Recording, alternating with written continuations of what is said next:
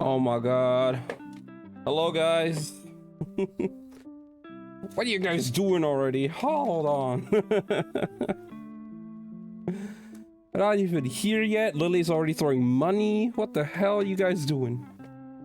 How is everyone, though? Hope you're having a good day.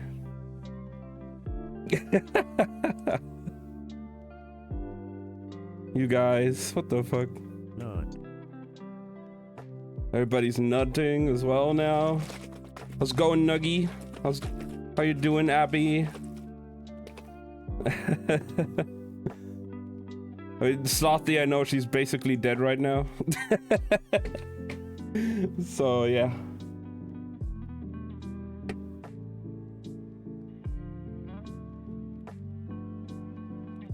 Damn. God, there was so much like small inconvenient tech shit I had to fix here real quick. None of my sound alerts or like anything really was working that had like any like browser source or anything, so I had to like refresh and reload and so many things. But I think I got all of it working again now. It seems so, at least. I'm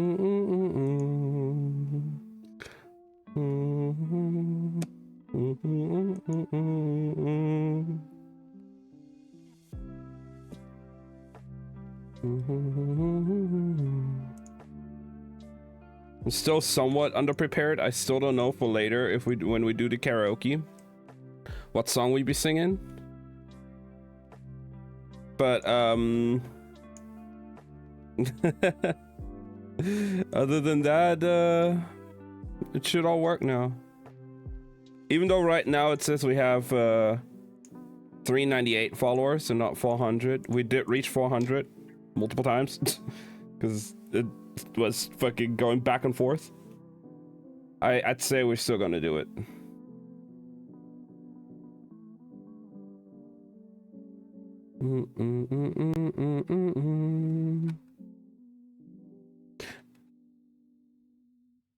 Smash. Smash. Smash.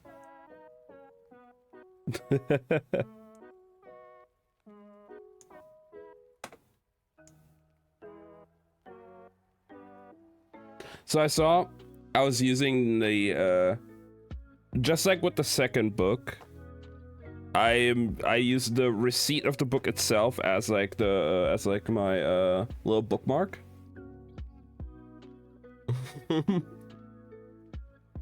And well, I finished the first and second book by myself before. The third book, it had its receipt as a bookmark on like page 160 something.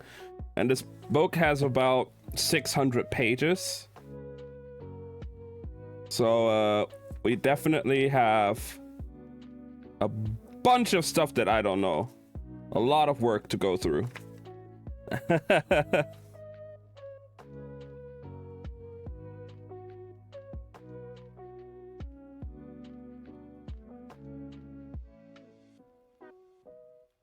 Yeah, we have 600 and... Wow, exactly 666 pages. Damn. What a great number.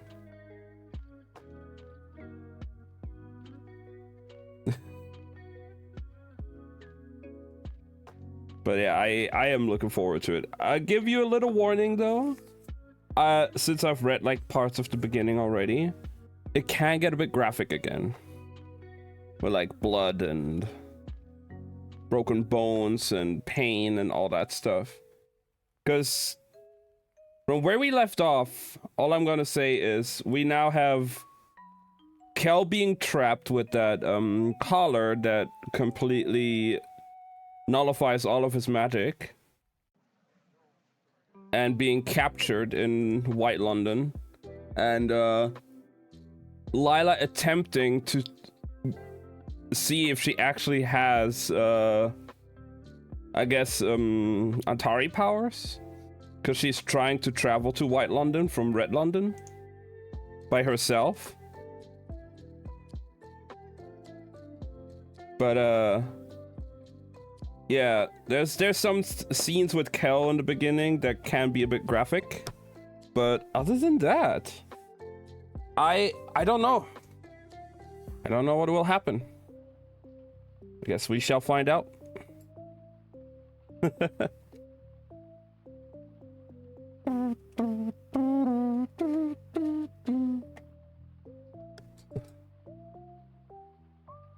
How you guys doing though? What are you up to, Lily? throwing money at me while I'm not even there. Like, come on, what the hell? Somebody else could have picked that up.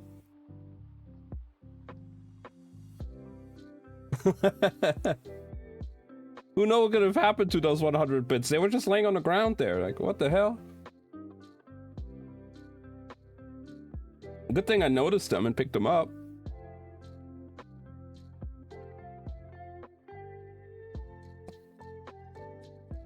All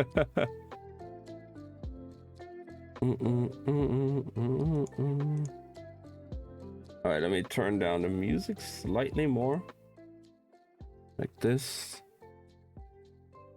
so we can have the book in the foreground. The music is just a little background noise anyway.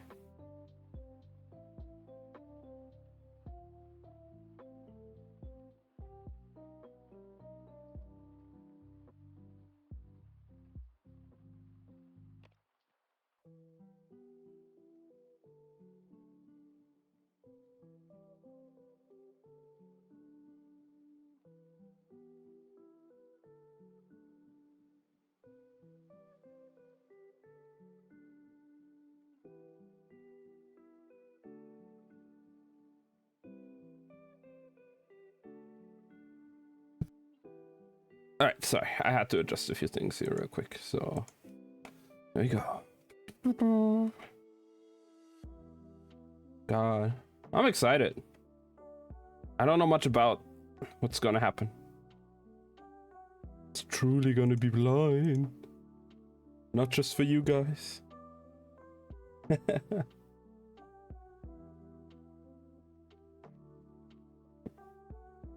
I'm so happy we're doing this though, because it gives me an excuse to finally finish this book.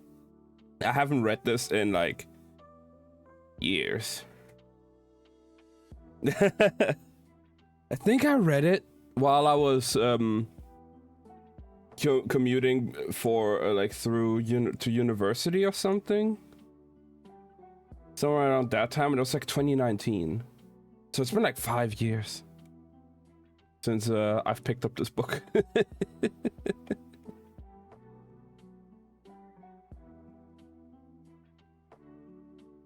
All right. Conjuring of Light. For the ones who found their way home.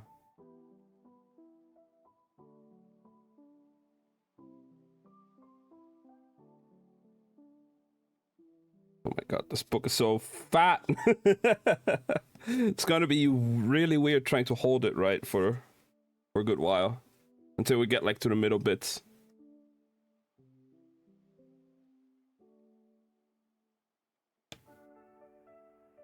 Probably like after like chapter 2 or chapter 3, depending on how long they are. I'm gonna make myself another cup of tea. We have some new honey here now, so I can actually make some tea with honey. But alright, so chapter 1 is called World in Ruin.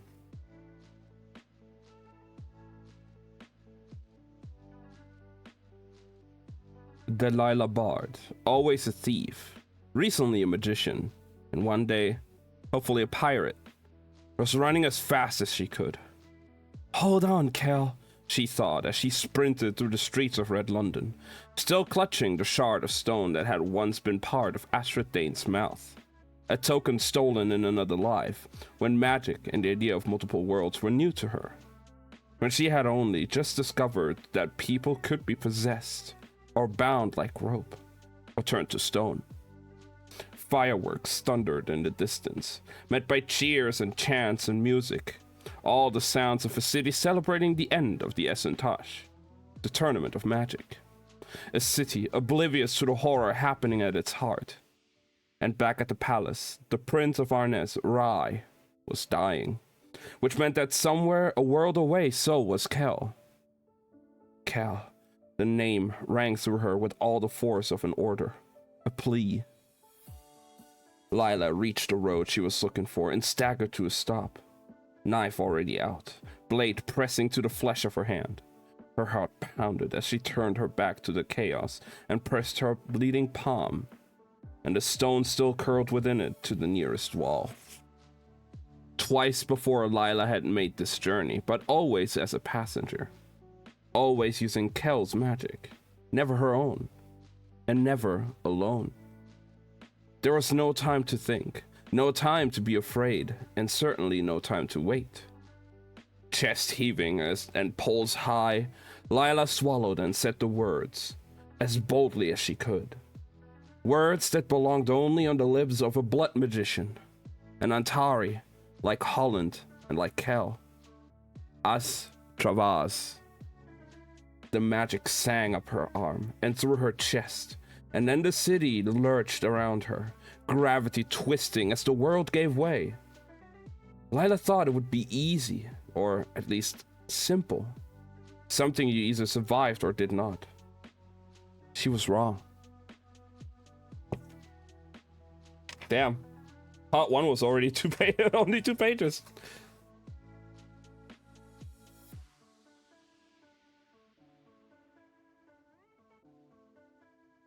I guess we're going on to part 2 already.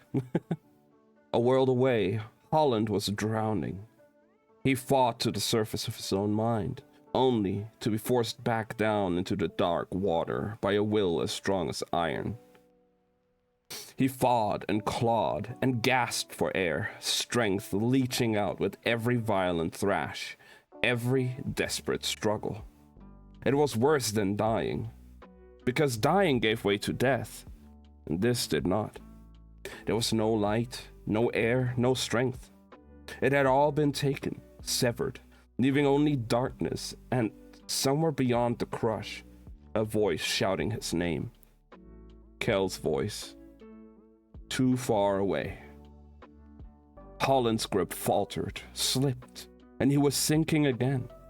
All he had ever wanted was to bring the magic back, to see his world spared from its slow, inexorable death. A death caused first by the fear of another London, and then by the fear of his own.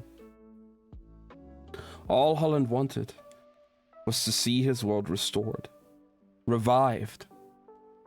He knew the legends, the dreams of a magician powerful enough to do so, strong enough to breathe air back into its starved lungs, to quicken its dying heart. For as long as Holland could remember, that was all he'd wanted. And for as long as Holland could remember, he had wanted to be the magician. He wanted to be him. Even before the darkness bloomed across his eye, branding him with the mark of power, he'd wanted it to be him. He'd stood on the banks of the silt as a child, skating stones across the frozen surface, imagining that he would be the one to crack the ice. Stood in the silver woods as a grown man, praying for the strength to protect his home. He'd never wanted to be king, though in the stories the magician always was. He didn't want to rule the world. He only wanted to save it. Athos Dane called this arrogance. That first night, when Holland was dragged, bleeding and half unconscious, into the new king's chambers. Arrogance and pride, he chided, as he carved his curse into Holland's skin. Things to be broken. And Athos had. He'd broken Holland one bone one day, one order at a time, until all Holland wanted, more than the ability to save his world, more than the strength to bring the magic back, more than anything, was for it to end. It was cowardice, he knew, but cowardice came so much easier than hope. And in that moment by the bridge, when Holland lowered his guard and let the spoiled princeling Kel drive the metal bar through his chest, the first thing he felt, the first and last and only thing he felt, was relief. That it was finally over. Only it wasn't. It's a hard thing to kill an Antari. When Holland woke, lying in the dead garden, in the dead city, in the dead world, the first thing he felt then was pain. The second thing was freedom. Athos Dane's hold was gone, and Holland was alive. Broken, but alive, and stranded. trapped in a wounded body in a world with no door at the mercy of another king. But this time, he had a choice, a chance to set things right. He had stood half dead before the onyx throne and spoken to the king carved in stone, and traded freedom for a chance to save his London, to see it bloom again. Holland made the deal, paid with his own body and soul, and with the Shadow King's power he had finally brought the magic back, seen his world bloom into color.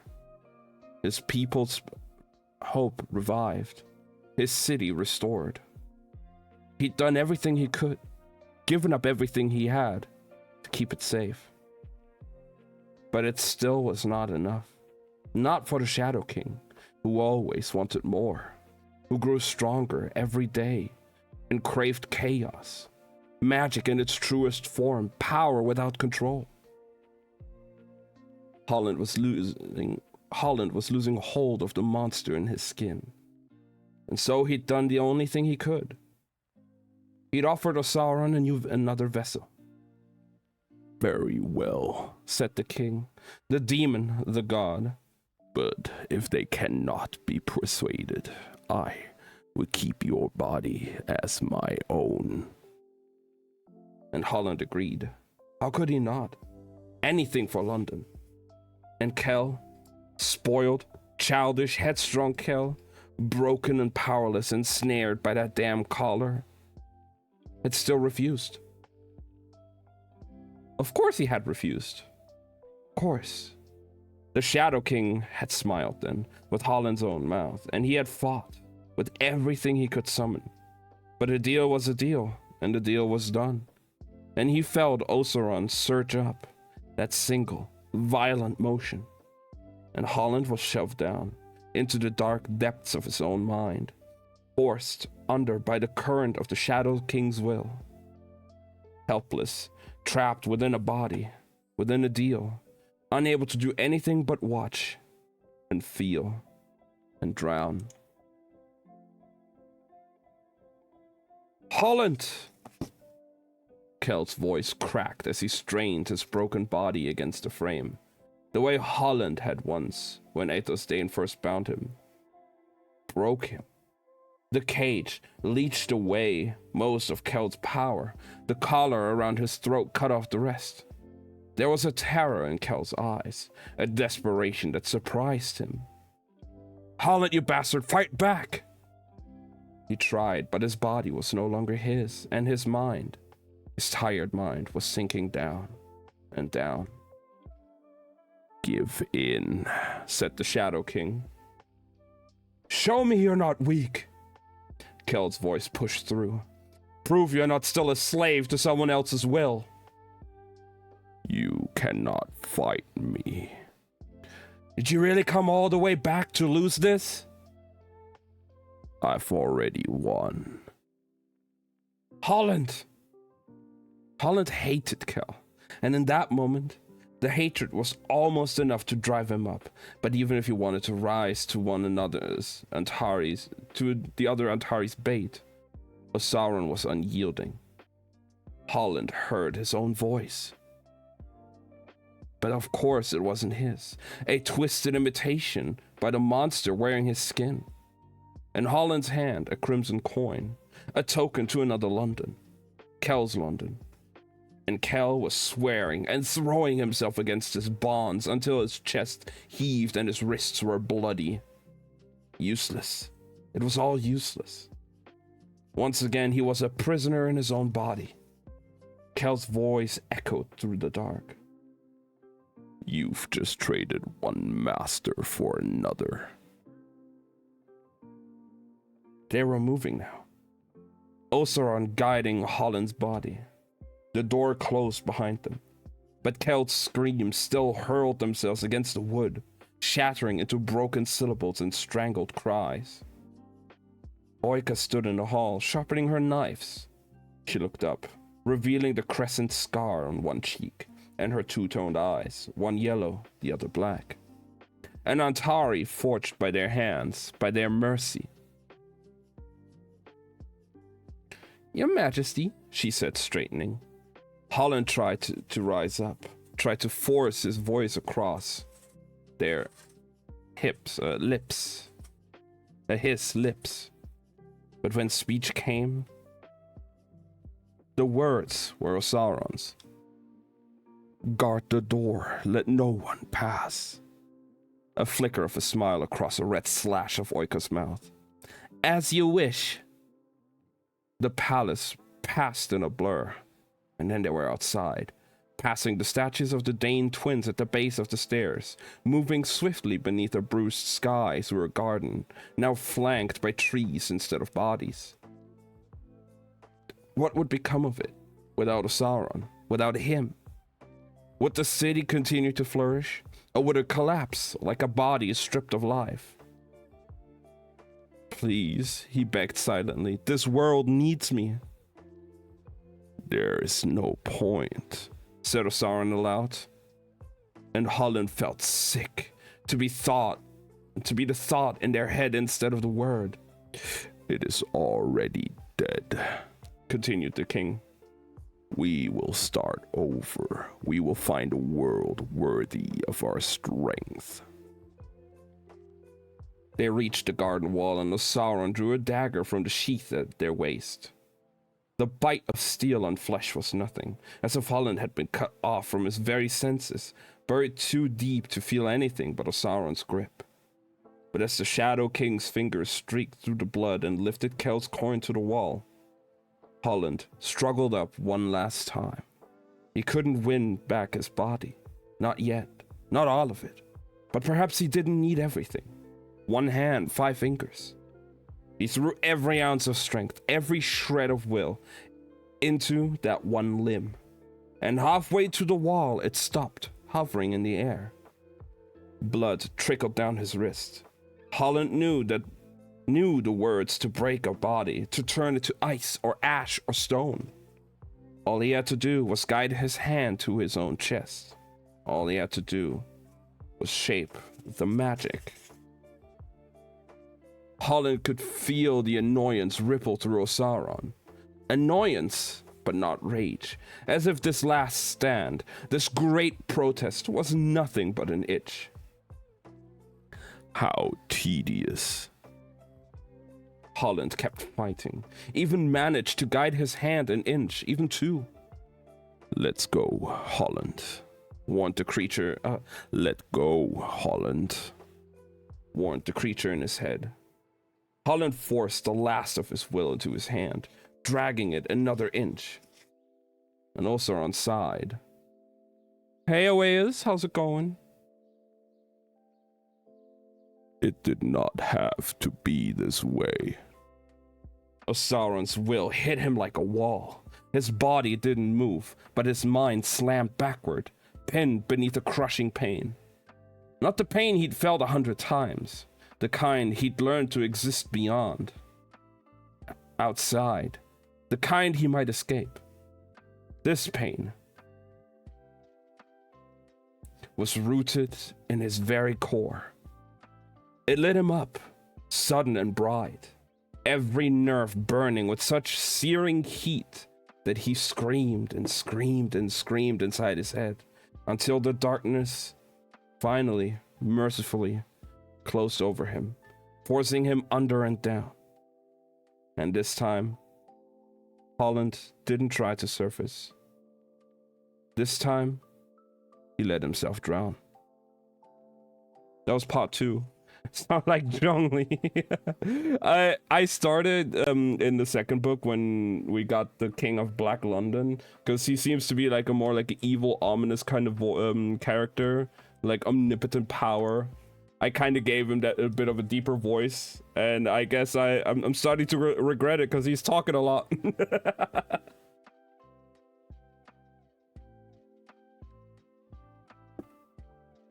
Oh well. Be like that.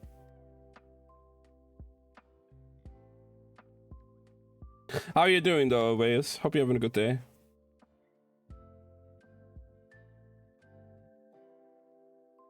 Right.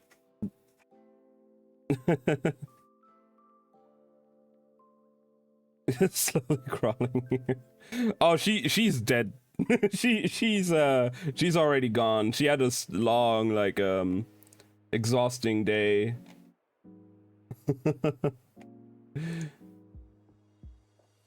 She's probably gonna rest for a bit before she comes in here.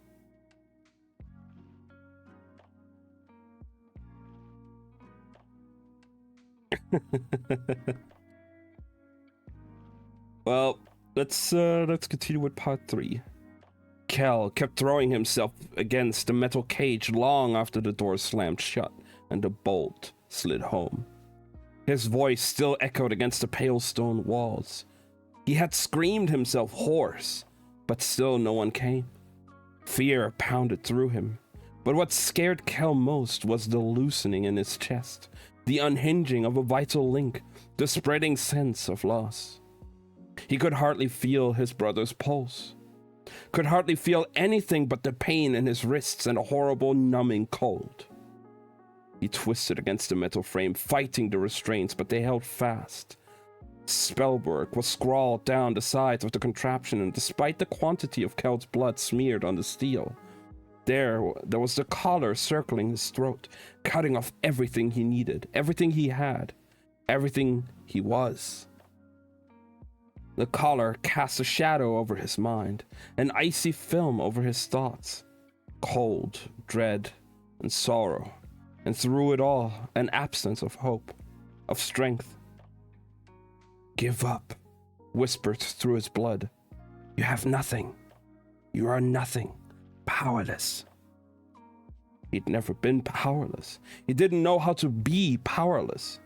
Panic rose in place of magic. He had to get out.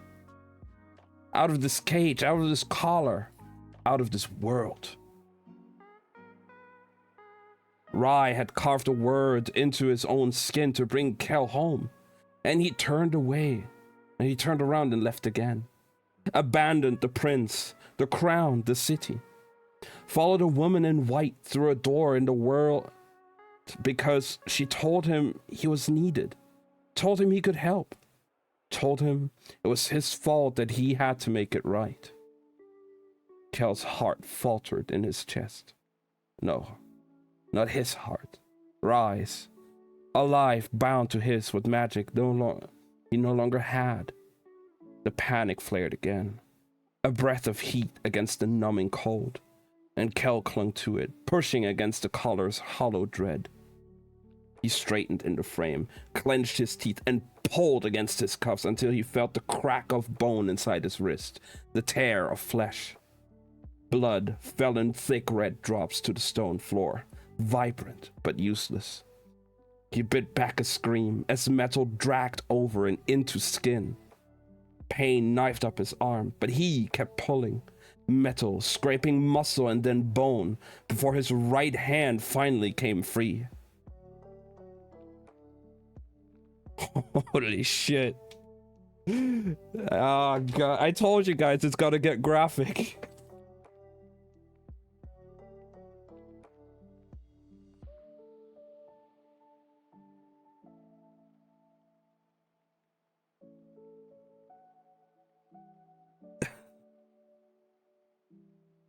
Kel slumped back with a gasp and tried to wrap his bloody limb fingers around the collar.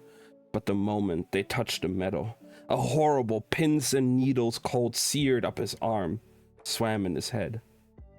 "Asteno," he pleaded. "Break." Nothing happened. No power rose to meet the word. Kel let out a sob and sagged against the frame. The room tilted and tunneled, and he felt his mind sliding toward darkness. But he forced his body to stay upright, forced himself to swallow the bile rising in his throat. He curled his skinned and splintered hand around his still trapped arm and began to pull. It was minutes, but it felt like hours, years, before Kel finally tore himself free. He stumbled forward out of the frame and swayed on his feet. The metal cuffs had cut deep into his wrists. Too deep, and the pale stone beneath his feet was slick with red. "Is this yours?" whispered a voice. A memory of Rye's young face twisted in horror at the sight of Kel's ruined forearms. The blood streaked across the prince's chest. Is this all yours? Now, the collar dripped red as Kel frantically pulled on the metal. His fingers ached with cold as he found the clasp and clawed at it, but still it held. His focus blurred. He slipped in his own blood and went down, catching himself with broken hands. Kel cried out, curling in on himself even as he screamed at his body to rise. He had to get up. He had to get back to Red London. He had to stop Holland, stop Osaron. He had to save Rye. He had to. But in that moment, all Kel could do was lie on the cold marble, warmth spreading in a thin red pool around him. And that's the end of part 3. Just here for the vibes. Listening to the background chatter.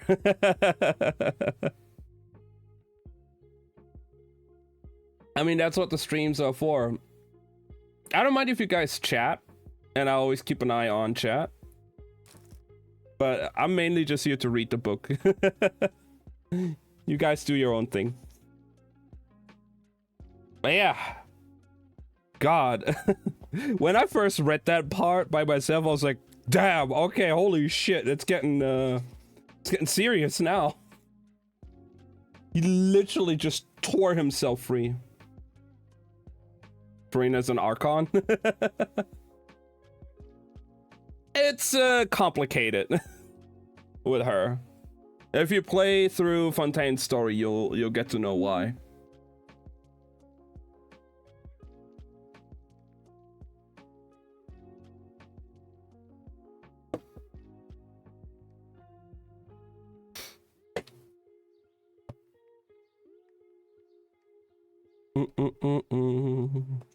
Fontaine's Archon quest by far so far has been the best in the game.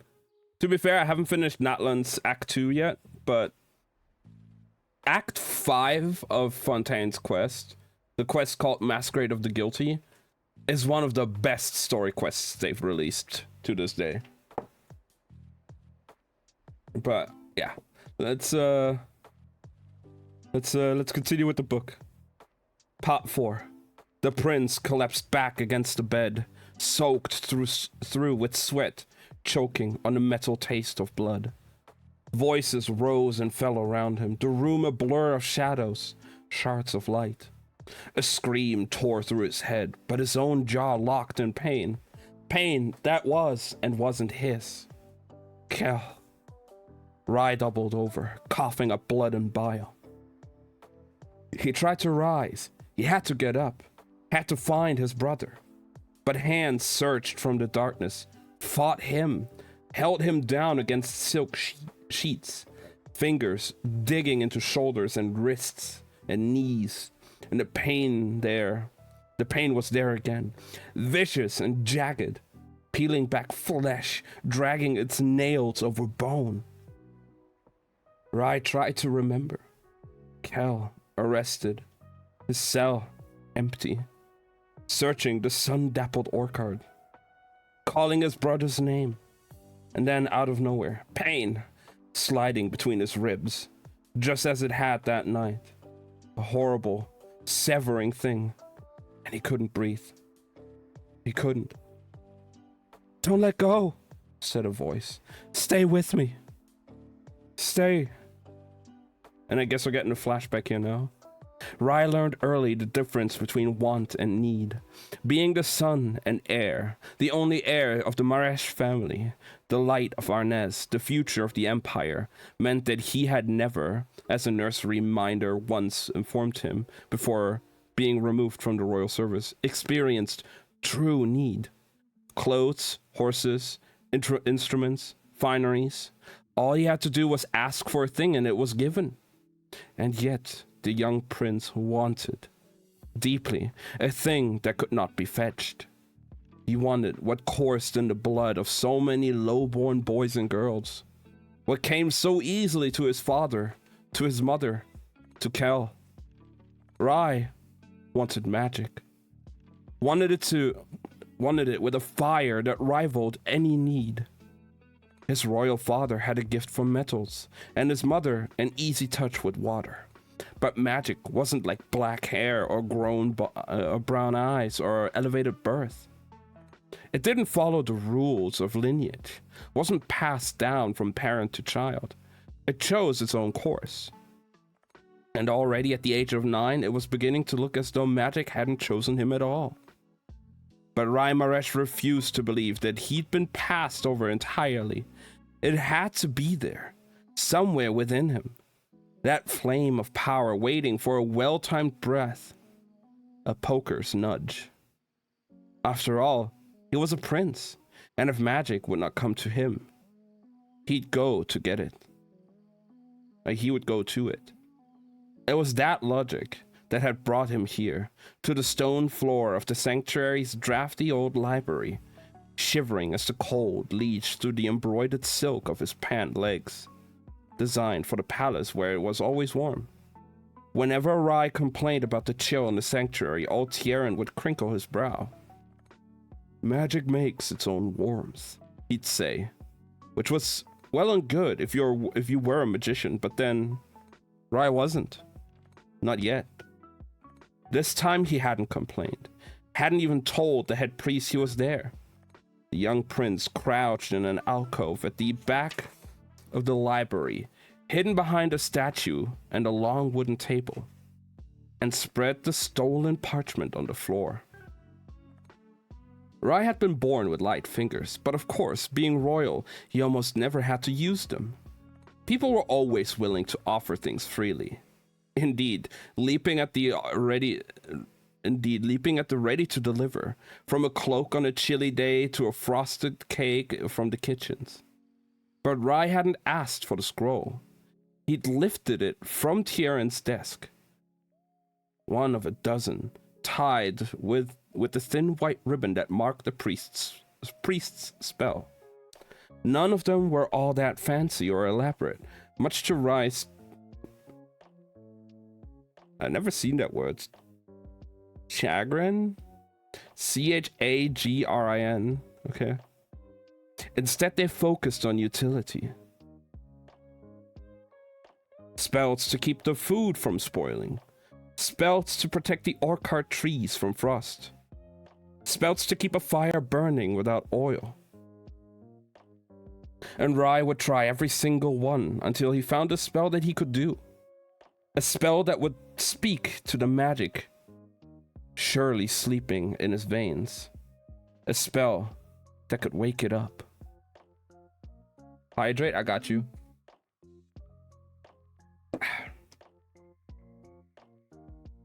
A breeze whipped through the sanctuary as he dug a handful of red lint from his pocket and weighted the parchment on the floor. On its surface, in the head priest's steady hand, was a map.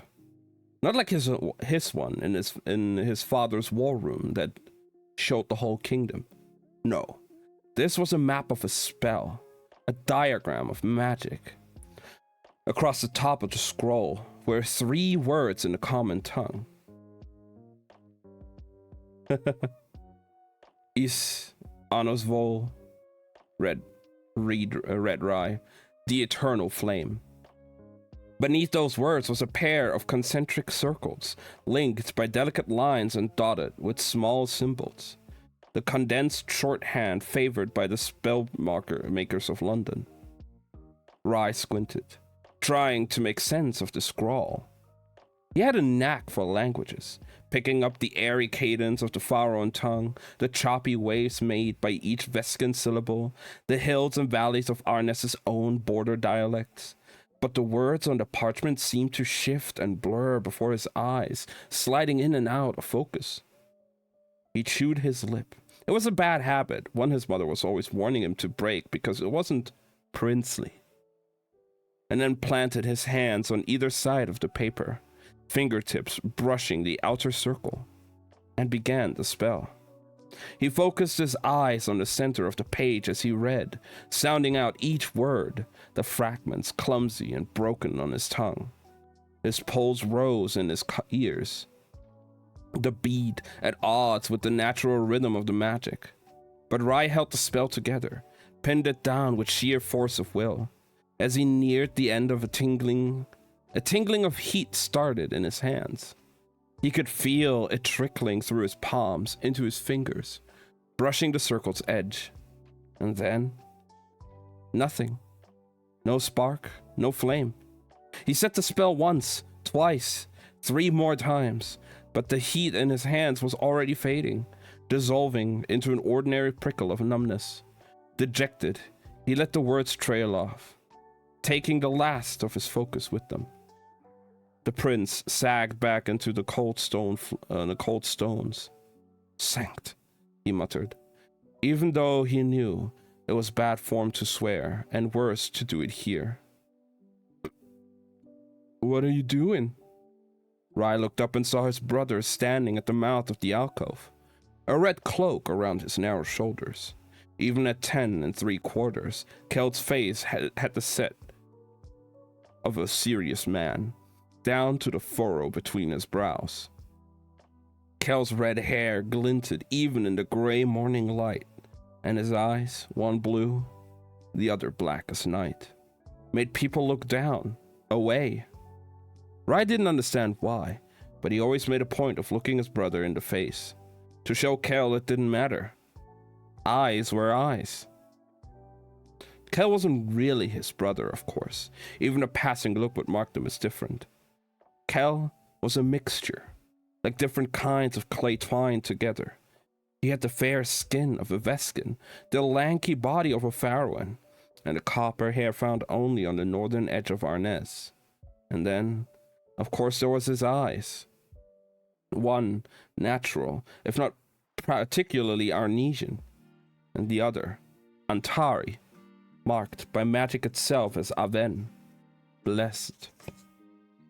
Rai, on the other hand, with his warm brown skin, his black hair and amber eyes, was all London, all Maresh, all royal. Kel took in the prince's high collar, and then the parchment spread out before him. He knelt across from Rai, the fabric of his cloak pooling on the stones around him. Where did you get this? He asked, a prickle of displeasure in his voice. From Tieran, said Rai. His brother shot him a skeptical look, and Rai amended. From Tieran's study. Kel skimmed the spell and frowned. An eternal flame? Rai absently plucked one of the linen from the floor and shrugged. First thing I grabbed. He tried to sound as if he didn't care about the stupid spell, but his throat was tight, his eyes burning. Doesn't matter, he said, skipping the coin across the ground as if it were a pebble on water. I can't make it work.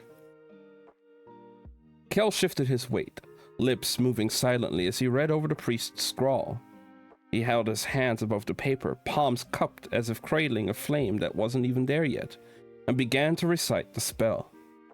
When Rai had tried, the words had fallen out like rocks, but on Kel's lips, they were poetry, smooth and sibilant. The air around them warmed instantly, steam rising from the penned lines on the scroll before the ink drew in and up into a bead of oil and lit. The flame hovered in the air between Kel's hands, brilliant and white. He made it look so easy, and Rai felt a flash of anger toward his brother, hot as a spark, but just as brief. It wasn't Kel's fault Rai couldn't do magic. Rai started to rise when Kel caught his cuff. He guided Rai's hands to either side of the spell, pulling the prince into the fold of his magic. Warmth tickled Rai's palms, and he was torn between delight at the power and knowledge that it wasn't his. It isn't right, he murmured.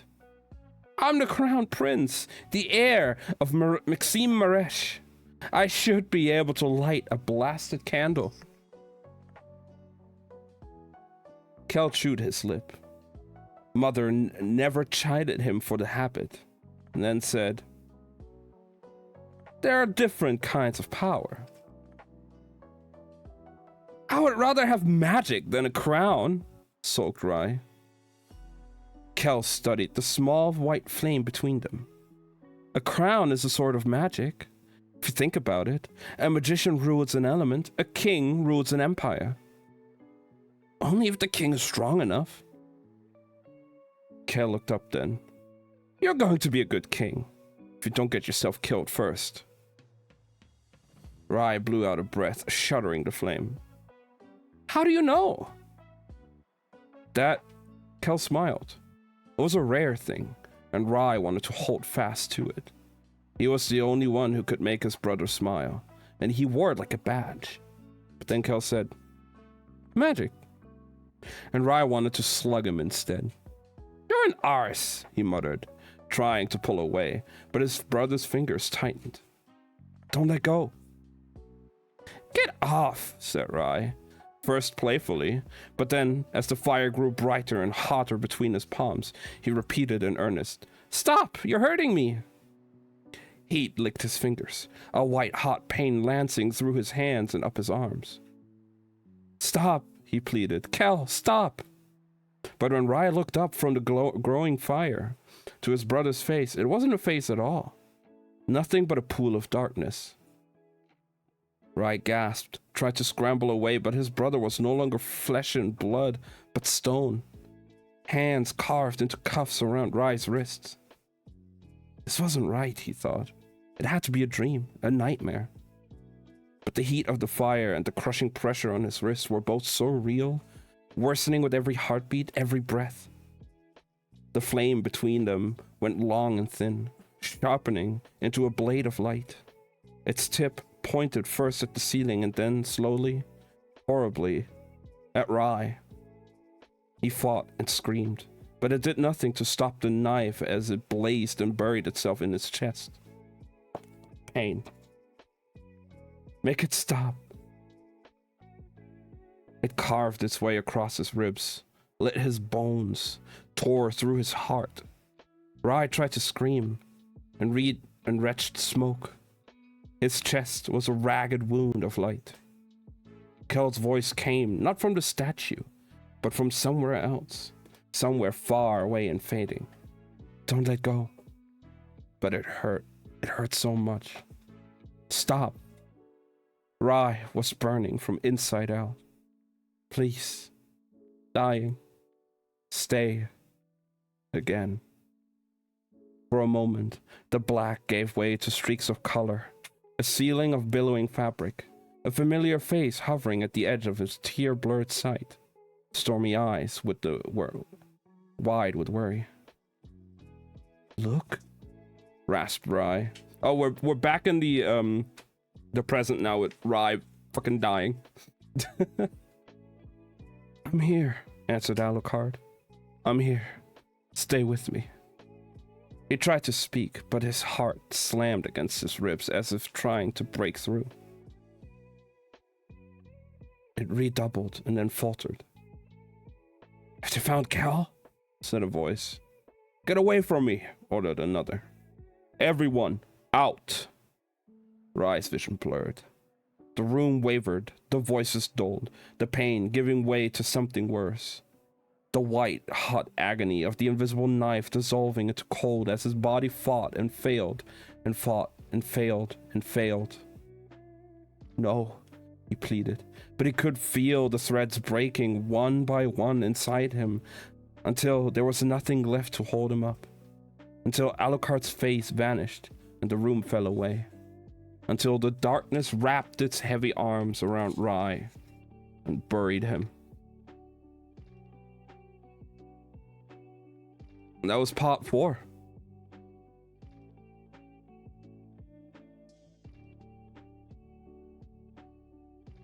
Damn.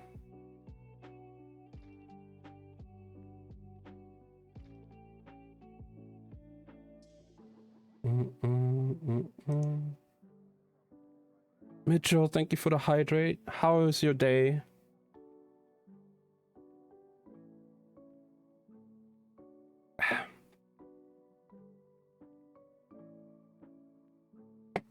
Man, this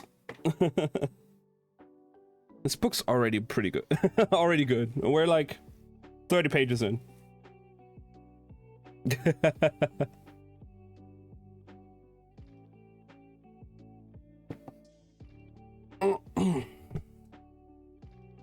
Well, time for part 5. Alucard Emery wasn't used to feeling powerless. Mere hours earlier, he'd won the Essentage and had been named the strongest magician in the 3 empires.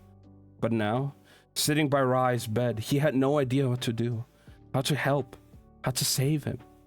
The magician watched as the prince curled in on himself, deathly pale against the tangled sheets. Watched as Rai cried out in pain, attacked by something even Alucard couldn't see, couldn't fight. And he would have gone into the end of the world to keep Rai safe. But whoever was killing him, it wasn't there. What is happening? He'd asked a dozen times. What can I do? But no one answered. So he was left piecing together the queen's pleas and the king's orders, Lila's urgent words and the echoes of the royal guard's searching voices, all of them calling for Kel. Alucard sat forward, clutching the prince's hand, and watched the threads of magic around Rai's body fray, threatening to snap. Others looked at the world and saw light and shadow and color. But Alucard Emery had always been able to see more. Had always been able to see the warp and weft of power, the pattern of magic. Not just the aura of a spell, the residue of an enchantment, but the tint of true magic circling a person, pulsing through their veins. Everyone could see the Isle's red light, but Alucard saw the entire world in streaks of vivid color. Natural wells of magic glowed crimson. Elemental magicians were cloaked in green and blue. Curses stained purple. Strong spells burned gold, and Antari, they alone shone with a dark but iridescent light. Not one color, but every color folded together, natural and unnatural. Shimmering threads that wrapped like silk around them, dancing over their skin. Alucard now watched those same threads fray and break around the prince's coiled form. It wasn't right. Rai's own meager magic had always been a dark green. He told the prince once, only to watch his features crinkle in distance and distaste. Rai had never liked the color. But the moment he'd set eyes on Rai again, after 3 years away, Alucard had known the prince was different. Changed. It wasn't the set of his jaw, the breadth of his shoulders, or the new shadows beneath his eyes. It was the magic bound to him. Power lived and breathed, was meant to move in the current of a person's life. But this new magic around Rai lay still. Threads wrapped tight as rope around the prince's body. And each and every one of them shone like oil on water. Molten color and light. That night, in Rai's chamber, when Alucard slid the tunic aside to kiss the prince's shoulder, he'd seen the place where the silvery threads knitted into Rai's skin, woven straight into the scarred circles over his heart. He didn't have to ask who'd made the spell. Only one Antari came to mind. But Alucard couldn't see how Kel had done it. Normally, he could pick apart a piece of magic by looking at its threads, but the strands of the spell had no beginning, no end. The threads of Kel's magic plunged into Rai's heart and were lost. No, not lost, buried. The spell worked stiff, unshakable. And now, somehow, it was crumbling. The threads snapped one by one under an invisible strain, every broken cord eliciting a sob, a shuddering breath from the half-conscious prince. Every fraying tether. That's what it was, he realized. Not just a spell, but a kind of link to Kel. He didn't know why the prince's life was bound to the Antares. Didn't want to imagine. though he now saw the scar between Rye's trembling lips, as wide as a dagger's edge, and the understanding reached him anyway, and he felt sick and helpless. But the link was breaking, and Alucard did the only thing he could. He held the prince's hand, and tried to pour his own power into the fraying threads, as if the storm blue light of his magic could fuse with Kel's iridescence, instead of wicking uselessly away. He prayed to every power in the world, to every saint, and every priest, and every blessed figure. The ones he believed in and the ones he didn't, for strength. And when they didn't answer, he spoke to Rye instead. He didn't tell him to hold on. He didn't tell him to be strong. Instead, he spoke of the past. Their past. Do you remember the night before I left? He fought to keep the fear from his voice. He never answered my question. Alucard closed his eyes, in part so he could picture the memory, and in part because he couldn't bear to watch the prince in so much pain. It had been summer, but they'd been lying in bed, bodies tangled and warm. He'd drawn a hand along Rye's perfect skin, and when the prince had preened, he'd say, "One day, you'll be old and wrinkled, and I will still love you." "I'll never be old," said the prince, with a certainty mustered only by the young and healthy and terribly naive. "So you plan to die young, then?" he teased, and Rye had given an elegant shrug. "Or live forever?" "Oh, really?" The prince had swept a dark curl from his eyes. "Dying is so mundane." "And how exactly," said Alucard, propping himself on one elbow, "do you plan to live forever?" Rye had pulled him down then, and ended their conversation with a kiss. Now he shuddered on the bed, a sob escaping through clenched teeth. His black curls were matted to his face. The queen called for a cloth, called for the head priest, called for Kel. Alucard clutched his lover's hand. "I'm sorry. I left. I'm sorry. But I'm here now, so you can't die," he said, his voice finally breaking. "Don't you see how rude that would be? When I've come so far?" The prince's hand tightened as his body seized. Rye's chest hitched up and down in a last violent shudder. And then he stilled. And for a moment, Alucard was relieved, because Rye was finally resting, finally asleep. For a moment, everything was all right. For a moment. And then it shattered. Someone was screaming.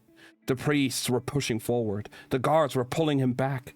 Alucard stared down at the prince. He didn't understand. He couldn't understand. And then Rye's hand slipped from his and fell back to the bed, lifeless. The last silver threads were losing their hold, sliding off his skin like sheets in summer. And then he was screaming. Alucard didn't remember anything after that.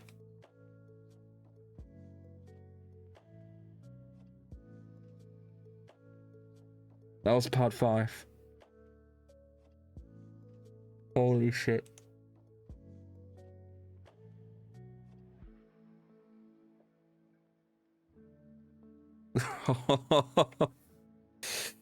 Man, this book getting heavy, and we're like 30 pages in, 40 pages in.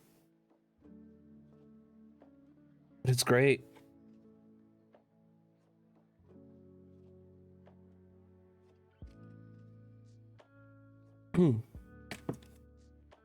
Okay. Oh, god damn it. Don't fall over here, please. Hello. Stay. Okay. Part 6. For a single horrifying moment, Lila ceased to exist.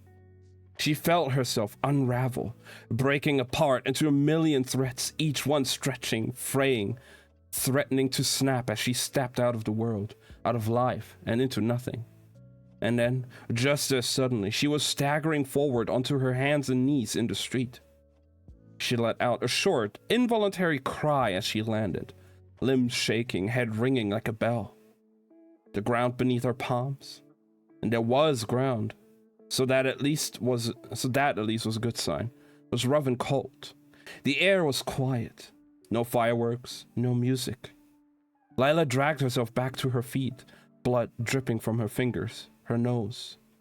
She wiped it away, red dots specking to the stone as she drew her knife and shifted her stance, putting her back to the icy wall. She remembered the last time she'd been here, in this London. The hungry eyes of men and women starved for power. A splash of color caught her eye and she looked up. The sky overhead was streaked with sunset, pink and purple and burnished gold. Only white London didn't have color not like this. And for a terrible second, she thought she'd crossed into yet another city, another world. Had trapped herself even farther from home. Wherever that was now. But no, Lila recognized the road beneath her boots, the castle rising, the gothic points against the setting sun. It was the same city, and yet entirely changed. It had only been 4 months since she'd set foot here. 4 months since she and Kel had faced the Dane twins. Then it had been a world of ice and ash and cold white stone. And now a man walked past her on the street and he was smiling. Not the rictus grin of the starving, but the private smile of the content, the blessed. This was wrong. 4 months, and in that time she'd learned to sense magic, its presence, if not its intent. She couldn't see it, not the way Alucard did, but with every breath she took, she tasted power in the air. If it were sugar, sweet and strong enough that it was cloying. The night air shimmered with it. What the hell was going on? And where was Kel? Lila knew where she was, or at least where she'd chosen to pass through. And so she followed the high wall around the corner to the castle gates. They stood open, winter ivy winding through the iron. Lila dragged to a stop a second time. The stone forest, once a garden filled with bodies, was gone, replaced by an actual stretch of trees, and by guards in polished armor flanking the castle steps, all of them alert. Kel had to be in sight. A tether ran between them, thin as thread, but strangely strong, and Lila didn't know if it was made by their magic or something else, but it drew her toward the castle like a weight. She tried not to think about what it meant, how much farther she would have to go, how many people she'd have to fight to find him. Wasn't there a locator spell? Lila wrecked her mind for the words. Astravas had carried her between the worlds. Astasen was the way to move between different places in the same world. But what if she wanted to find a person, not a place? She cursed herself for not knowing, never asking. Kel had told her once of finding Rai after he'd been taken as a boy. What had he used? She dragged her memory. Something Rai had made. A wooden horse. Another image sprang to mind. The handkerchief, her handkerchief, clenched in Kel's hand when he first found her at the stone's throw. But Lila didn't have anything of his. No tokens, no trinkets. Panic welled, and she fought it down. So she didn't have a charm to guide her. People were more than what they owned. And surely objects weren't the only things that held a mark. They were made of pieces, words, memories, and Lila had those. She pressed her still bloody hand to the castle gate, the cold iron biting at the shallow wound as she squeezed her eyes shut, and summoned Kel. First, with the memory of the night they'd met in the alley when she'd robbed him, and then later, when she'd walked through her wall, and when he'd walked through her wall, a stranger tied to her bed, the taste of magic, the promise of freedom, the fear of being left behind. Hand in hand through one world and then another, pressed together as they hid from Holland, faced down Sly Fletcher, fought the Not Rye, the horror at the palace and the battle in White London. Kel's blood-streaked body wrapped around hers in the rubble of the stone forest, the broken pieces of their lives cast apart, and then returned. A game played behind masks, a new embrace, his hand burning on her waist as they danced, his mouth burning against hers as they kissed, bodies clashing like swords on the palace balcony. The terrifying heat, and then too soon the cold.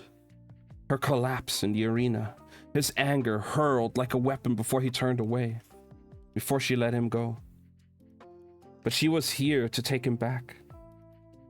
Lila steeled herself again, jaw clenched against the expectation of the pain to come. She held the memories in her mind, pressed them to the wall as if they were a token, and then said the words, Astasen Kel. Against her hand, the gate shuddered, and the world fell away as Lila staggered out of the street and into the pale, polished chamber of a castle hallway. Torches burned in sconces along the walls. Footsteps sounded in the distance, and Lila allowed herself the briefest moment of satisfaction, maybe even relief, before realizing Kel wasn't here.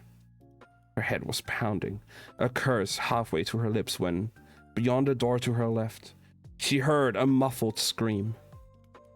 Lila's blood went cold. Kel! She reached the door's handle, but as her fingers closed around it, she caught the low whistle of metal singing through the air. She cut to the side as a knife buried itself in the wood where Lila had been a moment ago. A black cord drew a path from the hilt back to the air when she turned, following the line to a woman in a pale cloak. A scar traced the other woman's cheekbone, but that was the only ordinary thing about her. Darkness filled one eye and spilled over like wax, running down her cheek and up her temple, tracing the line of her jaw and vanishing into hair so red, redder than Kel's coat, redder than the river in Arness. It seemed to singe the air, a color too bright for this world, or at least too bright for the world it had been.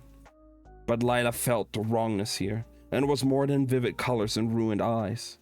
This woman reminded her not of Kel or even of Holland, but of the stolen black stone from months ago, the strange pull, a heavy beat. With a flick of the wrist, a second knife appeared in the stranger's left hand, hilt tethered to the cord's other end. A swift tug, and the first knife freed itself from the wood and went flying back into the fingers of her right. Graceful as a bird gliding into formation. Lila was almost impressed. "Who are you supposed to be?" she asked. "I am the messenger," said the woman, even though Lila had a trained knew a trained killer when she saw one. "And you?" Lila drew two of her own knives. "I am the thief." "You cannot go in." Lila put her back to the door.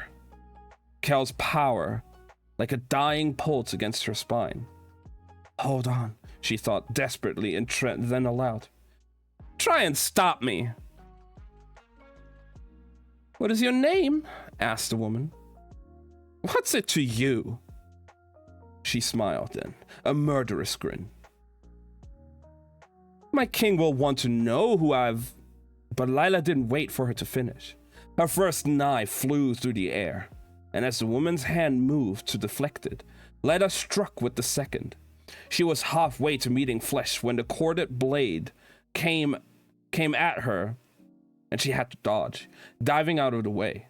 She spun, ready to slash again, only to find herself parrying another scorpion strike. The cord between the knives was elastic, and the woman wielded The woman wielded the blades the way Jinnar did wind, Alucard water, or Kisamir earth. The weapons wrapped in will so that when they flew, they had both the force of momentum and the elegance of magic. And on top of it all, the woman moved with a disturbing grace, the fluid gestures of a dancer. A dancer with two very sharp blades. Lila ducked, the first blade biting through the air beside her face. Several strands of dark hair floated to the floor. The weapons blurred with speed, drawing her attention in every different direction. It was all Lila could do to dodge the glinting bits of silver. She'd been in her fair share of knife fights, had started most of them herself. She knew the trick was to find the guard and get behind it, to force a moment of defense, an opening for attack. But this wasn't hand-to-hand combat. How was she supposed to fight a woman whose knives didn't even stay in her hands? The answer, of course, was simple. The same way she fought anyone else. Quick and dirty. After all, the point wasn't to look good. It was to stay alive. The woman's blade lashed out like vipers, striking forward with sudden, terrifying speed. There was a weakness. They couldn't change course. Once a blade flew, it flew straight. And that was why a knife in the hand was better than one thrown. Lila feinted right, and when the first blade came, she darted the other way. The second followed, charting another path, and Lila dodged again, carving a third line where the blades were both trapped in their roots. "Got you," she snarled, lunging for the woman. And then, to her horror, the blades changed course. They veered mid-air and plunged, Lila taking frantic flight as both weapons buried themselves in the floor where she'd been crouched a second earlier. Of course, a metal worker. Blood ran through Lila's arm and dripped from her fingers. She'd been fast, but not quite fast enough. Another flick of her wrist, and the knife flew back into the woman's hands. "Names are important," she said, twirling the cord. "Mine is Oika, and I have orders to keep you out." Beyond the doors, Kel let out a scream of frustration, a sob of pain. "My name is Lila Bart, she answered, drawing her favorite knife. "And I don't give a damn." Oika smiled and then attacked. When the next strike came, Lila aimed not at flesh or blade, but the cord between. Her knife's edge came down on the stretched fabric and bit in. But Oika was too fast. The metal barely grazed the cord before it snapped back toward the fighter's fingers. "No," growled Lila, catching the material with her bare hand. Surprise flashed across Oika's face, and Lila let out a small triumphant sound, right before pain lanced up her leg as a third blade, short and viciously sharp, buried itself into her calf. Lila gasped and staggered. Blood speckled the floor as Lila pulled the knife free and straightened. Beyond that door, Kel screamed. Beyond this world, Rai died. Lila didn't have time for this. She dragged her knives together and they sparked, caught fire.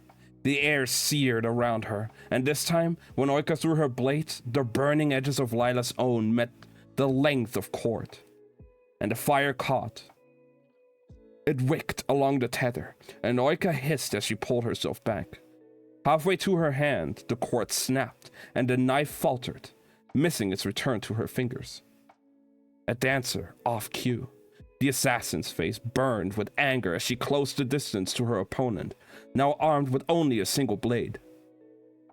Despite that, Oika still moved with the terrifying grace of a predator, and Lila was so focused on the knife in the woman's hand that she forgot the room was filled with other weapons for a magician to use. Lila dodged a flash of metal and tried to leap back, but a low stool caught her behind her knees, and she stumbled, balance lost. The fire in her hands went out, and the red-haired woman was on her before she hit the floor, blade already arcing down toward her chest. Lila's arms came up to block the knife as it slashed down, their hilts clashing together in the air above her face. A wicked smile flashed across Oika's lips as the weapon in her hand suddenly extended, metal thinning into a spike of steel that drove into toward Lila's eyes. Her head snapped sideways as metal struck the glass, and the sound of a sharp crack reverberated through her skull. The knife, having skidded off her false eye, made a deep scratch across the marble floor. A drop of blood ran through her cheek where the blade had sliced skin, a single crimson tear. Lila blinked, dismayed. The bitch had tried to drive a knife through her eye. Fortunately, she'd picked the wrong one. Oika stared down, caught in an instant of confusion. And an instant was all Lila needed. Her own knife, still raised, now slashed sideways, drawing a crimson smile across the woman's throat. Oika's mouth opened and closed in a mimicry of the parted skin at her neck as blood spilled out down her front. She fell to the floor beside Lila, fingers wrapped around the wound, but it was wide and deep. A killing blow. The woman twitched and stilled, and Lila shuffled backward out of the spreading pool of blood, pain still singing through her wounded calf, her ringing head. She got to her feet, cupping one hand against the shattered eye. Her lost second blade jutted from a sconce, and she pried it free, trailing a line of blood in her wake as she stumbled over to the door. It had gone quiet beyond. She tried to handle, but found it locked. There was probably a spell, but Lila didn't know it. She was too tired to summon air or wood or anything else, so instead, she simply summoned the last of her strength and kicked the door in. That was part 6.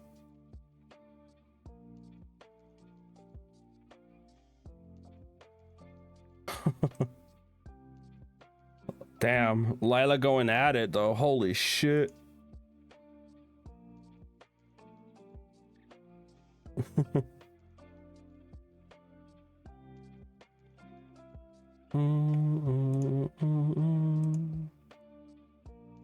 Hydrate, I got you.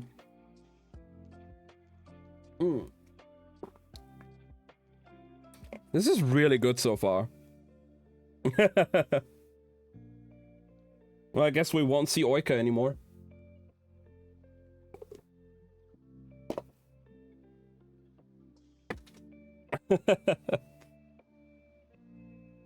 Unless, like, maybe in a flashback or something.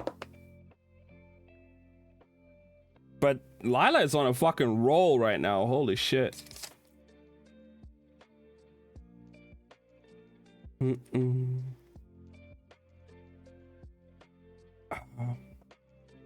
Put this one here now. Empty.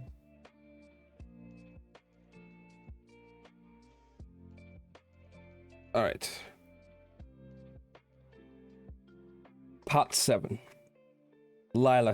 Kel stared up at the ceiling, the world so far above, and getting farther with every breath. And then he heard a voice. Lila's voice. And it was like a hook, wrenching him back to the surface. He gasped and tried to sit up. Failed. Tried again. Pain shuddered through him as he got to one knee. Somewhere far away, he heard the crack of a boot on wood. A lock breaking. He made it to his feet as the door swung open. And there she was, a shadow traced in light. And then his vision slid away, and she became a blur rushing toward him. Kel managed a halting step forward before his boots slipped in the pool of blood, and shock and pain plunged him briefly into black. He felt his legs buckling, then warm arms snaking around his waist as he fell. "I've got you," said Lila, sinking with him to the floor. His head slumped against her shoulder, and he whispered hoarsely into her coat, trying to form the words. When she didn't seem to understand, He dragged his bloody, broken hands and numbed fingers once more around the collar at his throat. "Take it off," choked Kel. Lila's gaze, is there something wrong with her eyes, flicked over to the metal for an instant before she wrapped both hands around the collar's edge. She hissed when her fingers met the metal, but didn't let go, grimacing as she cast her hands around until she found the clasp at the base of Cal's neck. It came free, and she hurled the collar across the room. Air rushed back into Cal's lungs. I do the mod things real quick. All good, Abby. Air rushed back into Cal's lungs, heat pouring through his veins. For an instant, every nerve in his body sang, first with pain, and then power as the magic returned in an electric surge. He gasped and doubled over, chest heaving and tears running down his face as the world around him pulsed and rippled and threatened to catch fire. Even Lila must have felt it, leaping back out of the way as Kel's power surfaced, settled, every stolen drop reclaimed. But something was still missing. No, thought Kel, please no. The echo, the second pulse. He looked down at his ruined hands, wrists still dripping blood and magic, and none of it mattered. He tore at his chest, tunic ripping over the seal, which was still there, but beneath the scars and the spellwork, only one heartbeat. Only one. "Rye," he said, the word a sob, a plea. "I can't. He's..." Lila grabbed him by the shoulders. "Look at me," she said. "Your brother was still alive when I left. Have a little faith." Her words were hollow, and his own fear ricocheted inside them, filling the space. "Besides," she added, "you can't help him from here." She looked around the room at the metal frame, cuffs slick with red at the table beside it, littered with tools at the metal collar lying on the floor before her attention returned to him. There was something wrong with her eyes.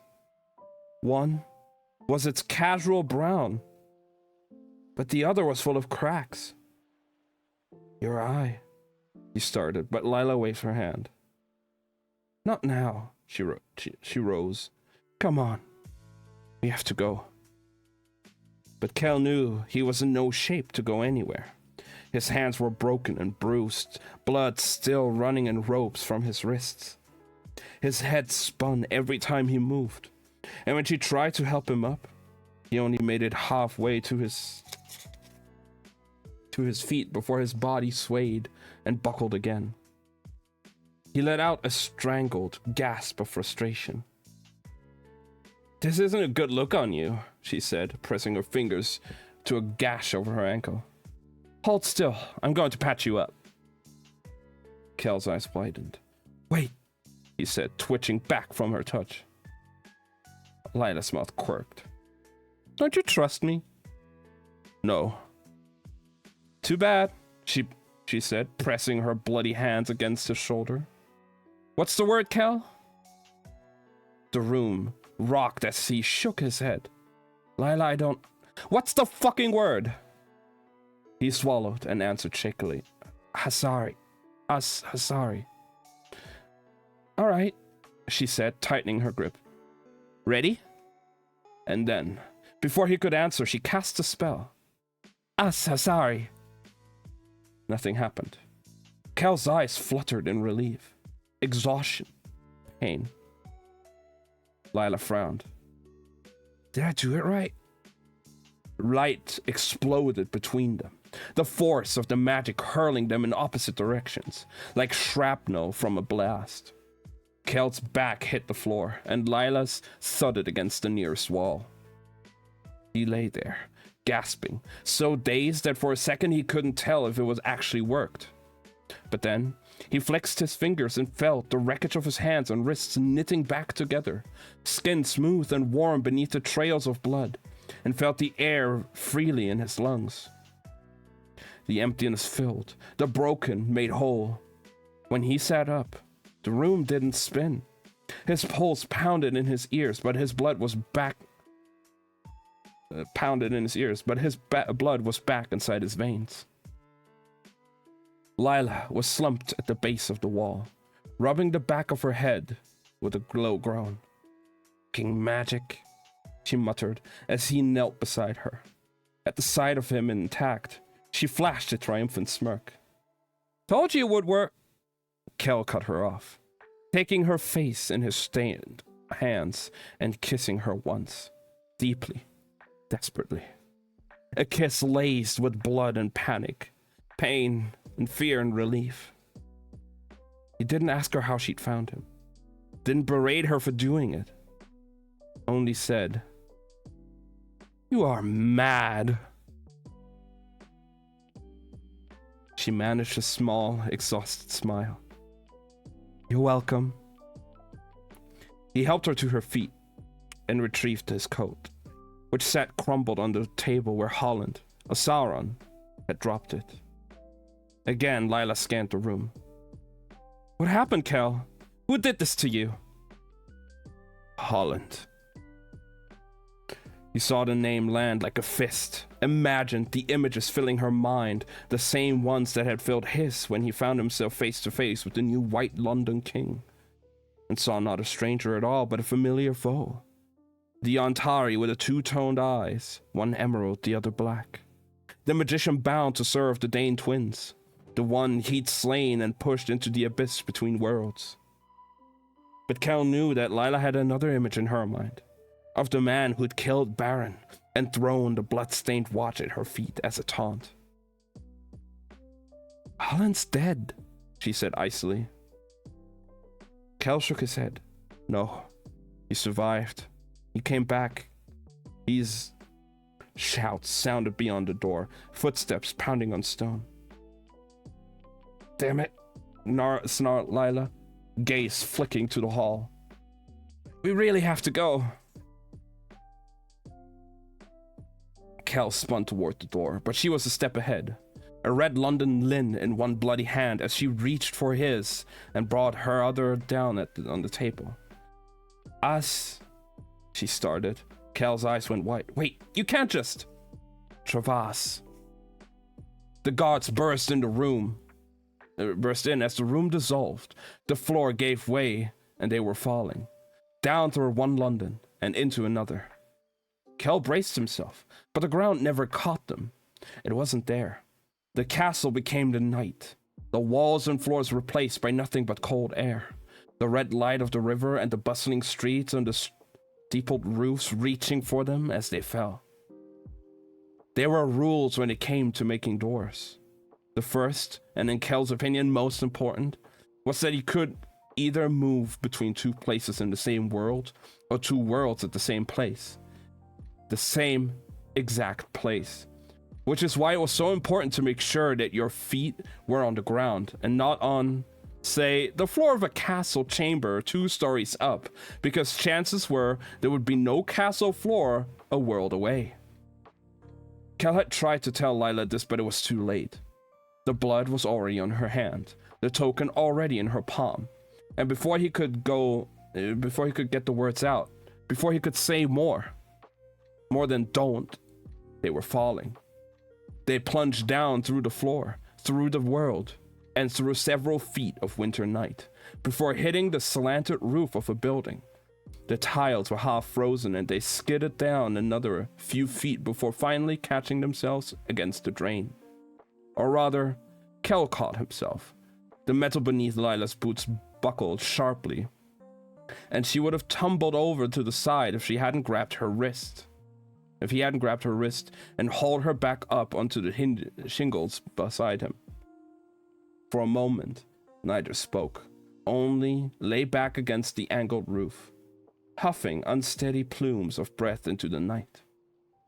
"In the future," said Kel finally, "do make sure you're standing on the street." Lila exhaled in a shaky cloud.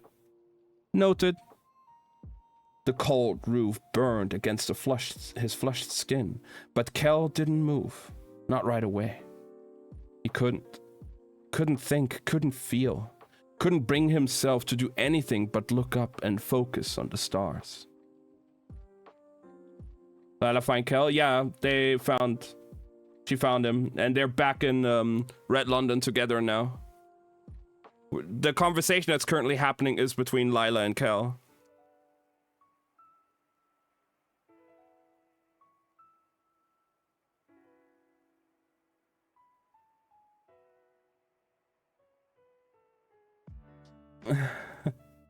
You're fine, Abby.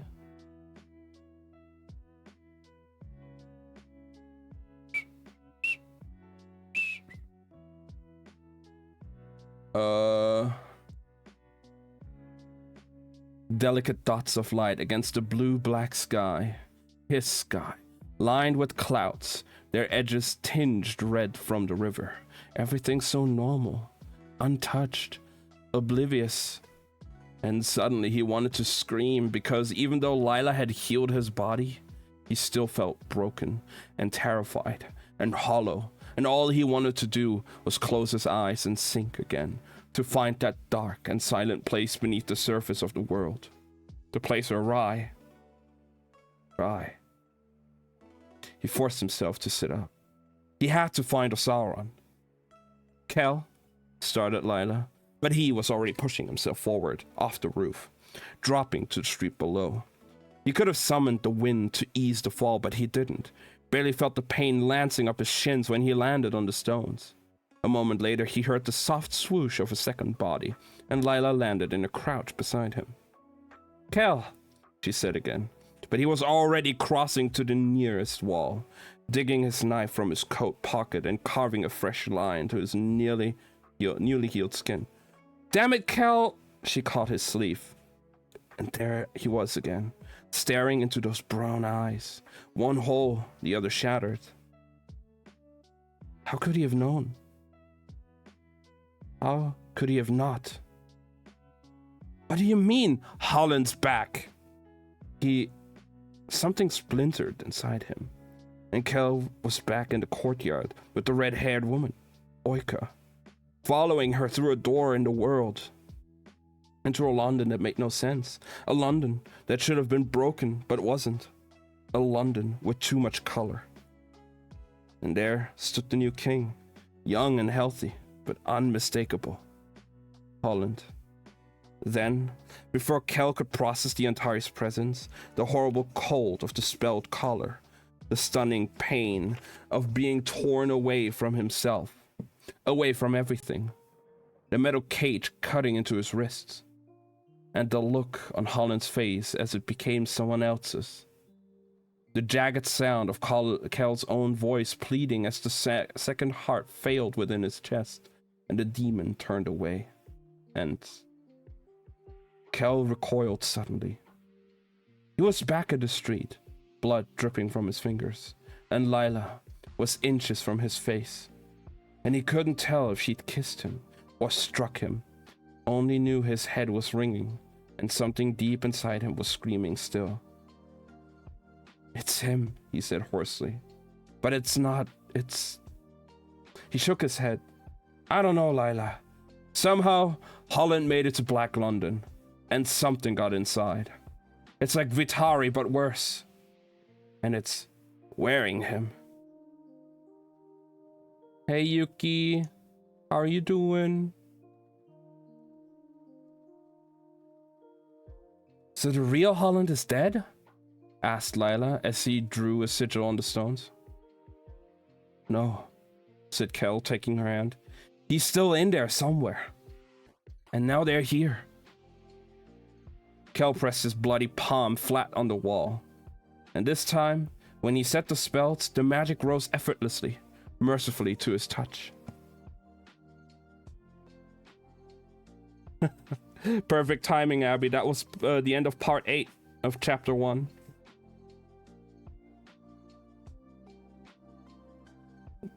I gotta grab something new to drink though real quick, so I'll be back in just a second.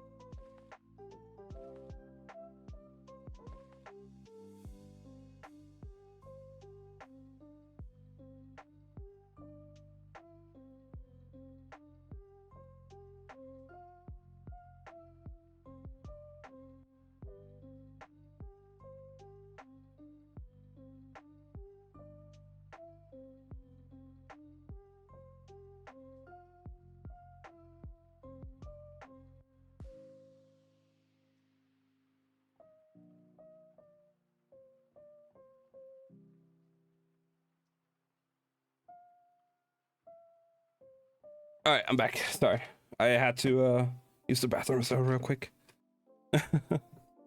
I know, Yuki, you did, but Lily literally threw the bits at me right at the beginning. Like, I wasn't even ready. She just threw them. I don't even know where I can change that setting. Let me take a look real quick.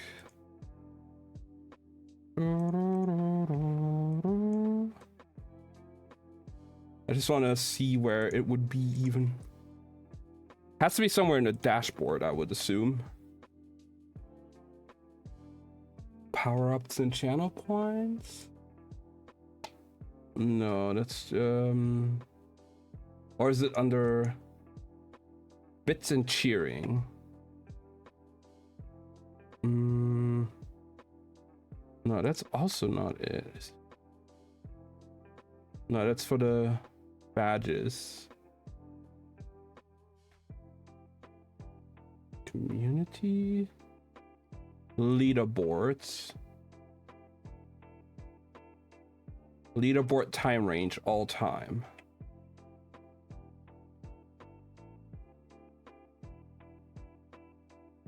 There you go. Choose daily for a leaderboard that don't make a reason. Okay. Use all time for a leaderboard that tracks the top gifters and or cheerers from your channel all time, starting when the gifts launched. Okay, there we go. I think I changed it. I don't know if it already. I don't think it updates immediately. Yeah, I got some water here, Abby.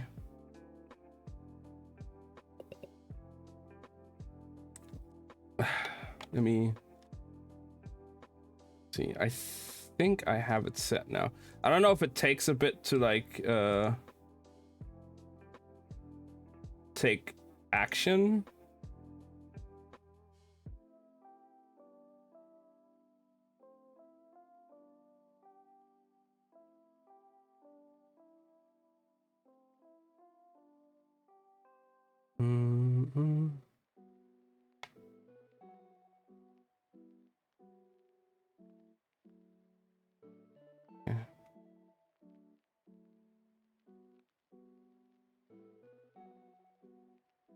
Oh yeah, there.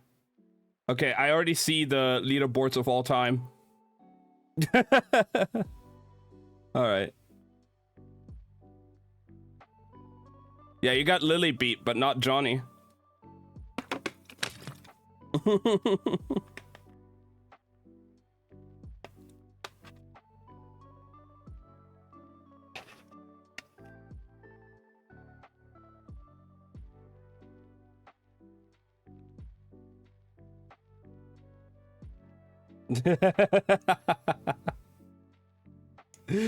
Wow.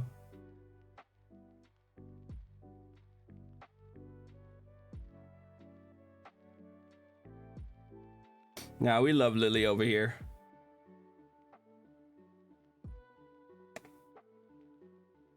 Damn, look at those gift subs. Look at fucking Tubbs, 53 gifted subs. I think most of them were last year's birthday stream.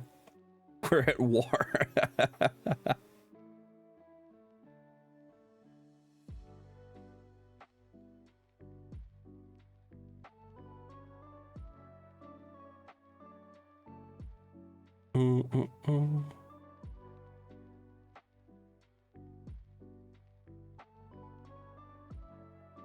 Damn.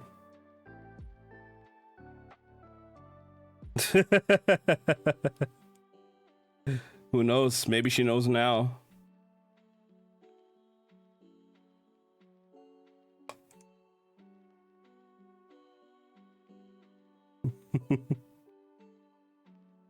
All right, let's I think pot 8. This is pot 9. Okay, how many? Pot 10, 11? Holy fuck, how many parts? Okay, this chapter has 11 parts, but they're all fairly short, so we have like 20 pages left.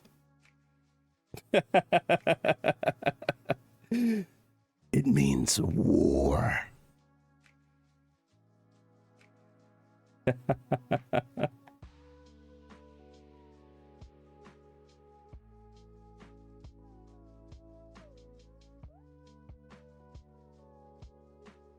Mm-hmm.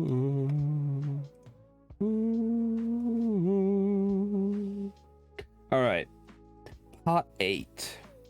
Emira refused to leave Rai's side. Not when his screams gave way to hitching sobs. Not when his fevered skin went pale, his features slack. Not when his breathing stopped and his pulse failed. Not when the room went still. And not when it exploded in chaos.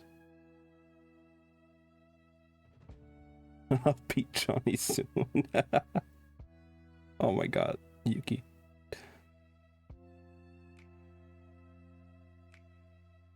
Not when the room went still, and not when it exploded into chaos, and the furniture shook, and the windows cracked, and the guards had to force Alucard Emery from the bed, and Maxime and Tieran tried to draw her hands away from his body, because they didn't understand. A queen could leave her throne, but a mother never leaves her son. Kel would not let him die, she said in the quiet. Kel would not let him die, she said in the noise. Kel would not let him die, she said over and over to herself when they stopped listening.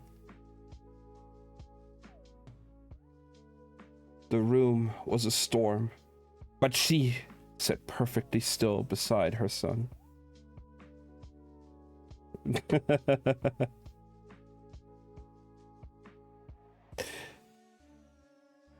Emira Maresh, who saw the cracks in beautiful things. Nah, I know you got that fighting spirit in you. But please only spend money responsibly.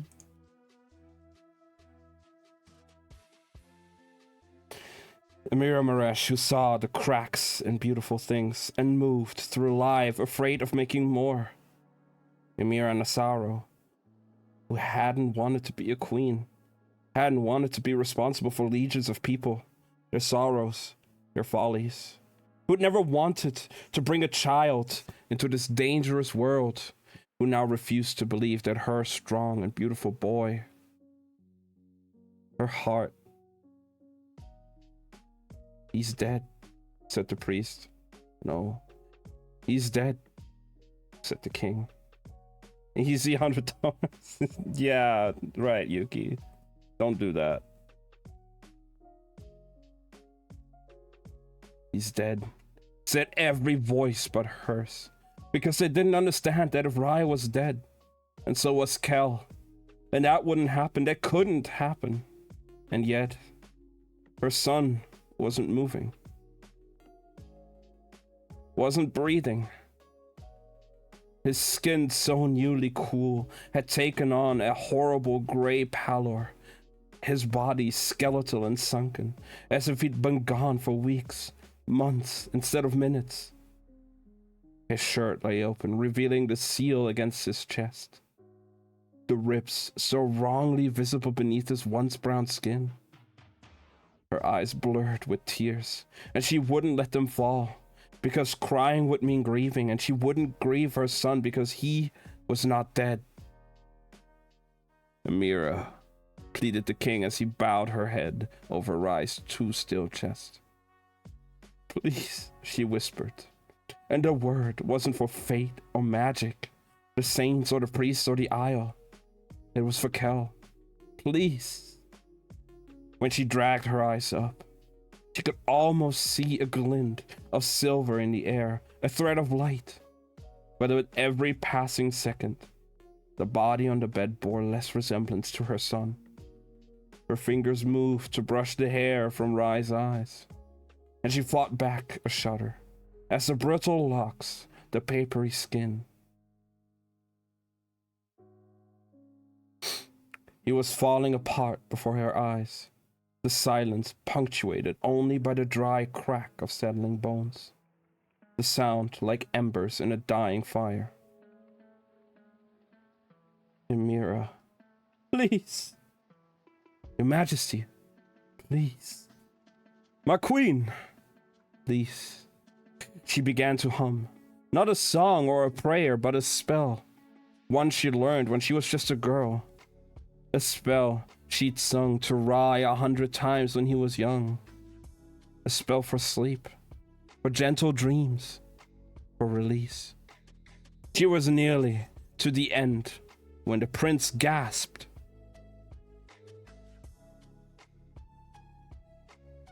That was part 8.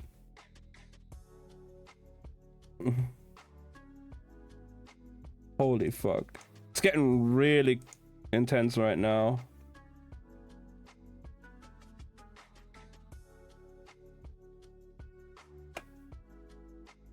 Part 9. One moment, Alucard was being dragged from the prince's room, and the next he was forgotten. Didn't notice the sudden absence of weight on his arms. Didn't notice anything but the glitter of luminescent threads and the sound of Rye's breath. The prince's gasp was soft, almost inaudible, but it rippled through the room, picked up by everybody. Every voice as the queen and king and the guards inhaled in shock, in wonder, in relief. Alucard braced himself in the doorway, his legs threatening to give. He'd seen Rye die, seen the last threads vanish into the prince's chest, seen the prince go still, seen the impossible, immediate decay. Before his eyes, the spell returned. A flame coaxed suddenly back from embers. No, from ash. The threads surged up like water over a broken levee before wrapping fierce, protective arms around Rye's body as he breathed a second time, and a third. And between every inhale and exhale, the prince's corpse returned to life. Flesh grew taut over bone. Color flooded into hollow cheeks. As quickly as the prince had decayed, he now revived.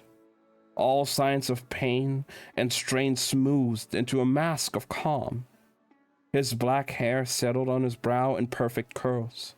His chest rose and fell like with the gentle rhythm of deep sleep. And as Rye calmly slept, the room around him was plunged into a new kind of chaos. Alucard staggered forward. Voices spoke over one another, layered into meaningless sound.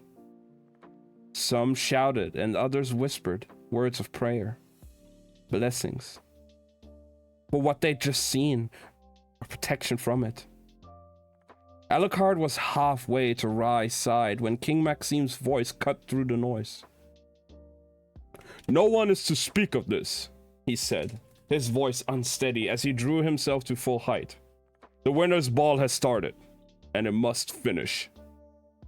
"But sir," shouted a guard as Alucard reached Rye's bed. "The prince has been ill." The prince has been ill," the king cut in. "Nothing more." His gaze landed hard on each of them. "There are too many allies in the palace tonight. Too many potential enemies." Alucard did not care about the ball or the tournament or the people beyond this room. He only wanted to touch the prince's hand, to feel the warmth of his skin and assure his own shaking hands, his own aching heart, that was not some horrible trick. The room emptied around him, the king first, and then the guards and priests, until only the queen and Alucard stood, silently staring at the prince's sleeping form. Alucard reached out then, his hand closing over Rye's, and as he felt his pulse flutter in the prince's wrists, he didn't wonder at what forbidden magic could be strong enough to bind life to the dead. All that mattered, all that would ever matter, was this: Rye was alive. Thank you for the lurk, Abby.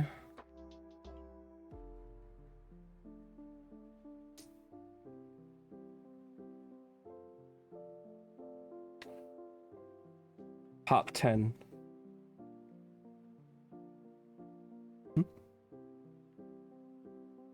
Making dinner? Alright.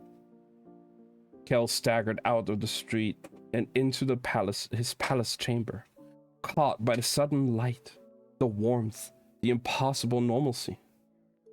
As if a life hadn't shattered, a world hadn't broken. Gossamer billowed from the ceiling, and a massive curtained bed stood on a dais on one wall.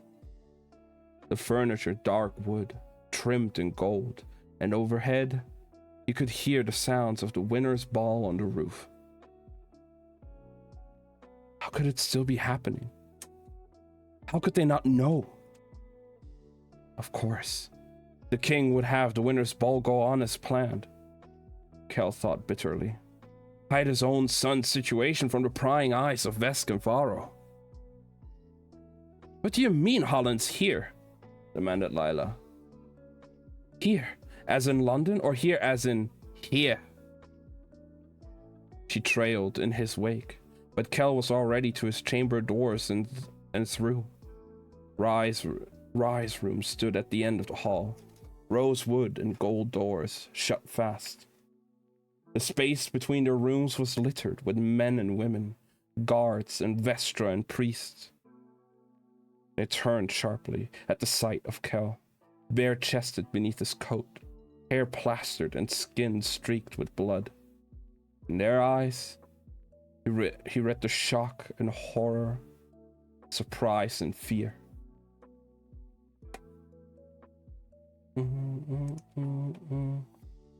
They moved, some toward him and others away, but all in his path, and Kel summoned a gust of wind, forcing them aside as he searched through the mass to the prince's door. He didn't want to go in. He had to go in. The screaming in his head was worsening with every step as Kel threw open the doors and skidded into the room, breathless. The first thing he saw was the queen's face, blanched with grief. The second was his brother's body stretched out on the bed. The third and last was the slow rise and fall of Rye's chest. That small, blessed movement, Kel's own chest lurched. The storm in his head, held so bitterly at bay, now broke. The sudden, violent flush of fear and grief and relief and hope giving way to jarring calm. His body folded with relief. Rye was alive.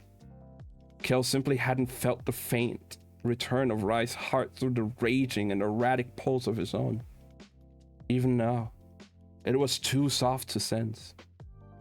But Rye was alive. He was alive. Kel sank to his knees, but before they hit the floor, she was there. Not Lila this time, but the queen. She didn't stop him from falling, but sank gently with him. Her fingers clutched at his front, tightened at the folds of his coat, and Kel braced himself for the words, the blow. He had left. He had failed her son. He had nearly lost Rye. Again. Instead, Emira Maresh bent her head against his bare, blood-stained chest and cried. Kel knelt there, frozen, before lifting his tired arms and wrapping them gingerly around the queen. I prayed, she whispered over and over and over as he helped her to her feet. The king was there then, in the doorway, breathless, as if he'd run the length of the palace, Tieran at his side. Maxime stormed forward, and then Kel braced himself for the attack. But the king said nothing, only folded Kel and Emira both into a silent hug. 1 second. It was not a gentle thing, that embrace. The king held on to Kel as if he were the only stone structure in a violent storm. Held so hard it hurt, but Kel didn't pull away. When at last Maxime withdrew, taking Emira with him, Kel went to his brother's bed, to Rye, brought a hand to the prince's chest just to feel the beat. And there it was, steady, impossible. And as his own heart finally began to slow, he felt Rye's again behind his ribs, nestled against his, an echo, still distant, but growing nearer with every beat. Kel's brother did not look like a man close to death. The color was high in Rye's cheeks, the hair curling against his brow, a glossy black, rich, at odds with the mussed cushions, and wrinkled sheets that spoke of suffering, of struggle. Kel ducked his head and pressed his lips to Rye's brow, willing him to wake and make some tease about damsels in distress or spells and magic kisses. But the prince didn't stir. His eyelids didn't flutter. His pulse didn't lift. Kel squeezed his brother's shoulder gently, but still the prince didn't wake, and he would have shaken Rye if Tieran hadn't touched Kel's wrist, guiding his hand away. "Be patient," said the Avanescent gently. Kel swallowed and turned back toward the room, suddenly aware of how quiet it was. Despite the presence of the king and queen, the growing audience of priests and guards, including Tieran and Hastra, the latter now in common clothes. Lila hung back in the doorway, pale with exhaustion and relief, and in the corner stood Alucard Emery, whose reddened eyes had turned storm-dark irises to sunset blue. Kel couldn't bear to ask what had happened, what they'd seen. The whole room wore the pall of the haunted, the two still features of the shocked. It was so quiet, Kel could hear the music of the damned winter's ball still trilling, and overhead, so quiet he could finally hear Rye's breathing, soft and steady. And Kel so badly wished they could stay in this moment, wished he could lie down beside the prince and sleep and avoid the explanations, the accusations of failure and betrayal. But he could see the questions in their eyes as they looked from Lila to him, taking in his sudden return, his bloody state. And Kel swallowed and began to speak. That was part 10. Now part 11. The boundary between the worlds gave way like silk beneath a sharpened blade. Sauron met no resistance, nothing but shadow on his step. A moment of nothing. That narrow gap between the end of one world and the beginning of the next. Before Holland's boot, his boot, found solid ground again. The way between his London and Holland's had been hard. The spells but old but strong. The gates rusted shut. But like old metal, there were weaknesses, cracks, and in those years of questing from his throne, Sauron had found them. That doorway had resisted, but this one gave into something marvelous. The castle was gone, the cold, less brittle, and everywhere he looked was the pulse of magic. It trailed in lines before his eyes, rising off world like steam. So much power, so much potential. Sauron stood in the middle of the street and smiled. This was a world worth shaping. A world that worshipped magic, and it would worship him. Whisper, 1 second.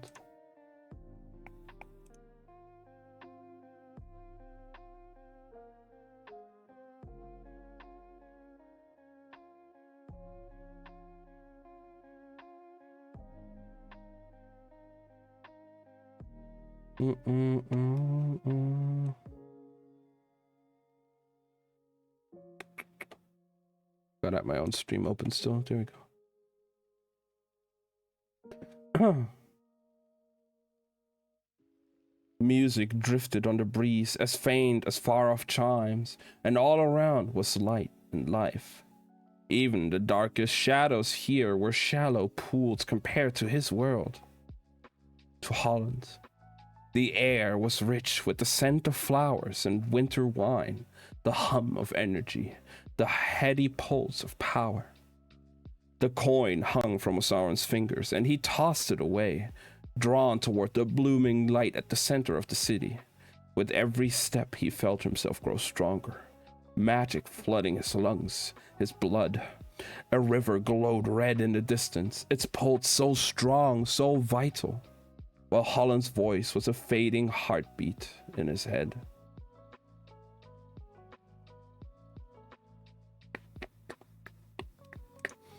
Asanase, it whispered over and over, trying to dispel Sauron as if it were a common curse. Holland, he chided, I am not a piece of spell work to be undone. A scrying board hung nearby, and his fingers brushed it. They snagged the threads of magic and the spell work, shuddered and transformed, the words shifting into the Antari mark for darkness, for shadow. With him. As the Sauron passed lantern after lantern, the fires flared, shattering glass and spilling into night, while the street beneath his boots turned smooth and black. Darkness spreading like ice. Spells unraveled around all around him. Elements morphed from one into another as the spectrum tilted. Fire into air, air into water, water into earth, earth into stone, stone into magic. Magic, magic. A shout went up behind him, and a clatter of hoofs as a carriage reared. The man clutching the reins spat at him in a language he'd never heard, but words were threaded together just like spells, and the letters unraveled and rewove in Sauron's head, taking on a shape he knew. Get out of the way, you fool! Sauron narrowed his eyes, reaching for the horse's reins. I am not a fool, he said. I am a god. His grip tightened on the leather straps. And gods should be worshipped. Shadow spread up the reins as fast as light. It closed over the driver's hands, and the man gasped as Sauron's magic slit under the skin and into vein, wrapped around muscle and bone and heart. The driver didn't fight the magic, or if he did, it was a battle quickly lost. He half leapt, half fell from the carriage seat, kneel at the Shadow King's feet, and when he looked up, Sauron saw the smoky echo of his own true form twining in the man's eyes. Sauron considered him. The threats of power running beneath his own command were dull and weak. So, he thought, this is a strong world, but not all are strong within it. He would find a use for the weak, or weed them out. They were kindling, dry but thin, quick to burn, but not enough to keep him burning along. Stand, he commanded. And when the man clambered to his feet, Sauron reached out and wrapped his fingers loosely around the driver's throat, curious what would happen if he poured more of himself into such a modest shell, wondering how much it could hold. His fingers tightened, and the veins beneath them bulged, turning black and fracturing across the man's skin. Hundreds of tiny fissures shone as the man began to burn with magic. His mouth opened in a silent, euphoric scream. His skin peeled away, and his body flickered ember red, and then black before he finally crumbled. Sauron's hand fell away, ash trailing through the night air. He was so caught up in the moment that he almost didn't notice Holland trying once again to surface, to claw his way through the gap in his attention. Sauron closed his eyes, turning his focus inward. You're becoming unpleasant. He wrapped the threads of Holland's mind around his fingers and pulled until deep in his head, the Antari let out a guttural scream, until the resistance and the noise finally crumbled like the driver in the road, like every mortal thing that tried to stand in the way of a god.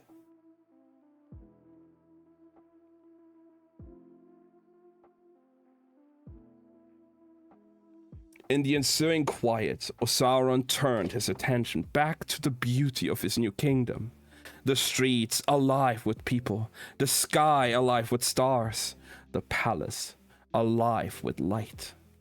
Osauron marveled at this last, for it was not a squat stone castle like in Holland's world, but an arcing structure of glass and gold that seemed to pierce the sky, a place truly fit for a king.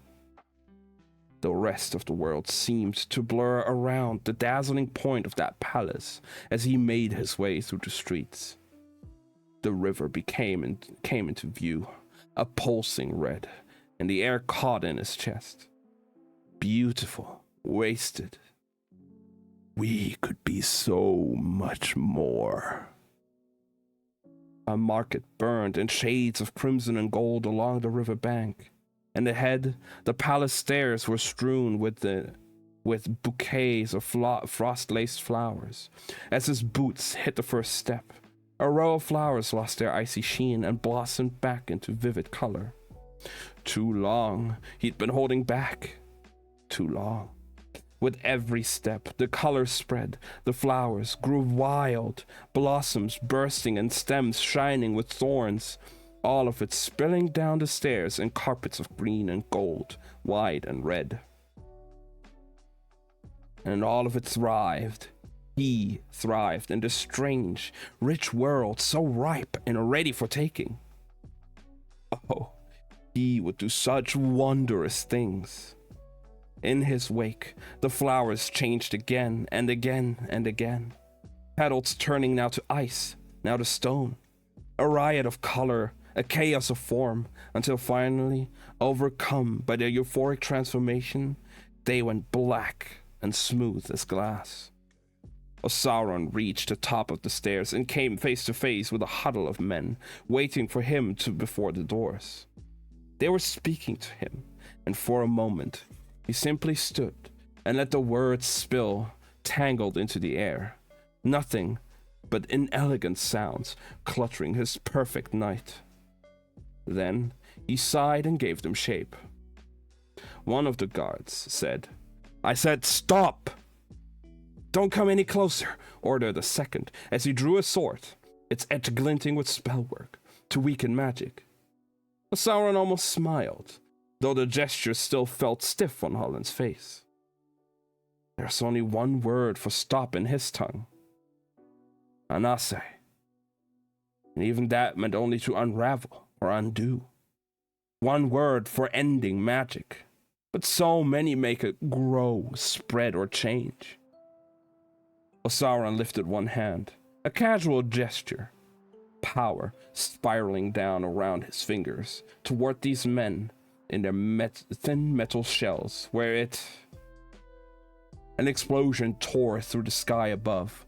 Osauron craned his neck and saw over the crown of the palace a sphere of colored light, and then another, and bursts of red and gold. Cheers reached him on the wind, and he felt the resonant beat of bodies overhead. Life. Power. "Stop!" said the men in their clumsy tongue, but Osauron was just getting started. The air swirled around his feet, and he rose up into the night. And that's the end of chapter 1. Damn.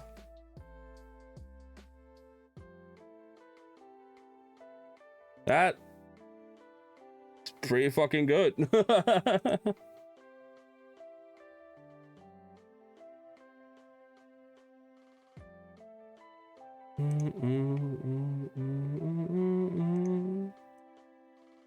Alright, as we have established before as well,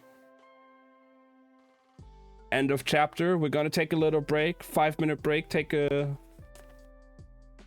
some drinks, get some snacks, bathroom break, whatever you guys gotta do. I gotta rest my eyes a bit, stretch, get some fresh air, and then we'll be back in like 5 minutes. I'll probably also make a cup of tea. I'll see you guys in a minute.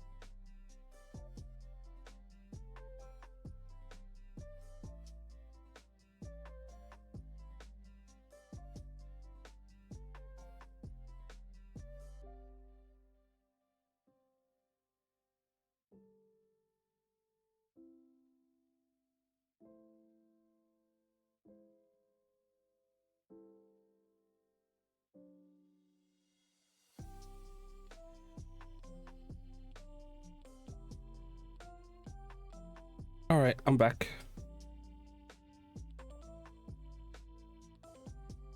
Damn, look at your pass, Slothy.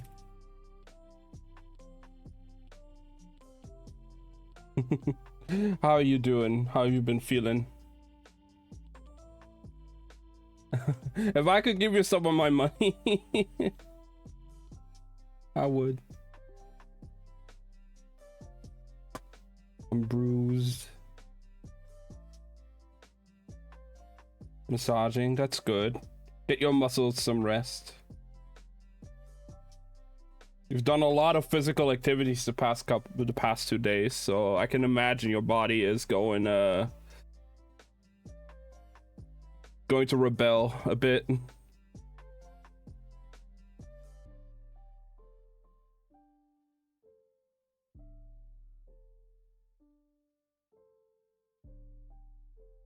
Calling already. Yeah, so far, chapter we just finished chapter 1. I just got back from the chapter break. And, woo boy! A lot has happened. A lot has happened.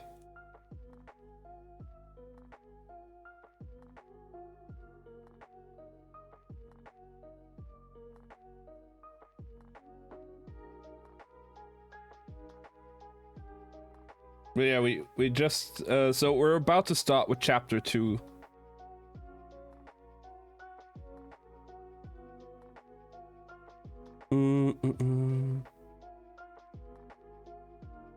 I could give you like a quick rundown so you're not too lost. I'm not like going too much into detail, just like what's the situation right now. So you're not too lost when, because like there a lot of stuff is going on. I was working on and off. Okay. Oika, yeah, Oika is dead. Lila killed Oika. I guess Lila is an Antari because she can use blood magic. She traveled between worlds. She got to Kel. So, yeah, Kel and Lila are back in Red London now. Rai almost died because, of the bond between them fading due to the collar and everything.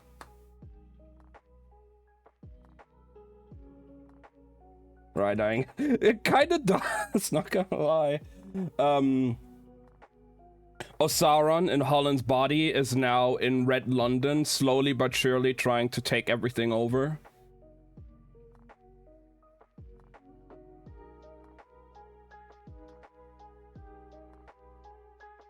And that's basically where we at right now. Osaron is currently making his way into the palace.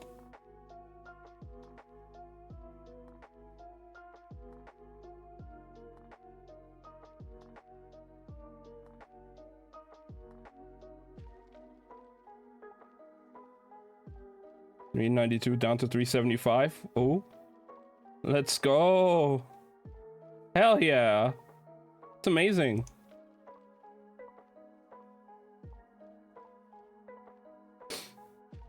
I also just made myself a cup of tea because we actually have honey again. We bought honey the last week.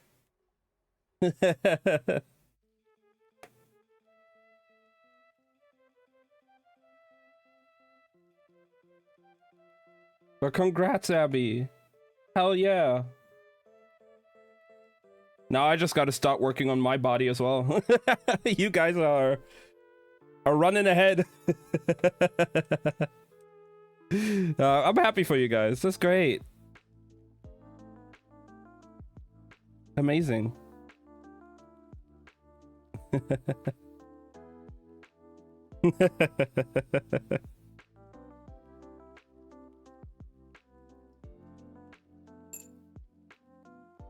Technically,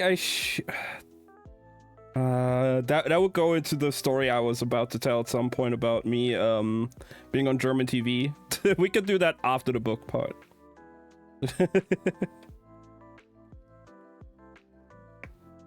I was saying, yeah, I had a small part in like a documentary on TV once. I was on screen for like a few seconds, but hey, I was there. I'll share more later.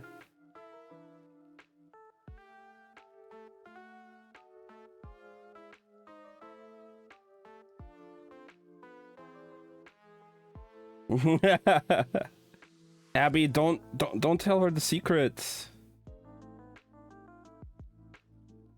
Oh my god. That's supposed to be a secret.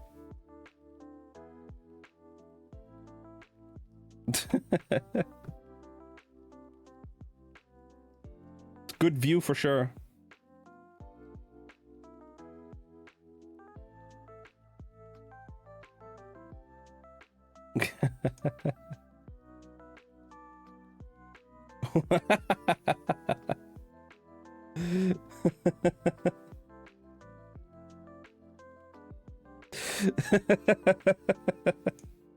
Yeah, I'll keep a fair distance so I can admire the view in full glory. But not too close. And not too far.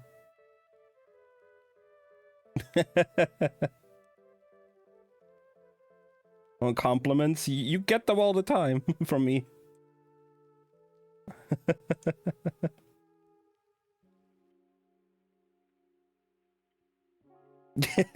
More.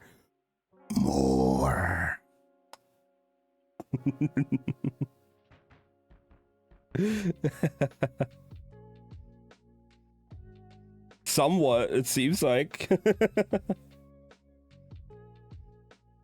But yeah, we got a different tea this time. This time it's not lemon and ginger. Now it's a green tea base with orange and ginger.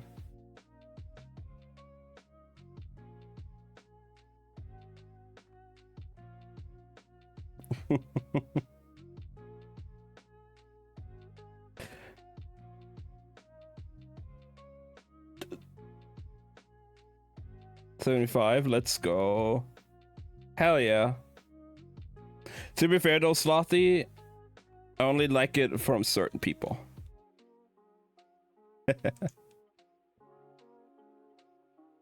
Not everyone.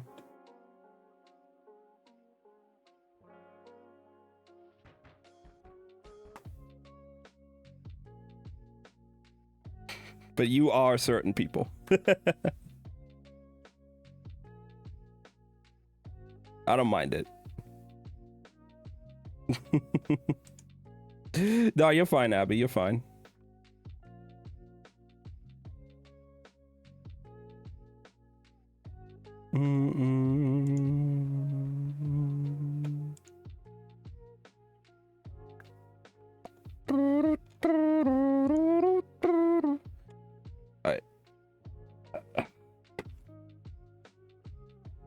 I I totally forgot we had that tea actually, because like I'm used to drinking the lemon and ginger one, but I forgot we also bought that like orange and ginger one, and that one is actually so good. Green tea, orange, ginger, such a good mix.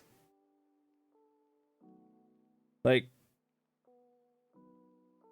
and I put like a good dash of honey in there now. We have a full tub again, so like I can splurge some honey in there.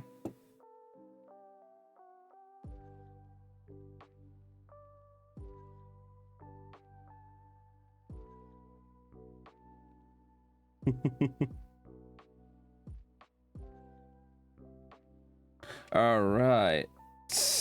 I gotta find a place where I put the mug though, because the desk space is small. There's a lot of stuff here. Anyway, we had a long enough break, I would say.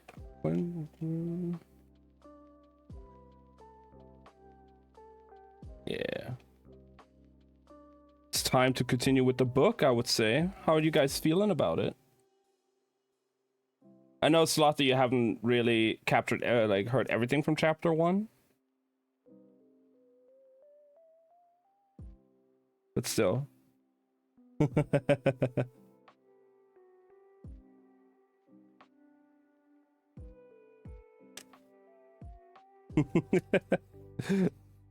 Sounds good to me. Oh my god. Did I just... Oh no. Oh well. I'm gonna have to clean up on the desk a little bit later. I think some honey made it on the table.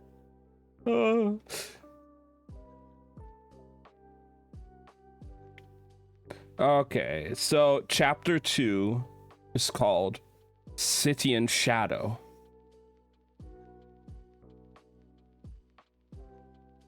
We went from world and ruin to city in shadow.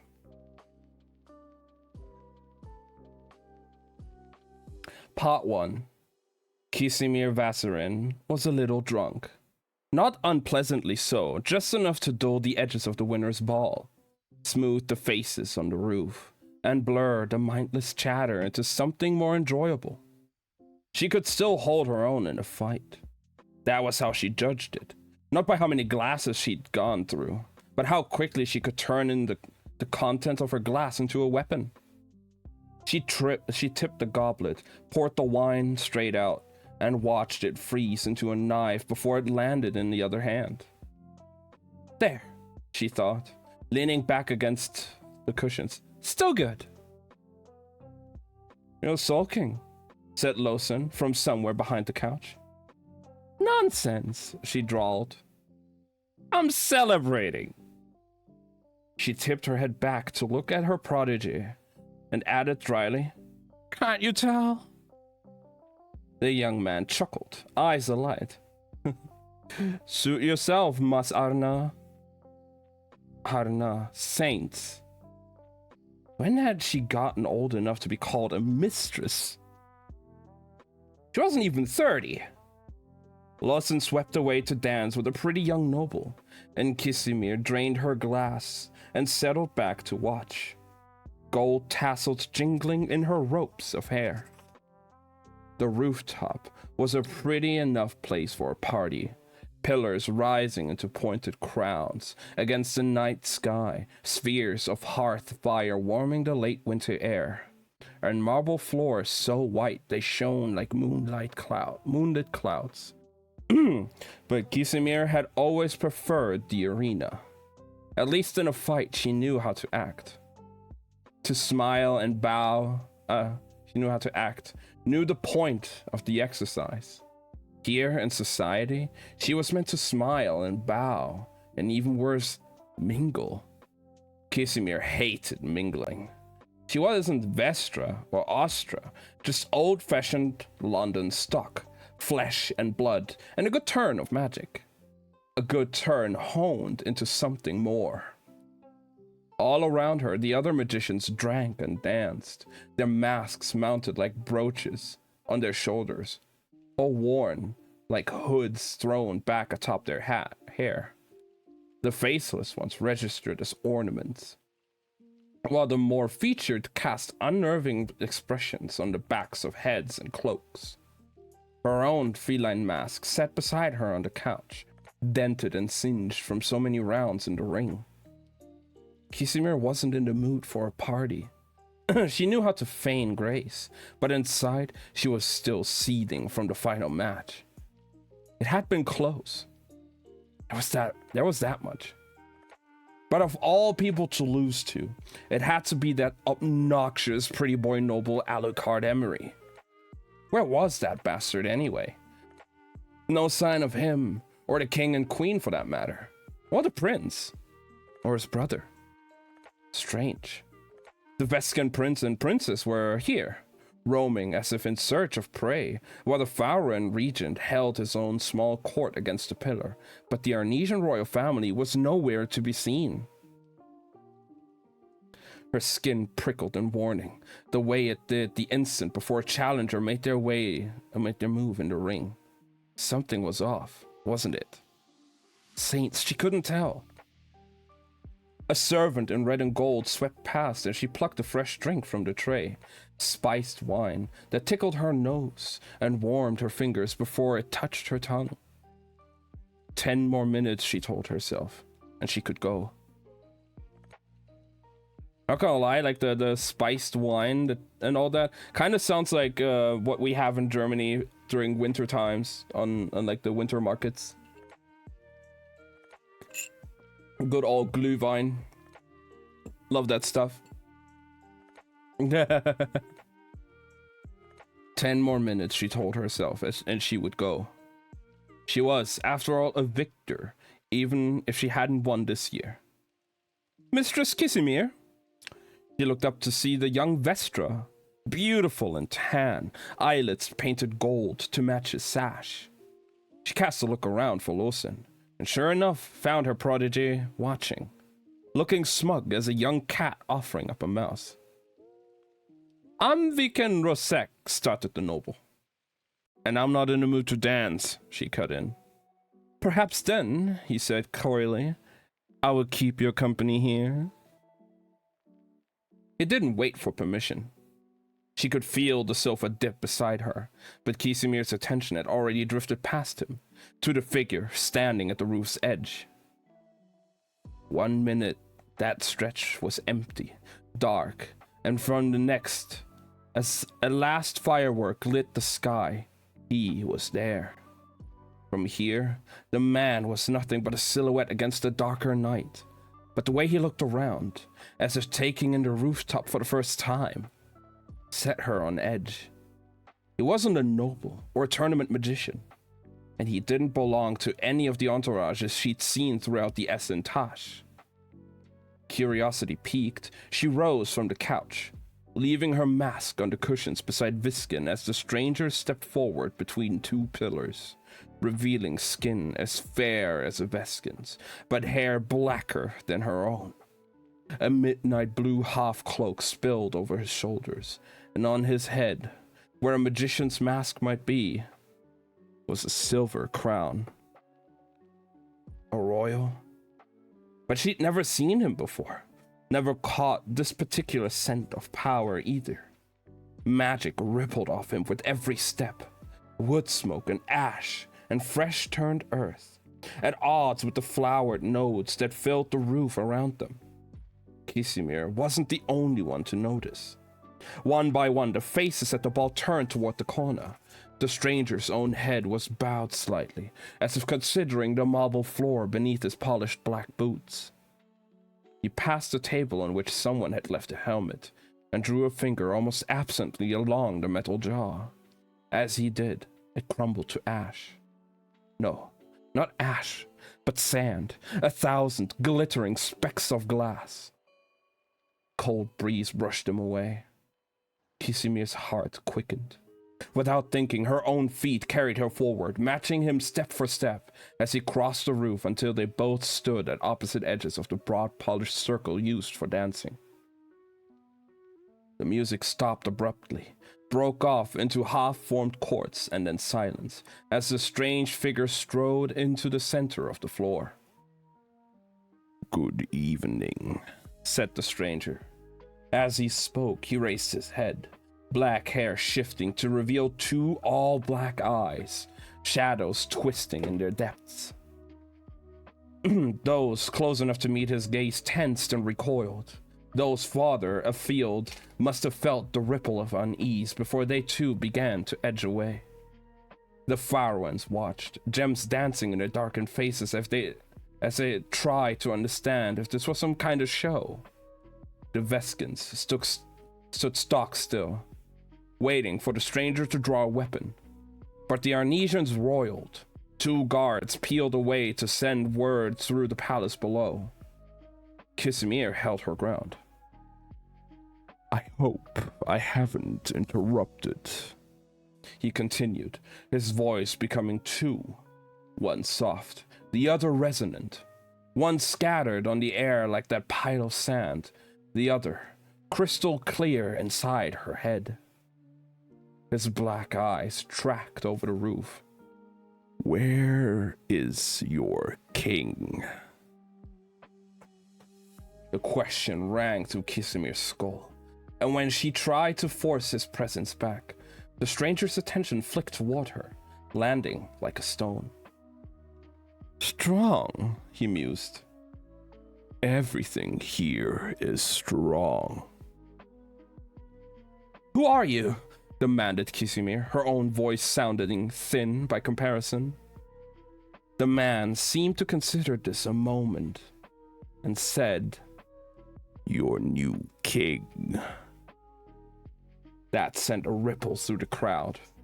Kisimir stretched out one arm, and the nearest pitcher of wine emptied, its contents sailing toward her fingers and hardening into an icy spear.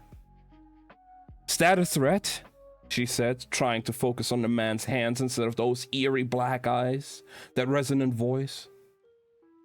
I am a high magician of Arnes, a victor of the Esentash. I bear the favorite sigil of the House of Marash. I will not let you harm my king.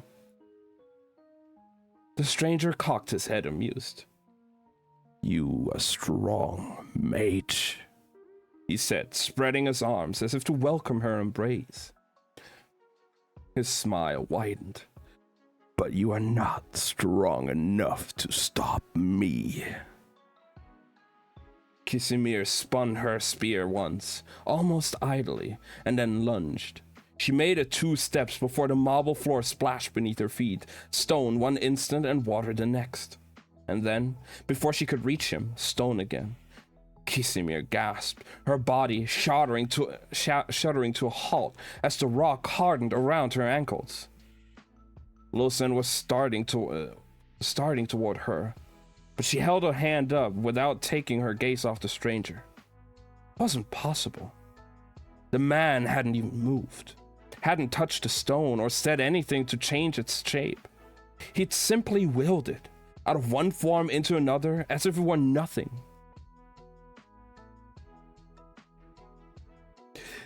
It is nothing.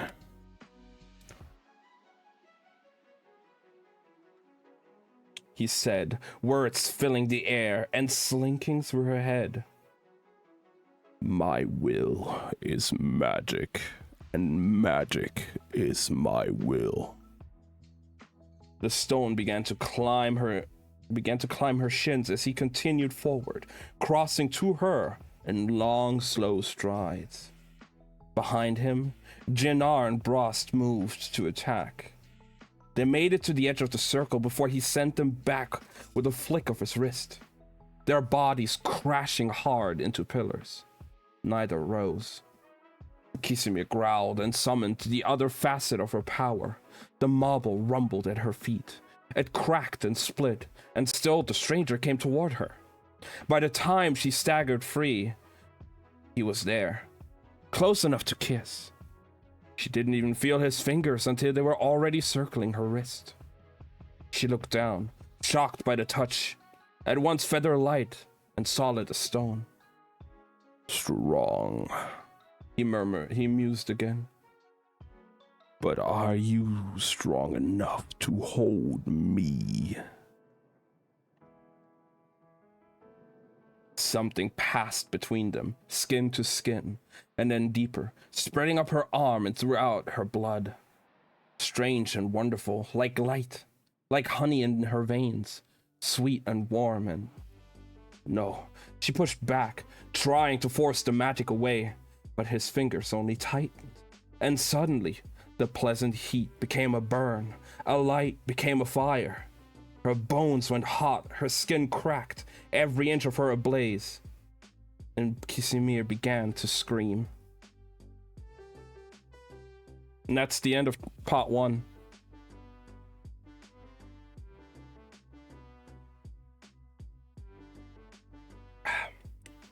Damn, I actually put a decent bit of honey in there.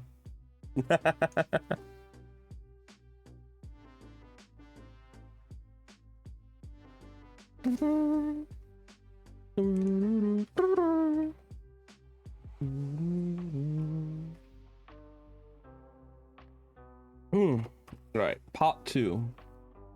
Kel told them everything.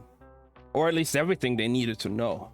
He didn't say that he'd gone with Oika willingly, still fuming from his imprisonment and his fight with the king. He didn't say that he'd condemned the prince's life on his own rather than agreeing to the creature's terms. And he didn't say that at some point he'd given up. But he did tell the king and queen of Lila and how she'd saved his life and Rise and brought him home. He told them of Holland's survival and Osaron's power, of the cursed metal collar and the red London token in the demon's hands. "Where's this monster now?" demanded the king. Kel sagged. "I don't know." He needed to say more, to warn them of Osaron's strength, but all he could manage was, "I promise, your majesty, I will find him." His anger didn't rage. He was too tired for that, but it burned coldly in his veins. "And I will kill him." "You will stay here," said the king, gesturing to the prince's bed. "At least until Rye wakes." Kel started to protest, but Tieren's hand settled on his shoulder, and he felt himself sway beneath the priest's influence. He sank into a chair beside his brother's bed as the king left to summon his guards. Beyond the windows, the fireworks had begun, showering the sky in red and gold. Hastra, who hadn't taken his eyes from the sleeping prince, stood against the wall nearby, whispering softly. "Who quiet? Let's go, Abby." His brown curls were touched with gold in the lamplight, and he was turning something over and over in his fingers. A coin. And at first Kel thought the words were some spell for calm, remembering that Hasra had once been destined for the sanctuary. But soon the words registered as simple Arnesian. It was a prayer of sorts, but he was asking for, of all things, forgiveness.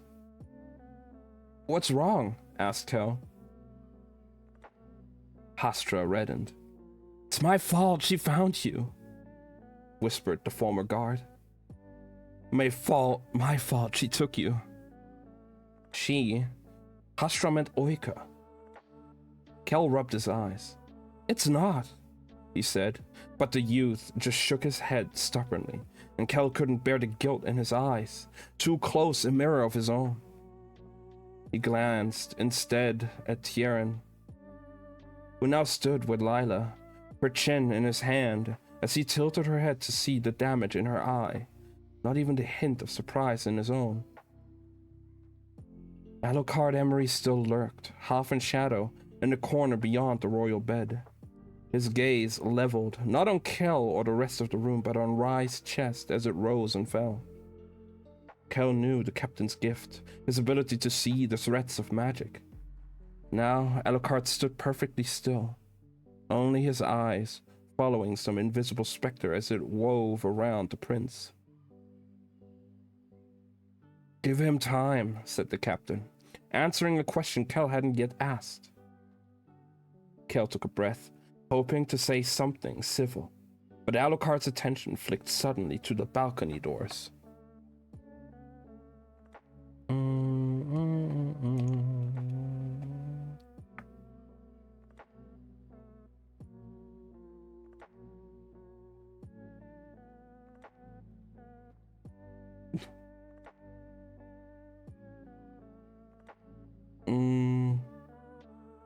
What is it? Asked Kel as the man pushed off the wall, peering out into the red-tinged night.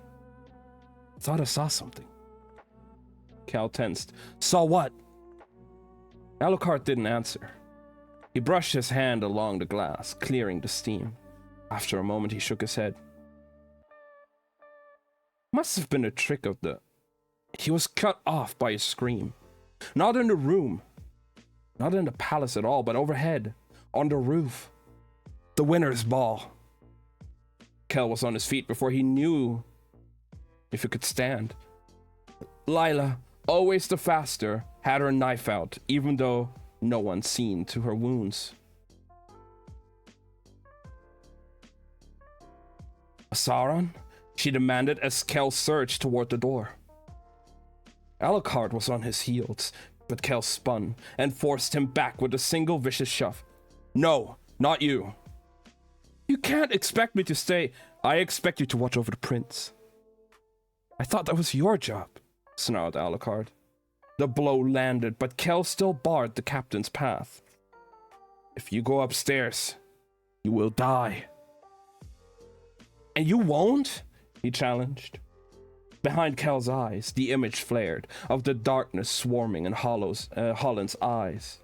The hum of power, the horror of a cursed noose tight around his neck. Kel swallowed. If I don't go, everyone will die. He looked to the queen, who opened her mouth and closed it several times as if searching for an order, a protest, but in the end she only said, Go. Lila hadn't waited around for permission. She was halfway up the stairs when he called her. And he wouldn't have if not for her injured leg. How did he get up here? Murmured Kel. How did he get out of Black London? Countered Lila. How did he cut off your power? How did he... Fine, growled Kel. Point taken. They shoved past the mounting guards, launching themselves up flight after flight. Just so we're clear, said Lila. I don't care if Holland's still in there. If I get a chance, I'm not sparing him. Kel swallowed. Agreed. When they reached the rooftop doors, Lila grabbed his collar, hauling his face toward hers. Her eyes bore into his, one smooth, the other fractured into shadow and light. Beyond the doors, the scream had stopped. Are you strong enough to win? She asked. Was he? This wasn't a tournament magician. It wasn't even a sliver of magic like Vitari. Sauron had destroyed an entire world, changed another on a whim. I don't know, he said honestly. Lila flashed a glimmer of a smile, sharp as glass. Good, she answered, pushing open the door. Only fools are certain. Man, I love seeing Kel and Lila back together. They're always such a delight.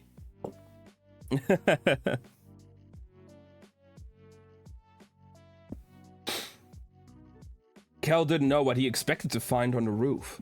Blood, bodies, a sick version of the stone forest that had once stretched at the feet of White London's castle with its petrified corpses. What he saw instead was a crowd caught between confusion and terror, and at its center, the Shadow King. Kel felt the blood drain from his face, replaced by cold hatred for the figure in the middle of the roof, the monster wearing Holland's skin. As he turned into a slow circle, considering his audience, surrounded by the most powerful magicians in the world, and not a hint of fear in those black eyes. Only amusement and the sharp edge of want threaded through it. Standing there in the center of the marble circle, Sauron seemed the center of the world, unmovable, invincible. The scene shifted, and Kel saw Kisimir Vesserin lying on the ground at Sauron's feet. At least, what was left of her. One of the strongest magicians in Arnes, reduced to a scorched black corpse. The metal rings in her hair now melted down to dots of molten light. Anyone else? Asked Sauron in that sick distortion of Holland's voice, silky and wrong, and somehow everywhere at once. Yeah, this book has been dark and like fairly graphic already. There's a scene with Kel in the beginning that was like very detailed. But damn, it was good. The Vescan royals crouched behind their sorcerers, a pair of frightened children cowering in silver and green. Lord Solinar, even for his lack of magic, did not retreat, though his pharaoh and entourage could be seen urging him behind a pillar. At the marble platform's edge, the rest of the magicians gathered, their elements summoned. Flames swirled around fingers, shards of ice held like knives, but no one struck. They were tournament fighters, used to parading around a ring, where the greatest thing at risk was pride. What had Holland said to Kel so many months ago? I miss Kelta being tied to the bed. Damn.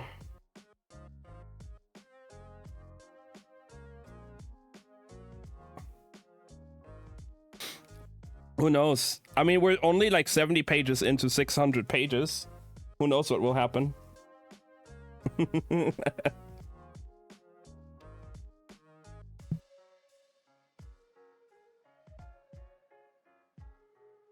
Maybe. Yeah, hopefully. If Sauron isn't destroying the entire fucking world now. But I mean, we're still, like I said, 70 pages in. There's 600 pages to go. I don't think it's gonna end just like that.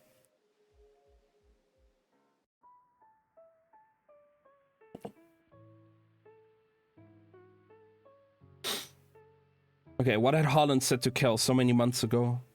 Do you know what makes you weak? You never had to be strong. You certainly never had to fight for your life.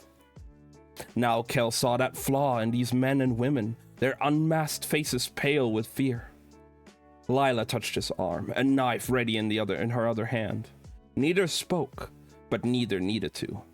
In palace balls and tournament games, they were mismatched, awkward, but they understood each other here and now, surrounded by danger and death. Kel nodded, and without a word, Lila slipped thief smooth into the shadows around the roof's edge. No one? Goaded the Shadow King.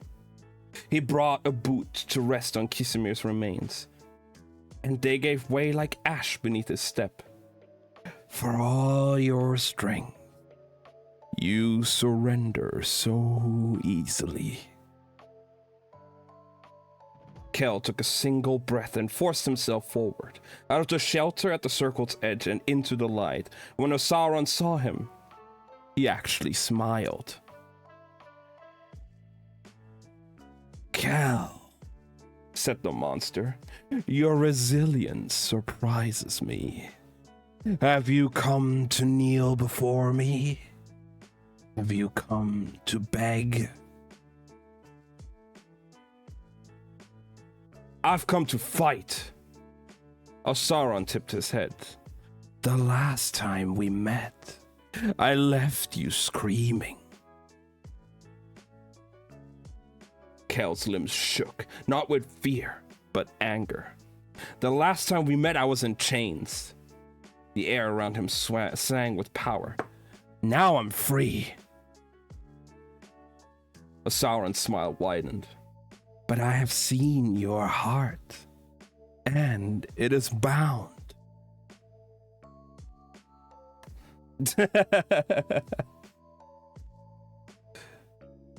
I mean, sounds good to me. Kel's hands curled into fists. The marble beneath his feet trembled and began to splinter. Sauron flicked his wrist, and the night came crashing down on Kel. It crushed the air from his lungs, forcing him toward his knees. It took all his strength to stay upright under the weight, and after a horrible second, he realized it wasn't the air straining against him. Sauron's will pressed against his very bones. Kell was Antari. No one had ever managed to will his body against him. Now his joints ground together, his limbs threatening to crack. I will see you kneel before your king. No! Kell tried again to summon the marble floor, and the stone trembled as will clashed against will. He kept his feet, but realized by the almost bored expression on the other Antari's face that the Shadow King was toying with him. Hey, Enzo! Holland! He snarled, trying to subdue the horror. If you're in there, fight! Please, fight! A sour look crossed Sauron's face, and then something crashed behind Kell. Armor against the wood, as more guards barreled onto the roof, Maxime at their center. The king's voice boomed through the night. How dare you set foot in my palace? Sauron's attention flicked to the king, and Kell gasped, suddenly free from the weight of the creature's will. He staggered a step, already freeing his knife and drawing blood, and red drops of the pale stone. How dare you claim to be king? I have more claim than you. Another twitch of those long fingers, and the king's crown sailed from his head. Or it would have, if Maxime hadn't snatched it from the air with terrifying speed. The king's eyes glowed as if molten, as he crushed the crown between his hands, and drew it into a blade. A single, fluid gesture that spoke of days long past. When Maxime Marash had been the Steel Prince instead of the Golden King. You're fine, Abby. Surrender, demon, he ordered, or be slain. At his back, the royal guards raised their swords, spellwork scrawled again along the edges. The sight of the king and his guards seemed to shake the other magicians from their stupor.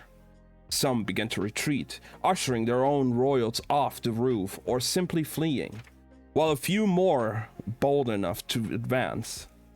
But Kell knew they were no match. Not the guards, not the magicians, not even the king. But the king's appearance had brought Kell something, an advantage.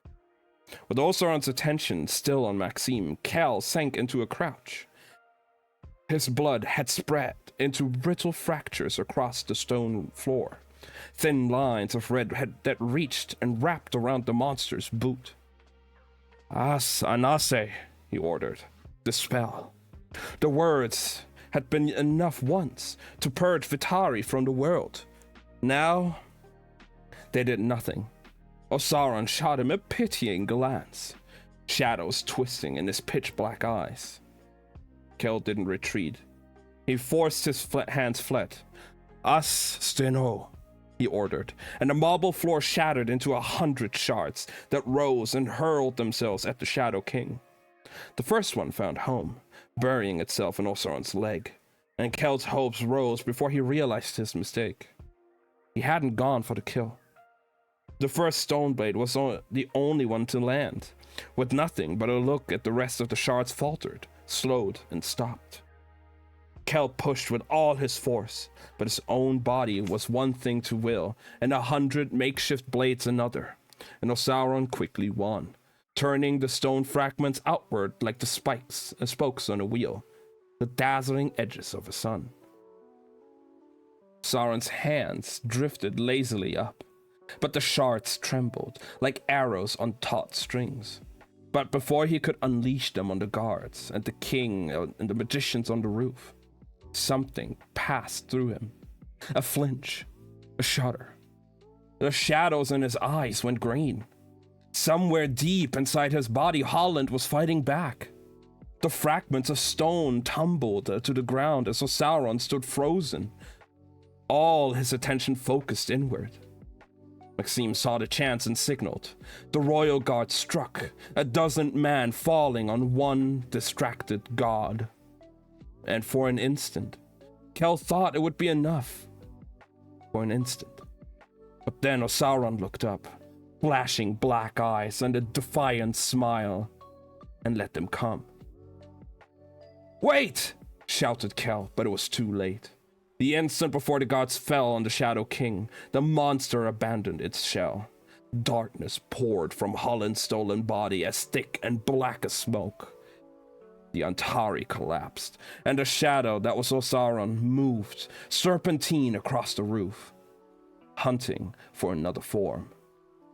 Kel spun, looking for Lila. He couldn't see her through the crowd, the smoke, and then suddenly, the darkness turned on him. No, thought Kel, who had already refused the monster once. He couldn't fathom another caller, the cold horror of a heartbeat stopping in his chest. The darkness surged toward him, and Kel took an involuntary step back, bracing himself for an assault that never came. The shadow brushed his blood-streaked fingers. "A gift! Oh shit! Let's go!" And pulled back, not so much repelled as considering. The darkness laughed, a sickly sound, and began to draw itself together, to coalesce into a column, and then into a man. Not flesh and blood, but layered shadow, so dense it looked like fluid stone. Some edges sharp and others blurred. A crown set atop the figure's head, a dozen spires thrust upward like horns, their points faded into smoke. The Shadow King in his true form. Osauron drew in a breath, and the molten darkness at his center flared like embers, heat rippling the air around him. And yet, he seemed solid as stone. As Osauron considered his hands, his fingers tapering less to fingertips than points, his mouth stretched into a cruel smile. "It has been so long since I was so strong to hold my own shape." His hand shot toward Kel's throat, but was stopped short as steel came singeing through the air. Lila's knife caught Osauron in the side of the head, but the blade didn't lodge. It passed straight through. So he wasn't real, wasn't corporeal, not yet. Osauron spared a glance at Lila, who was already drawing another blade. She slammed to a stop under his gaze, her body clearly straining against his hold. And Kel stole this chance once more, pressing his bloodstained palms to the creature's chest. But the shape turned to smoke around Kel's fingers, recoiling from his magic. And Osauron twisted back, annoyance etched across his stone features. Freed once more, Lila reached him. A guard's short sword in one hand, and swung the weapon in a vicious arc, carving them down and across and through his body, shoulder to hip.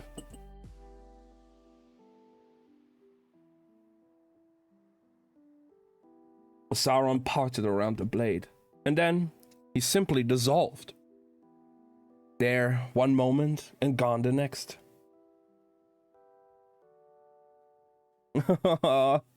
We need more people with Pokemon here. That's what we need. But also a hug. Everybody's getting a hug here.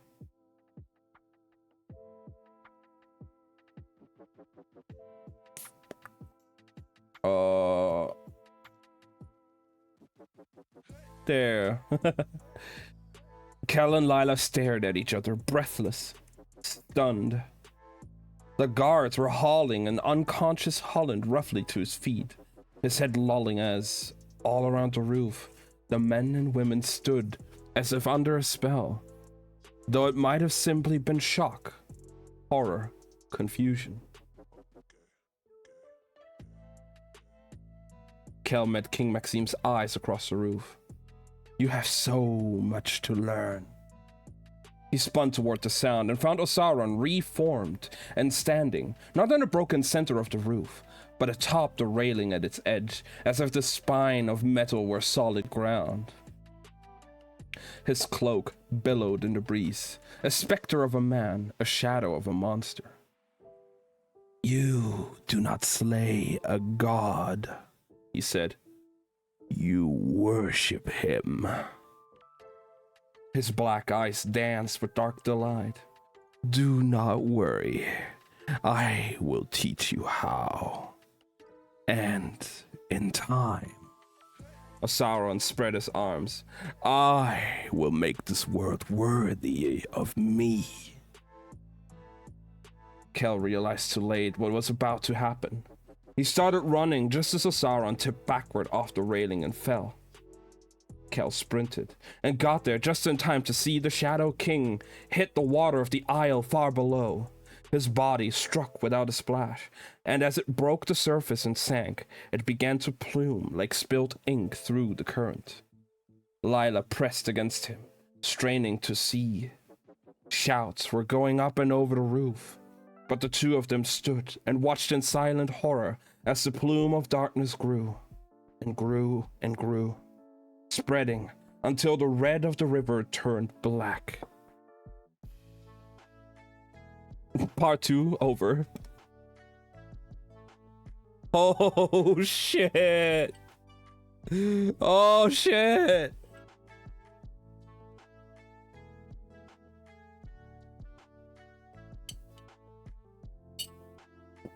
Damn!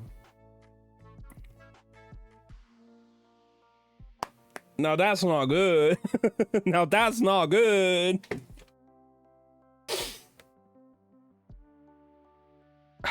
Damn.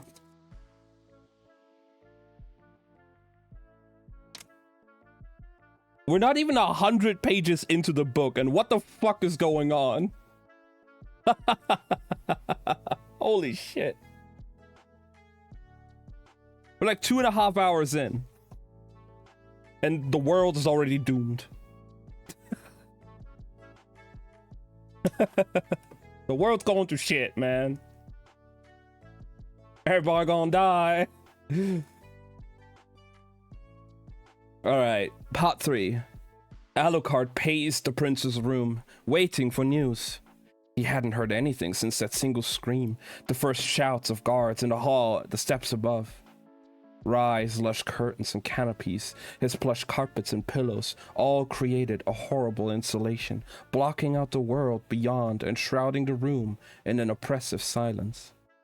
They were alone, the captain and the sleeping prince. The king was gone, the priests were gone, even the queen was gone. One by one they peeled away, each casting a glance at Alucard that said, "Sit, stay," as if he would have left. He would have gladly abandoned the maddening quiet and the smothering questions, of course, but not Rye. The queen had been the last to leave. For several seconds, she'd stood between the bed and the doors, as if physically torn. "Your Majesty," he said, "I will keep him safe." Her face had changed then, the regal mask slipping to reveal a frightened mother. "If only you could." "Can you?"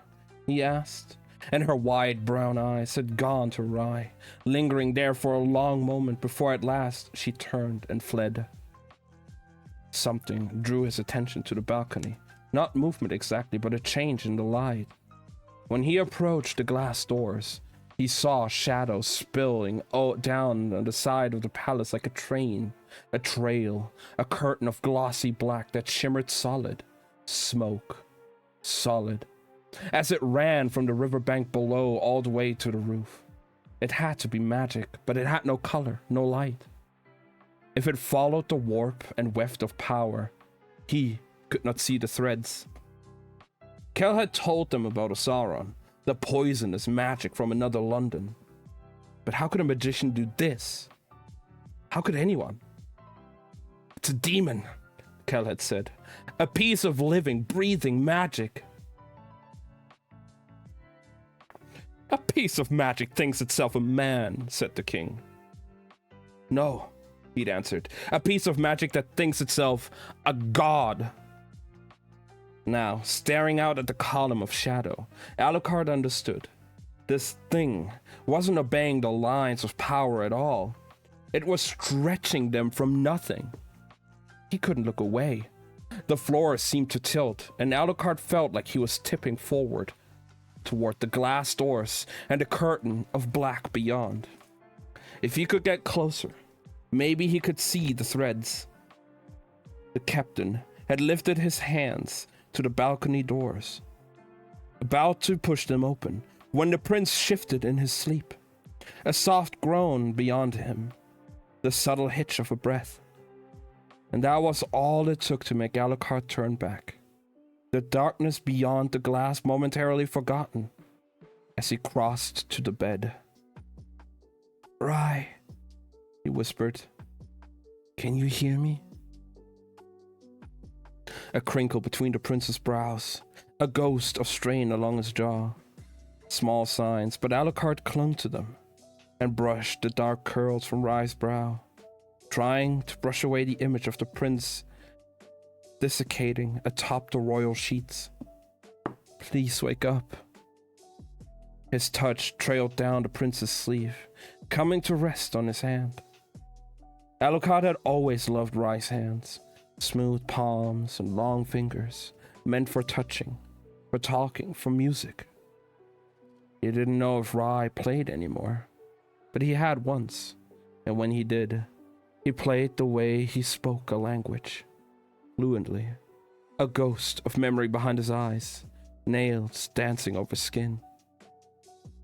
"Play me something," Alucard had said, and Rye had smiled his dazzling smile, the candlelight turning his amber eyes to gold as his fingers drifted, chords fitting over his shoulder, ribs, waist. "I'd rather play you."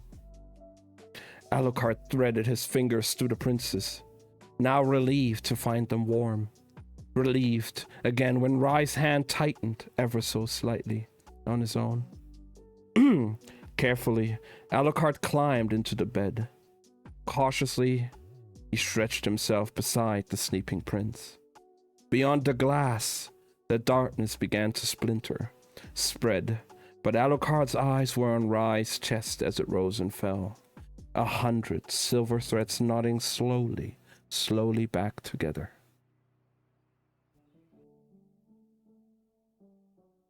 And that's the end of part 3.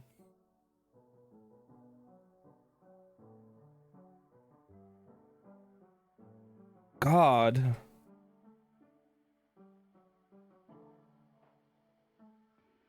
I'm so scared what's gonna happen with the Red London and everything.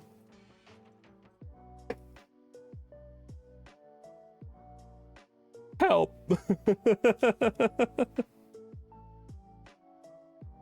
Somebody hold my hand.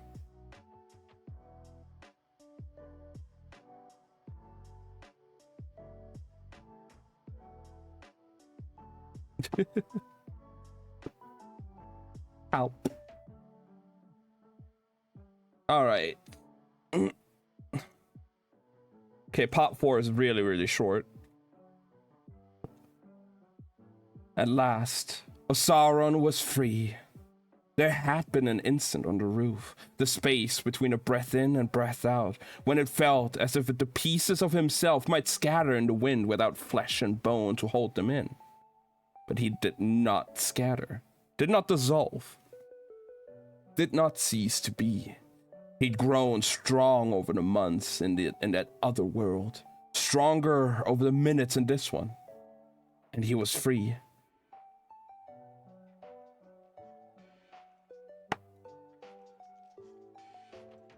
Huh?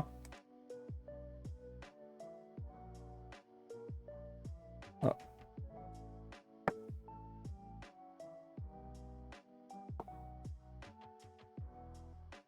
A thing so strange, so long forgotten he hardly knew it. How long had he sat on that throne at the center of a sleeping city, watching the pulse of his world go still, watching until even the snow stopped falling and hung suspended in the air.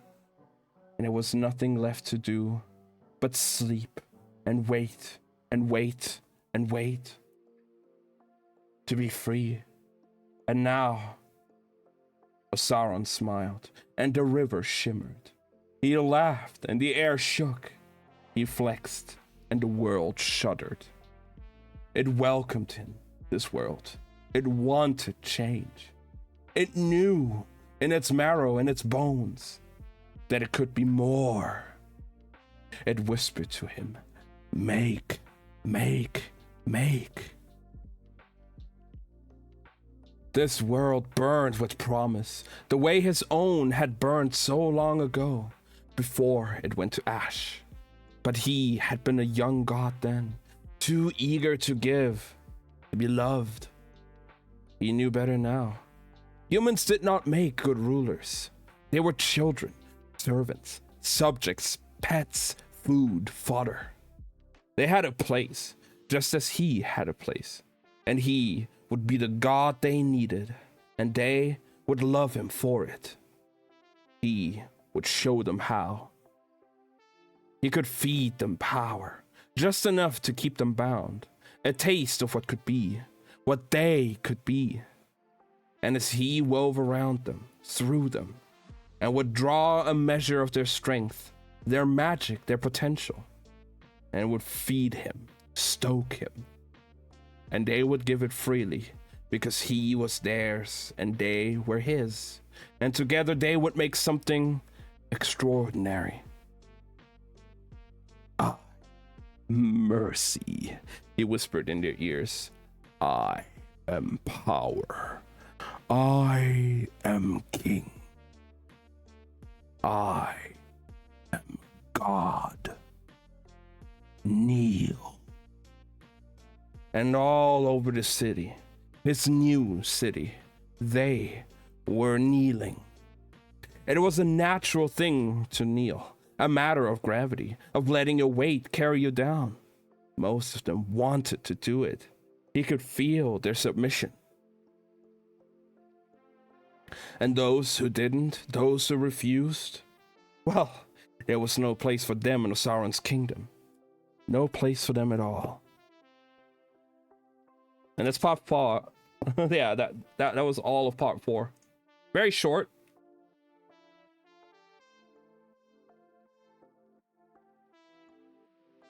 But shit.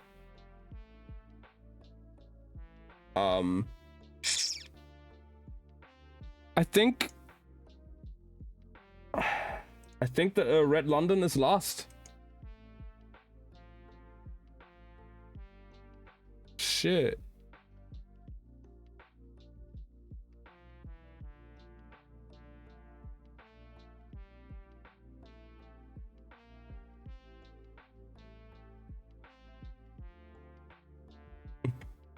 Hey Shadow, how's it going? Damn.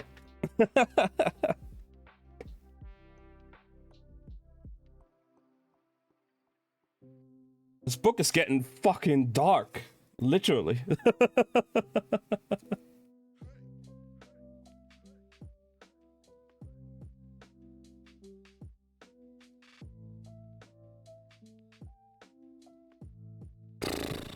Let's continue with part 5. 2 cheers to the wind, and 3 to the woman. So I'm getting into my... Can going to snatch themselves some games on my fucking bill? Oh my fucking god.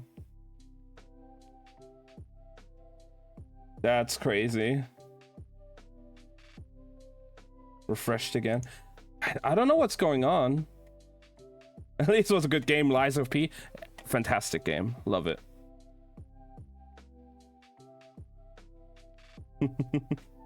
Still though, that's crazy. Hope you got that sorted though.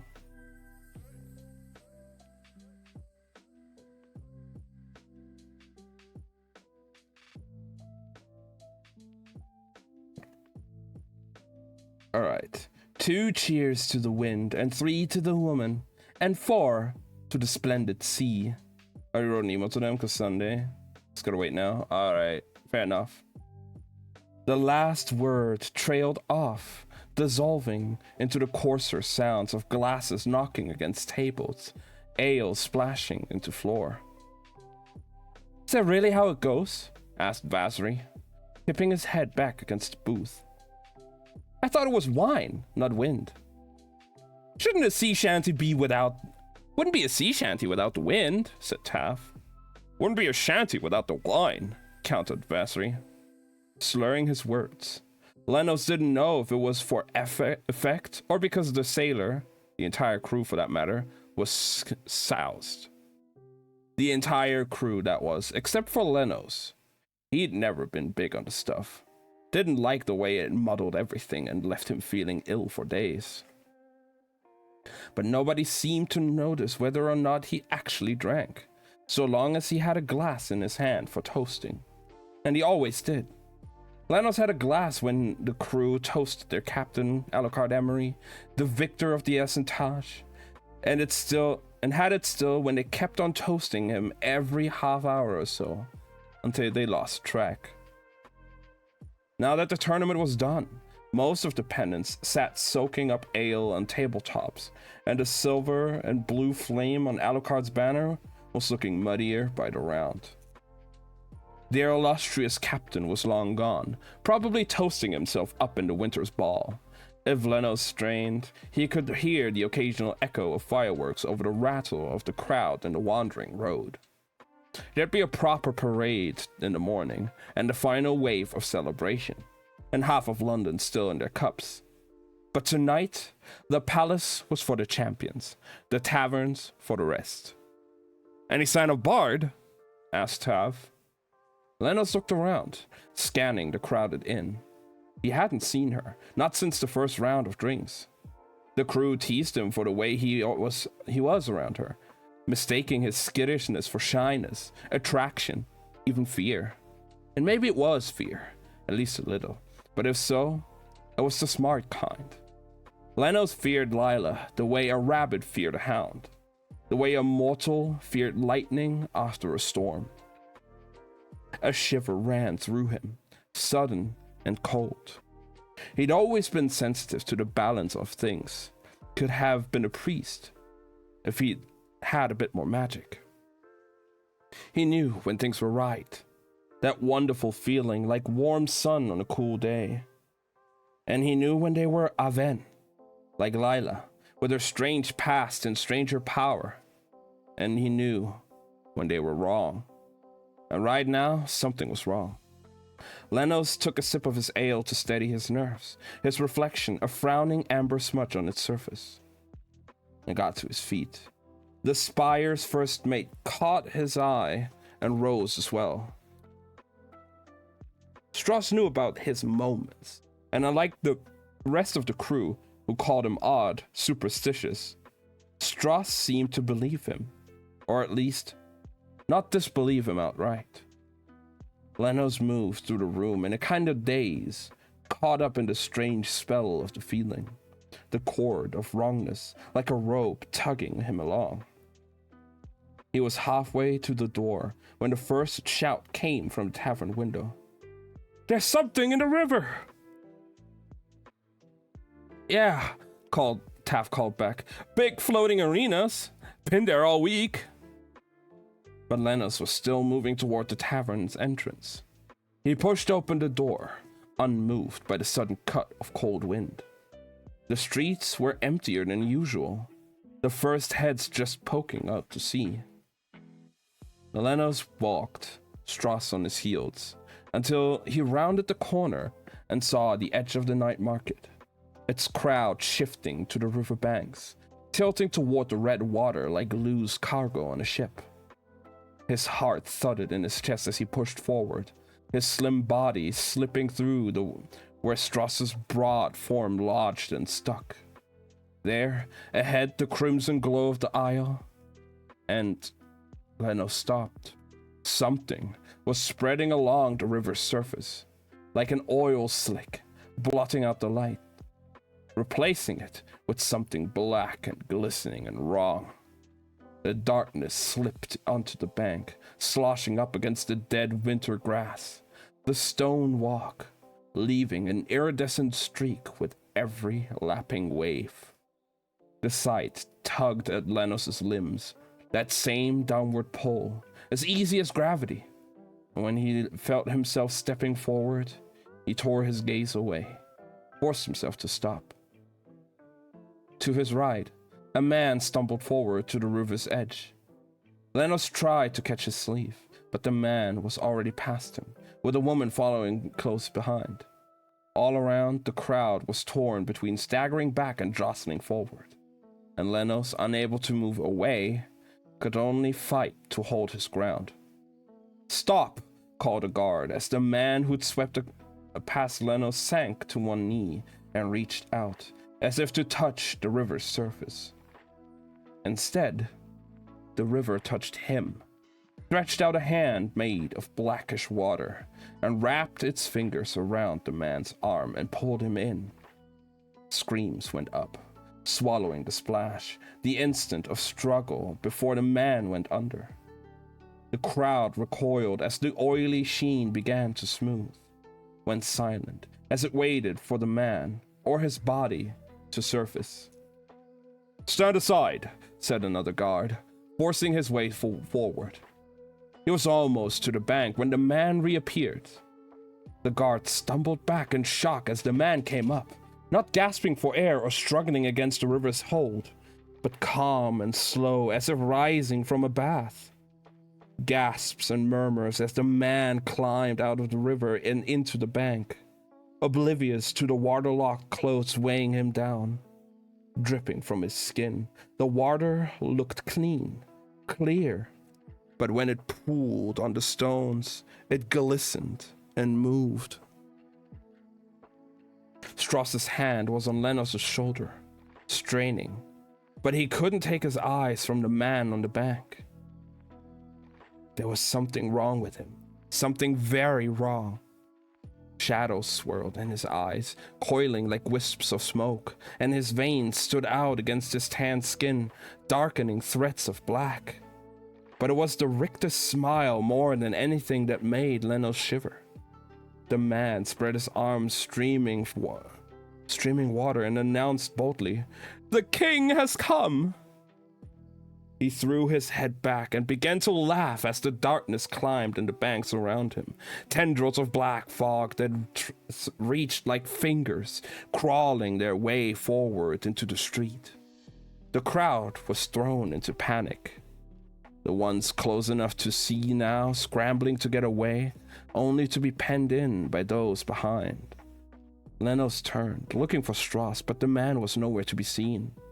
Down the bank, another scream. Somewhere in the distance, an echo of the man's words. Now on a woman's lips, now a child's. "The king has come! The king has come!" he said an old man, eyes shining. "And he is glorious!" Lenos tried to get away, but the street was a roiling mass of bodies, crowded in by the shadow's reach. Most fought to get free, but dotting the crowd were those who couldn't tear their eyes from the black river. Those who stood stiff as stone, transfixed by the glistening waves, the gravity of the spell pulling them down. Lenos felt his own gaze drawn back into the murk and madness, stammered a prayer to the nameless saints even as his long limbs took a single step forward, and then another. "Your friend being summoned? All right." His boots sank into the loamy soil of the river bank, his thoughts quieting, vision narrowing to that mesmerizing dark. At the edge of his mind, he heard the rumble of hoofs like thunder, and then a voice cutting through the chaos like a knife.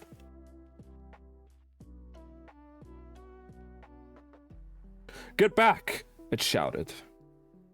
And Lenos blinked, stumbling away from the reaching river right before a royal horse could crush him underfoot. The massive steed reared up, but it was the figures mounted on top that held Lenos' attention now. The Antari prince sat astride the horse, disheveled, his crimson coat open to reveal bare skin, a streak of blood, a detailed scar. And behind the black-eyed prince, clinging to him for dear life, was Lila Bard. "Fucking beast," she muttered, nearly falling as she tried to free herself from the saddle. Kel Maresh, Aven Vares, hopped easily down, coat billowing around him, one hand resting on Bard's shoulder. And Lenos couldn't tell if the man was seeking balance or offering it. Bard's eyes scanned the crowd. One of them was decidedly wrong. A starburst of glassy light, and before landing on Lenos. She managed a quick pained smile before someone screamed. Nearby, a woman collapsed, a tendril of shadow wrapping itself around her leg. She clawed at it, but her fingers went straight through. Lila spun toward her, but the Antari prince got there first. He tried to force the fog back with a gust of wind. And when it didn't work, he produced a blade of carved a fresh line across his palm. He knelt, and hovering over the shadows that ran between the river and the woman's skin. "As sanase," he ordered, but the substance only parted around the blood. The air itself seemed to vibrate with laughter as the shadows seeped into the woman's leg, staining skin before sinking into vein. The Antari swore, and the woman shuddered, clutching at his sliced hand in fear. Blood streaked her fingers, and as Lenos watched, the shadows suddenly let go, recoiled from their host. Kalmaresh was staring down at the place where his hand met hers. "Lila," he called, but she'd already had her own knife out. Blood welled across her skin as she shot toward a man on the bank, grabbing him a breath before the shadows could. Again, they recoiled. The Antari, and no, the two Antari, thought Lenos, for that was what Bard was. That was what she had to be. Began to grab everyone in reach, brushing stained fingers over hands and cheeks. But the blood did nothing to those already poisoned. They only snarled and wiped it away as if it were filth.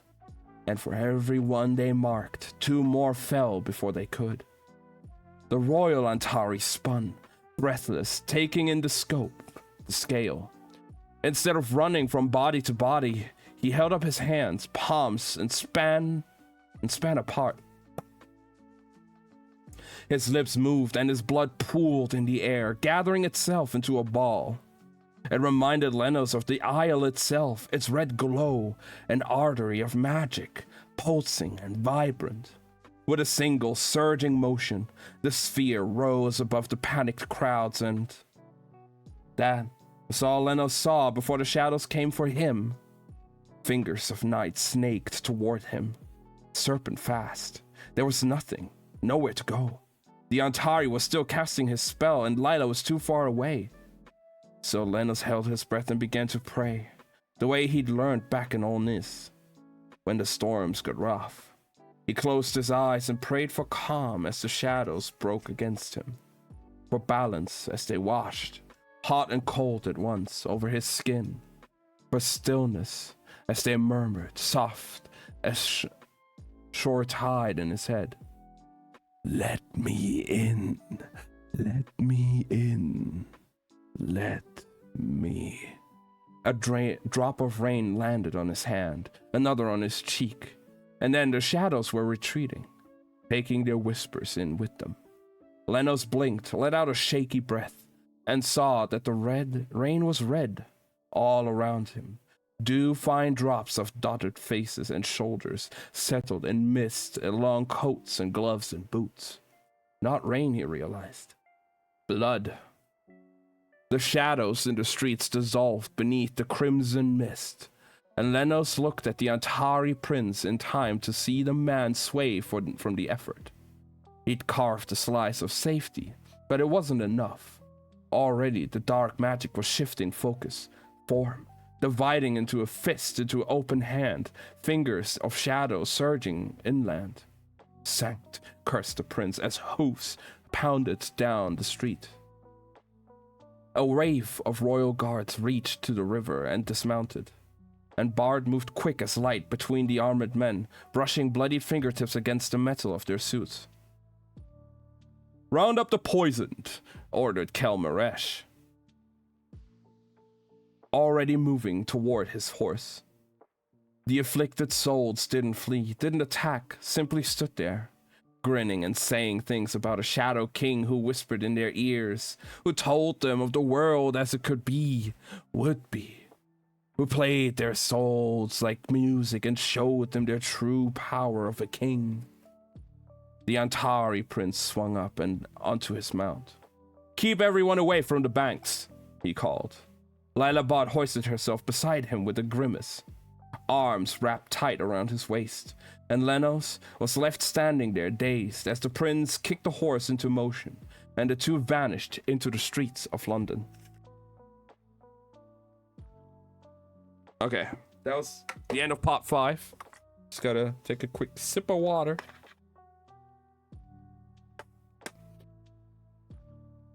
God, it's really hard to judge what the hell is going on right now with everything.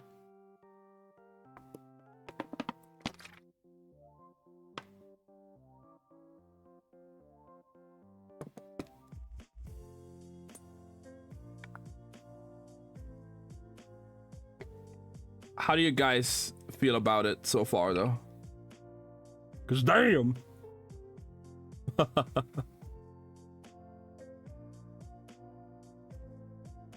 That's how it feels right now with the book, for sure. Everything is just crumbling.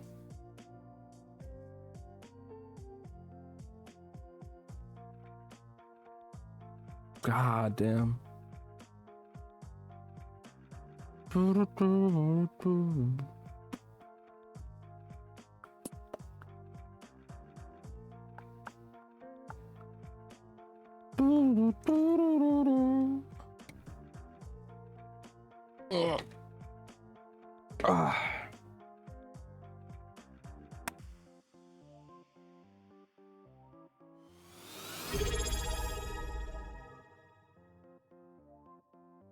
Oh my god.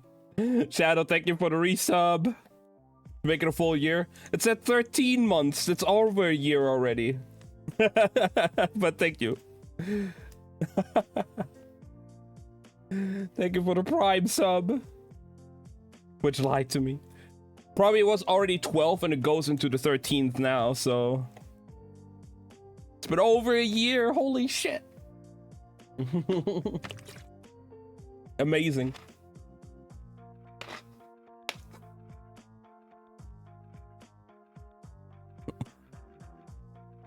Oh, man. Slothy, everything is going to shit now. Help. The world is falling apart.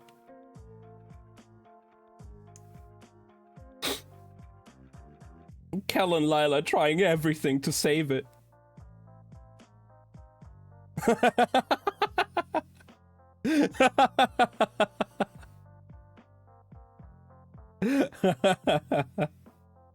God damn it, Slothy. I almost fell asleep. I mean, you are, I'm sure, very exhausted from the last 2 days. So I would not blame you if you would fall asleep. You have every right to.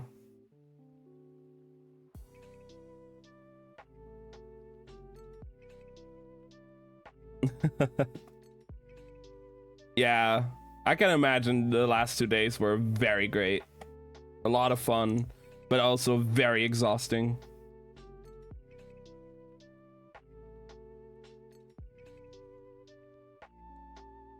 So again, I would not blame you if you would fall asleep.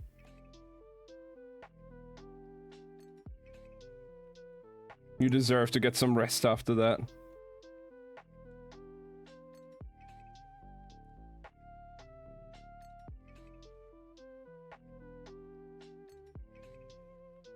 They're just gonna get poisoned. Yeah, they're trying hard to prevent most of it because like I guess like just putting like blood marks on them at least can prevent them from getting poisoned. But oh my god, Kel with that fucking blood ball as well, just like, bruh, holy shit, how much blood does he have?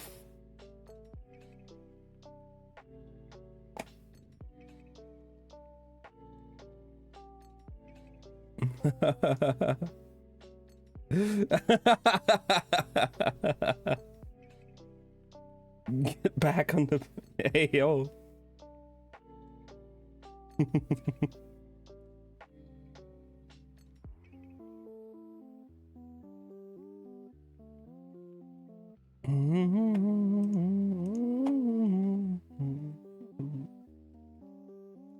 All right.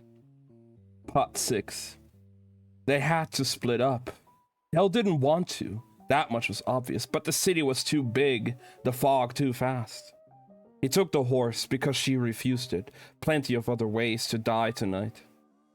Lila, he said, and she'd expected him to chastise her, to order her back to the palace, but he'd only caught her by the arm and said, "Be careful." Tipped his forehead against hers and added, almost too low to be heard, "Please." She'd seen so many versions of him in the past few hours. The broken boy, the grieving brother, the determined prince. This Kel was none of them, and all of them, none of those, and all of them. And when he kissed her, she tasted pain and fear and desperate hope. And then he was gone, a streak of pale skin against the night as he rode for the night market. Lila took off on foot, heading for the nearest cluster of people.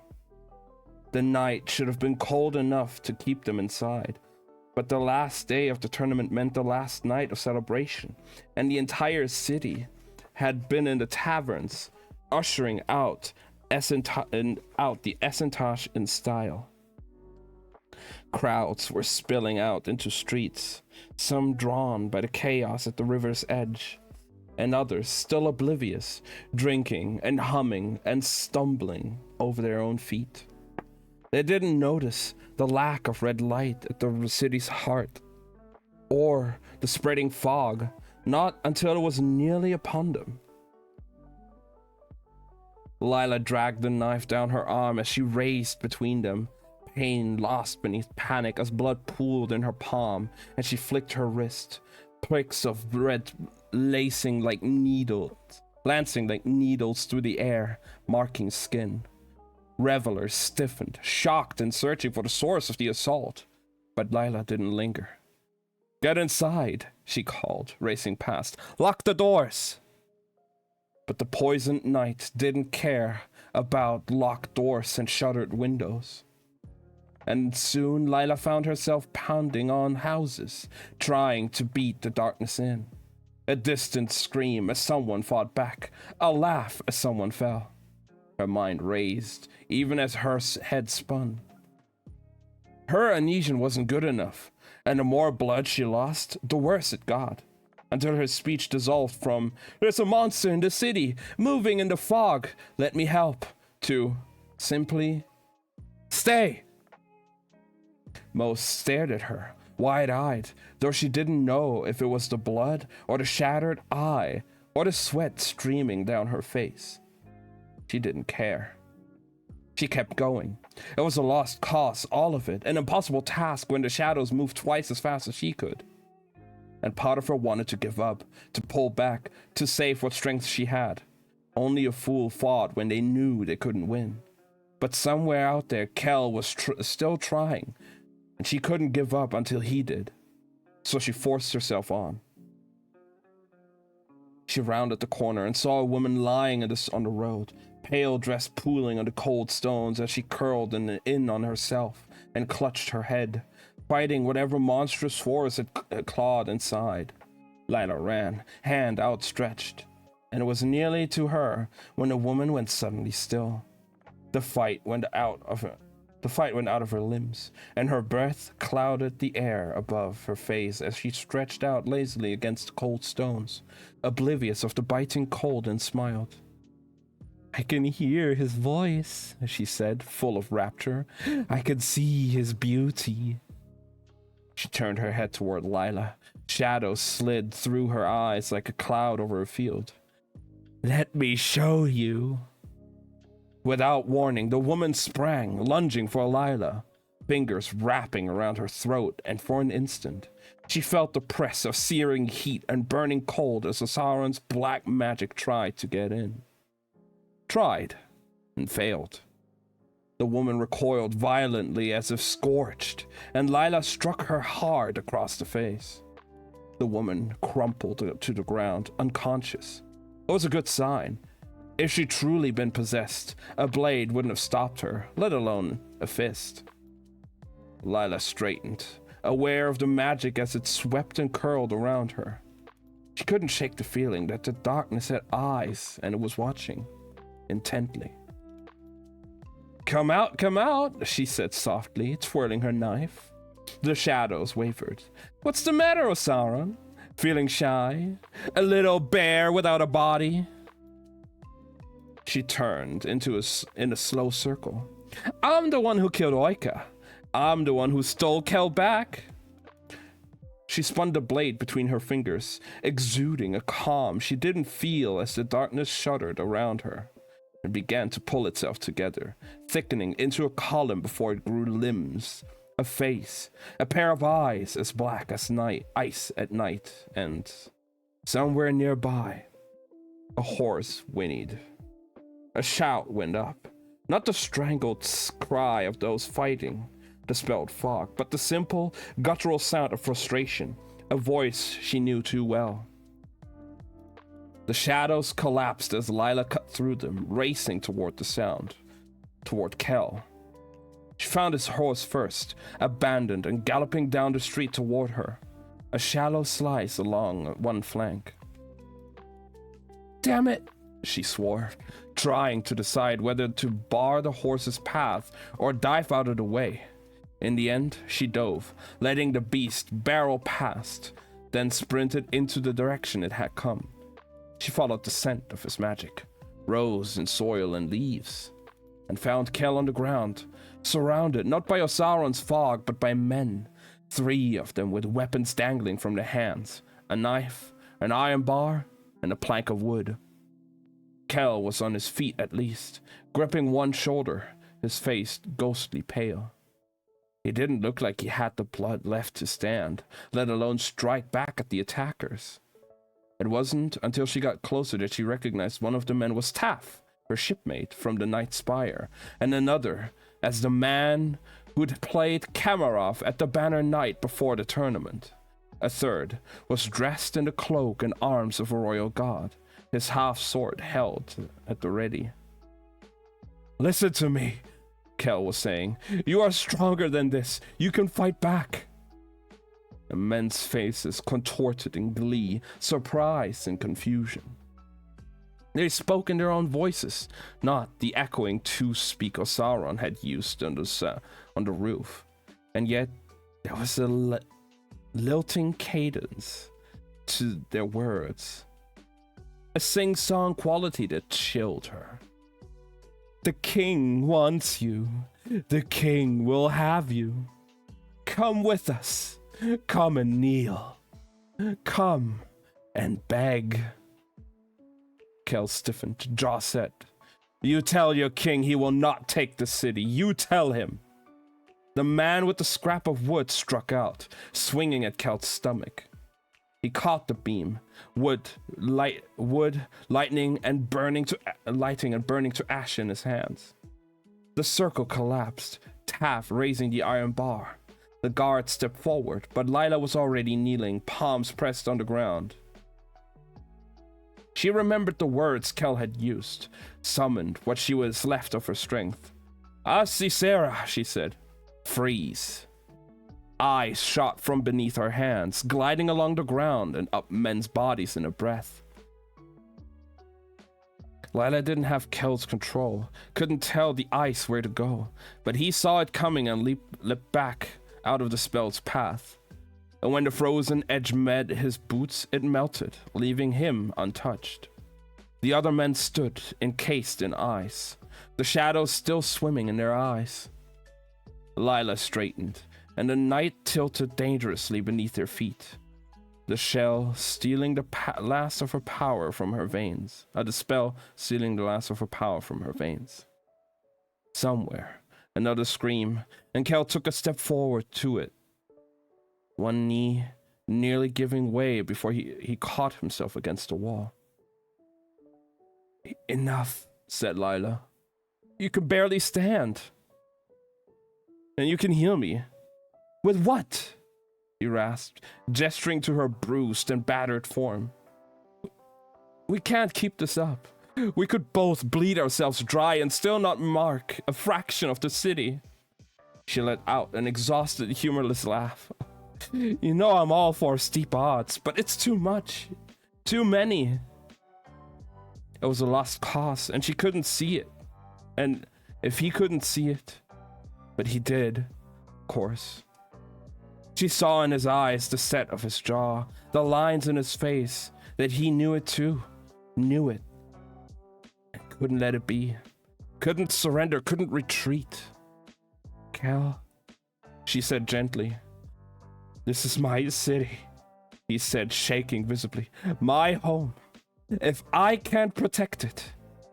Lila's fingers inched toward a loose rock on the street. She wouldn't let him kill himself. Not like this. Not after everything. If he wouldn't listen to reason. Hoofs sounded against the stone, and a moment later 4 horses rounded the bend, mounted by royal guards. Master Kel, called the one at the front. Lila recognized the man as one of the guards assigned to Kel. He was older, and he shot a look at Lila, and then, obviously not knowing how to address her, pretended she wasn't there. The priests have warded the palace, and you are to return at once. King's orders. Kel looked like he was about to curse the king. Instead, he shook his head. Not yet. We're marking the citizens wherever we can, but we haven't found a way to contain the shadows or shield the city against. It's too late. Cut the guard. What do you mean? Demanded Kel. Sir, said another voice, and a man at the back took off his helmet. Lila knew him. Hustra, the younger of Kel's guard. When he spoke, his voice was gentle, but his face was tight. It's over, sir, he said. The city has fallen.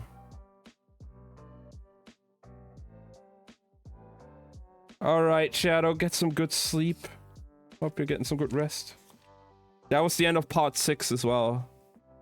With the words, the city has fallen. Oh my god. Lugia. Let's fucking go. Caught a fucking Lugia. City is down, but I got Lugia. That's more important, right?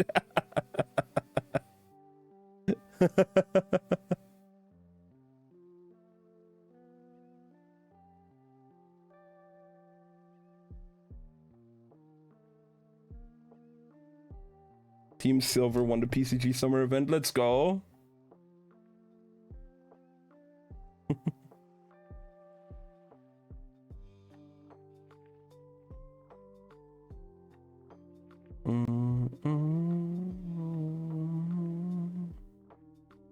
We'd all get Ho-Oh. Nice. Now I can ditch. Wow. I see.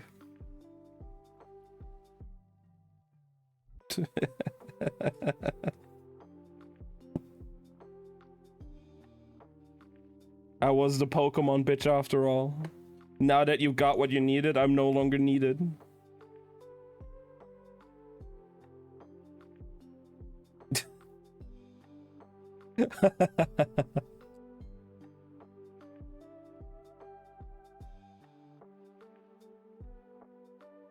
Wow.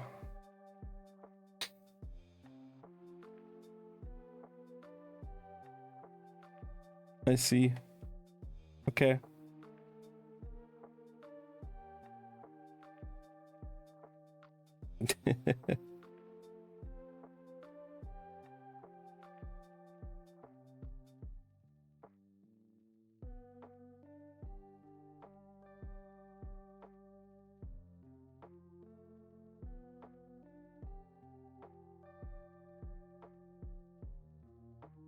Just getting tossed aside like that.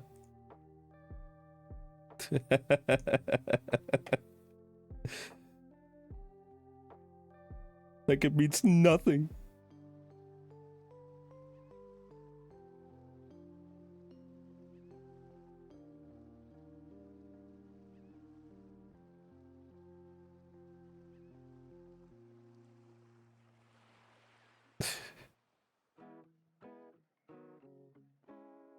Yeah, but who knows when that next time will be?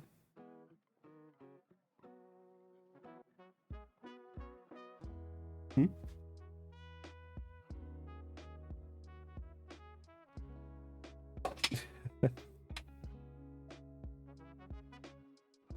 I feel like it. Oh, wow. Guess I'll be waiting for I don't know how long. Wow. I see.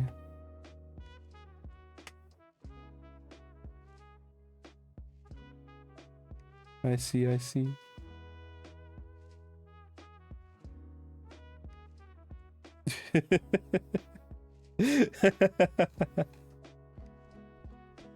I'm not sad. You're fine.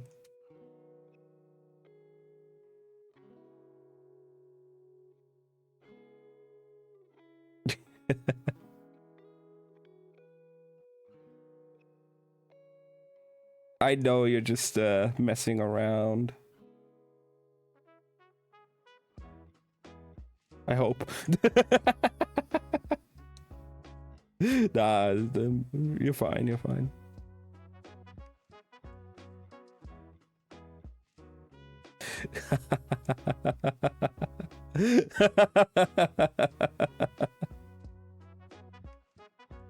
Don't you, sir, me?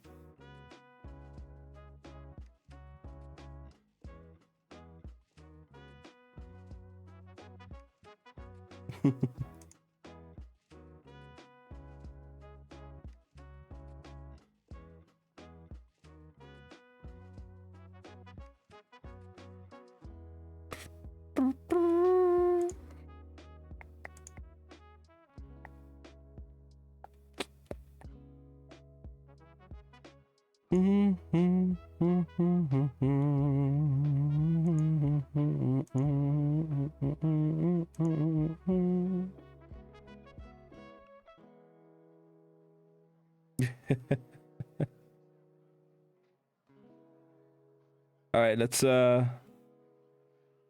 continue with the book, shall we?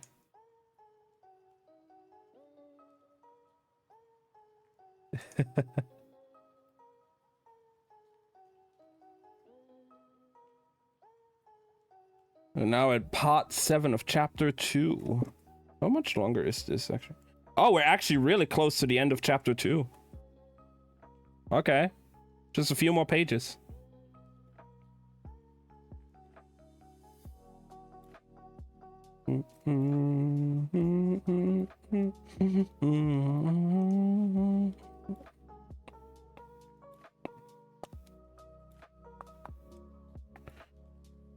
The city has fallen.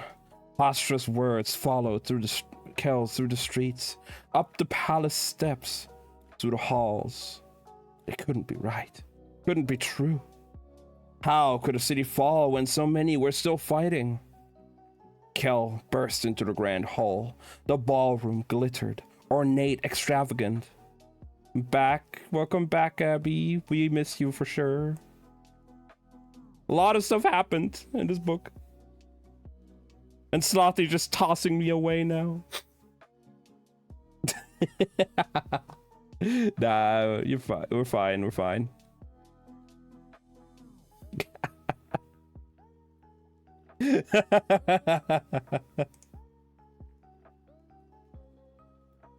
A bit.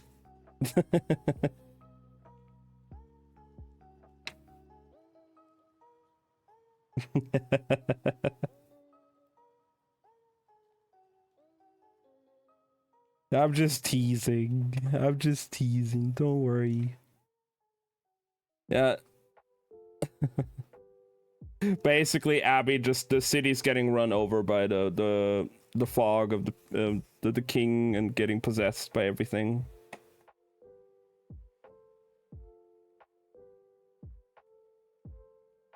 Hey yo. Alright. The city has fallen. Lustrous words followed Kel through the streets, up the palace steps to the halls. It couldn't be right. Couldn't be true. How could a city fall when so many were still fighting? Kel burst into the grand hall. The ballroom glittered, ornate, extravagant. But the mood had altered entirely. The magicians and nobles from the rooftop gala now huddled in the center of the room. The queen and her entourage carried bowls of water and pouches of sand to the priests, drawing amplifiers on the polished marble floor and warding spells along each wall. Lord Solinar stood with his back against a pillar, features grim but unreadable. Prince Cole and Princess Cora sat on the stairs, looking shell-shocked. He found King Maxime by the platform where musicians in gold leaf had played each night, conferring with Master Thierrin and the head of his guard. "What do you mean, the city has fallen?" demanded Kel, storming across the marble floor. Between his blood-stained hands and his bare chest on display beneath his open coat, he knew he looked insane. He didn't care. "Why did you call me back?" Thierrin tried to block his path, but Kel pushed past. "Do you have a plan?" "My plan," said the king calmly, "is to stop you from getting yourself killed." "It was working," said Kel snarled. "What was working?" asked Maxime, "opening a vein over London." "If my blood can shield them." "How many did you shield, Kel?" demanded the king. 10, 20, 100? There are tens of thousands in the city. Anyway, 10, 20, 100? There are tens of thousands in the city. Kel felt like he was back in White London, the steel noose cinching around his neck. Helpless, desperate. It is something. It is not enough. Do you have a better idea? Not yet. Then sanct, let me do what I can.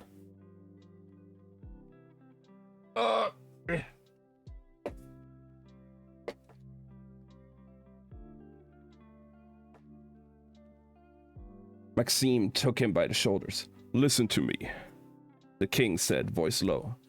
"What are Osaron's strengths? What are his weaknesses? What is he doing to our people? Could it be undone? How many questions have you failed to ask before you were too busy being valiant? You have no plan, no strategy. You have not found a crack in your enemy's armor, a place to slide your knife. Instead of devising an attack, you are out there slashing blindly, not even able to land a blow because you're spending every drop of precious blood protecting others from an enemy we don't know how to best." Everything in Kel tightened at that. "I was out there trying to protect your people. And for everyone you shielded, a dozen more were taken by the dark." There was no judgment in Maxime's voice, only grim resolve. "The city has fallen, Kel. It will not rise again without your help, but that does not mean you can save it alone." The king tightened his grip.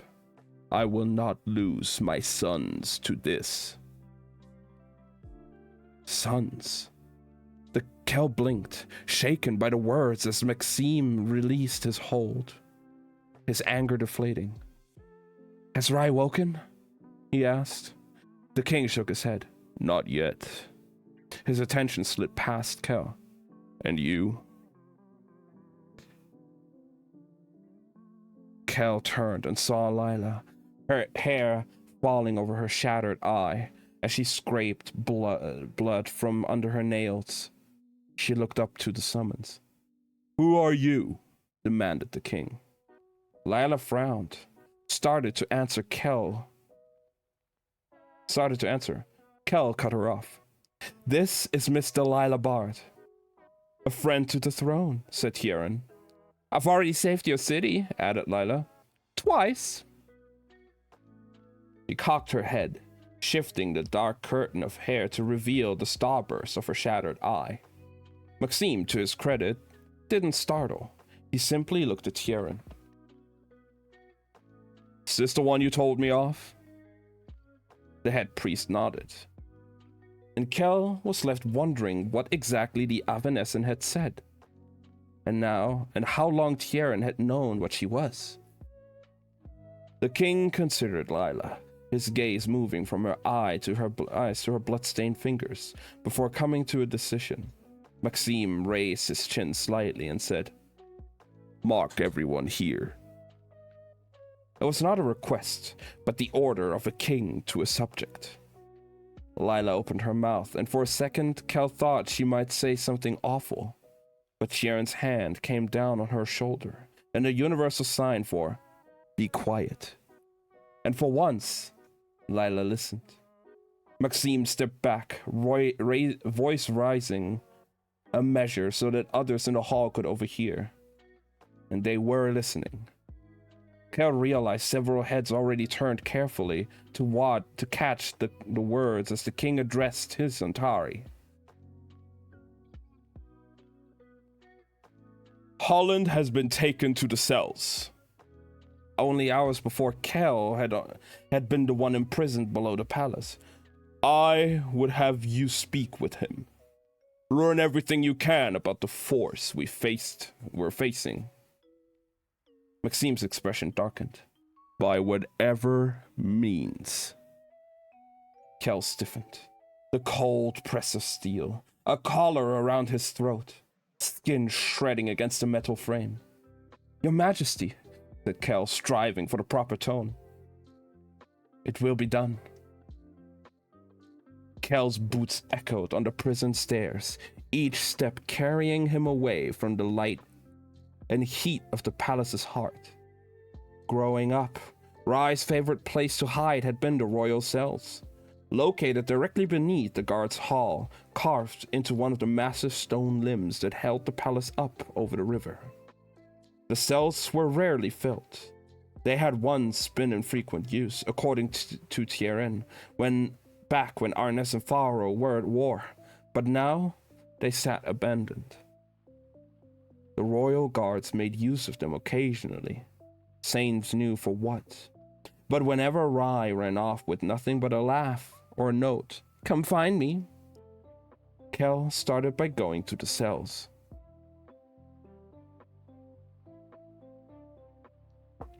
They were always cold, the air heavy with the smell of damp stone, and his voice echoed as he called for Rai. "Come out! Come out!" Kel had always been better at finding than Rai was at hiding, and the games usually dissolved into the two boys tucked into a cell, eating stolen apples and playing Hands of Sanct. Rai always loved coming down here, but Kel thought that what his brother really loved was the going back upstairs afterward, the way he could simply shrug off his surroundings when he was done and trade the dank underbelly for lush robes and spiced tea, having been reminded of how lucky he was to be a prince. Kel had never been fond of the cells back then. Now he hated them. Revulsion rose in him with every step.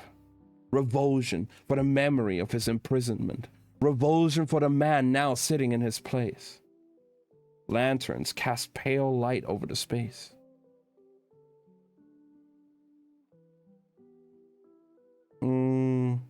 It glinted where it struck metal, fanned against stone. 4 guards in full armor stood across from the largest cell, the one Kel had occupied a few hours before. They had their weapons ready, eyes fixed on the shape beyond the bars. Kel took in the way the guards looked at Holland, the venom in their glares, and knew it was the way some wanted to look at him. All the fear and anger, none of the respect. The white Antari sat on the stone bench at the back of the cell, shackled hand and foot to the wall behind him. A black blindfold was cinched tight over his eyes, but Kel could tell by the subtle shift of his limbs, the incline of his head, that Holland was awake. It had been a short trip from the roof to the cell, but the guards had not been gentle. They'd stripped him to the waist to search for weapons, and fresh bruises blossomed along his jaw and across his stomach and chest, the fair skin revealing every abuse, though they'd taken care to clean the blood away. Several fingers looked broken, and the faint stutter of his chest hinted at cracked ribs. Standing across from Holland, Kel was again taken aback by the changes in the man.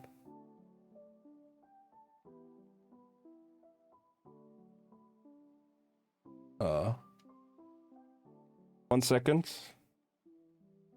Okay. The breadth of Holland's shoulders, the lean muscle wrapping his waist, the emotionless set of his color and Holland's cheeks, the flush of youth. Sauron had taken those with him when he fled. The Antari's skin looked ashen where it wasn't bruised, and his hair was no longer the glossy black he'd briefly had as king, or even the faded charcoal Kel was more accustomed to. Now, it was threaded with silver. Holland looked like someone caught between two selves, the effect eerie, disconcerting. His shoulders rested against the icy stone wall, but if he felt the cold, he didn't let it show.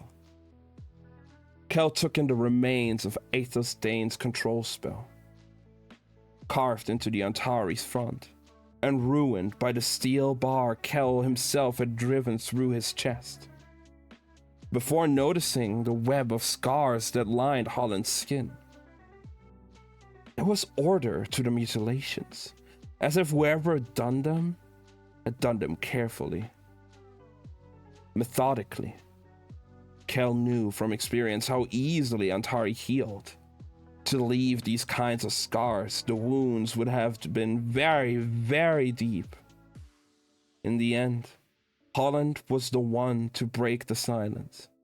He couldn't see Kel, not through the blindfold, but he must have known it was him, because when the older Antari spoke, his voice was laced with disdain. Come to get your revenge? Kel took a slow breath, steadying himself. Leave, he said, gesturing to the guards.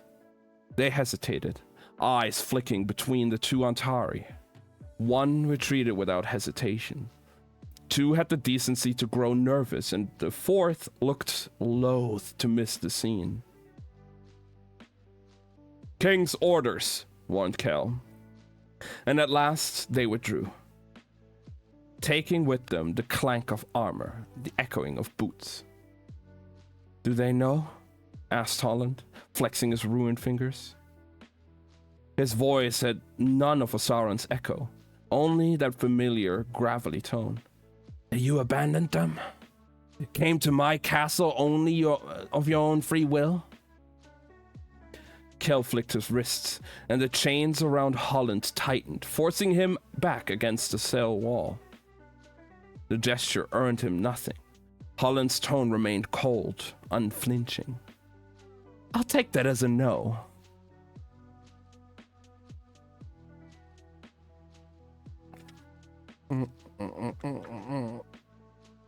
Even though the blindfold Kel could feel Holland's gaze. The black of his left eye scraping against the black of Kel's right.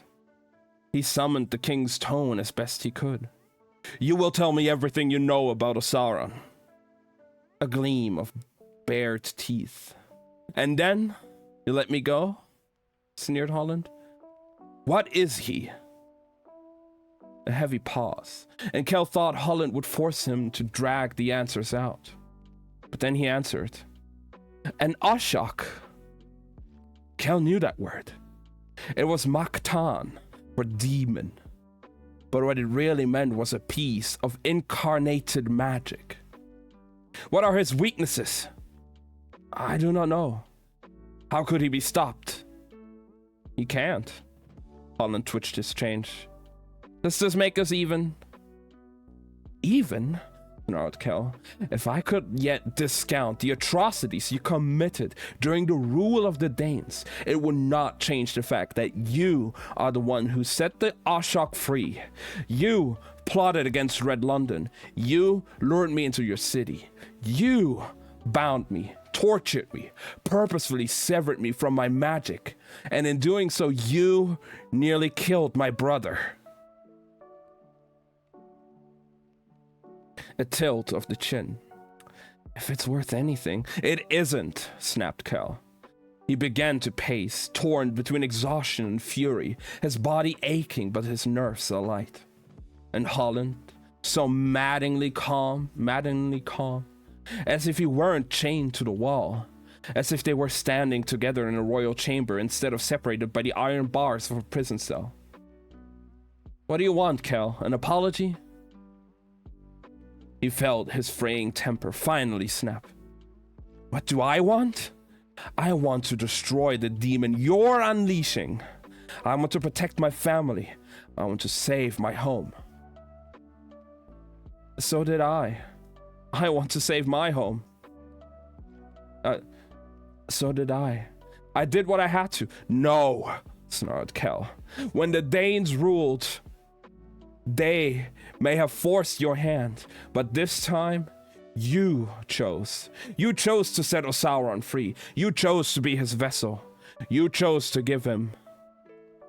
Life isn't made of choices, said Holland. It's made of trades. Some are good, some are bad, but they all have a cost.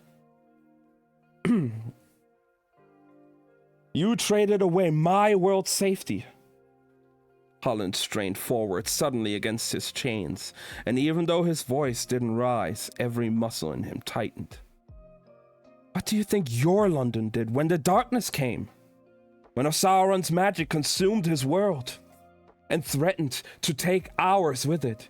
You traded away our world's safety for your own, locked the doors and trapped us between the raging water and the rocks. How does it feel now?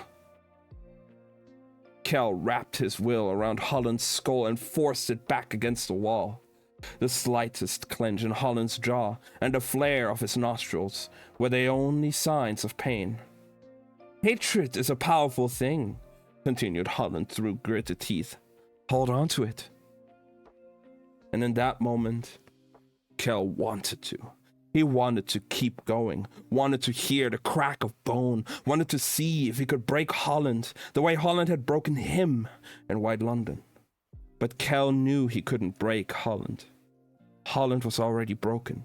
It showed, not in the scars, but in the way he spoke, the way he held himself in the face of pain. Too well acquainted with its shape and scale.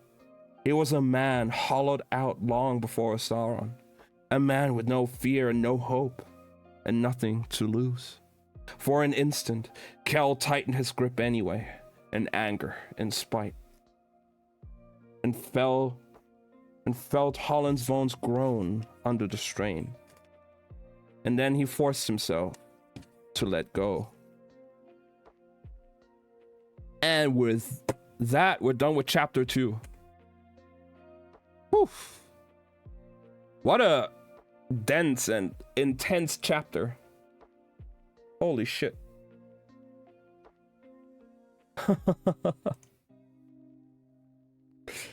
Damn. How do you guys feel?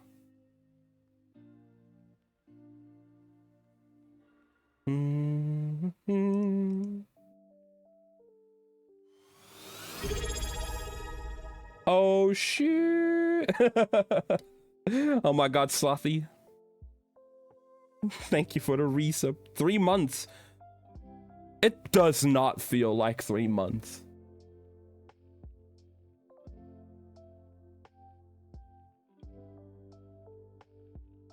It does not feel like you've been here for 3 months already. Holy shit. I think it's... I don't know. You can always check with follow count. Well, it says for me that you've subscribed for 3 months. It's the start of 3. No, oh, not follow count. Follow age. Sorry. Exclamation point. Follow age.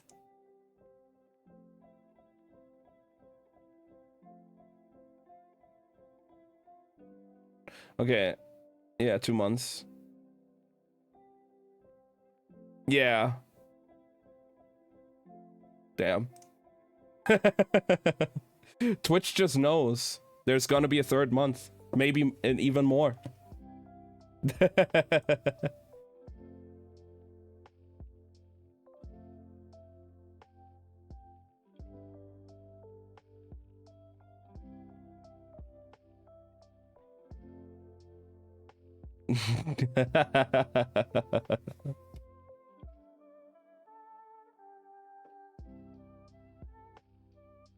It's been a fun 2 months, though. Absolutely.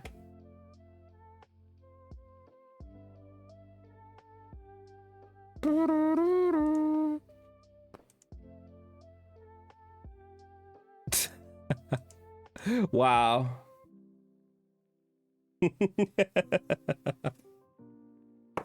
Love you too.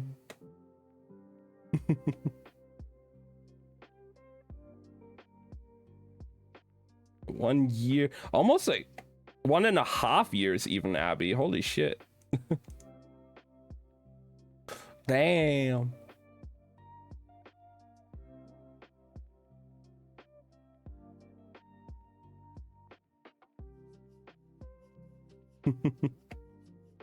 Well, we just finished a chapter again, so you know what that means. A little break, get some snacks, get some water, get some drinks, toilet break. I'm gonna stretch, get some fresh air. Probably gonna make myself a little snack as well, some quick food, because I'm getting a bit hungry. And then we'll be back. I don't know how much longer we do. I feel like we're probably gonna end somewhere in the middle of chapter 3. But we'll see. We're definitely gonna be doing for a bit more. Fresh air, it's 4 a.m. Yeah, I could just go on the balcony.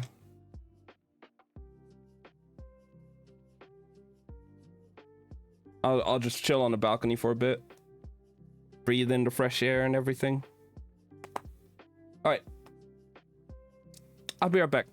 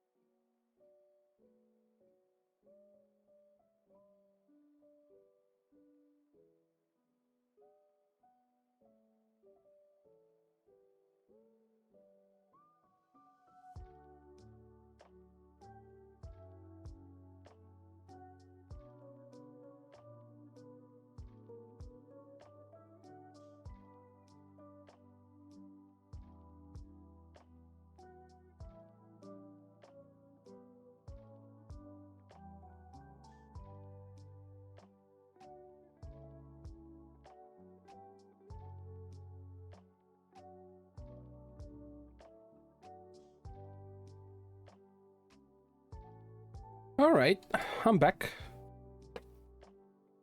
Oof, that felt good.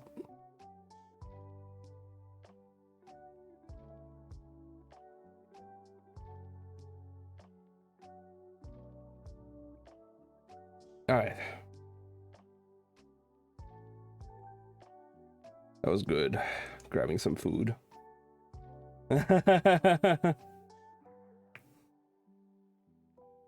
Oh.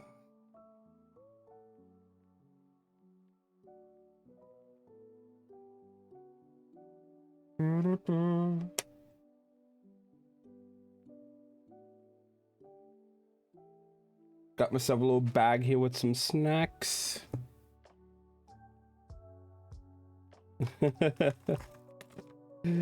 You're fine, Abby. You don't need to apologize.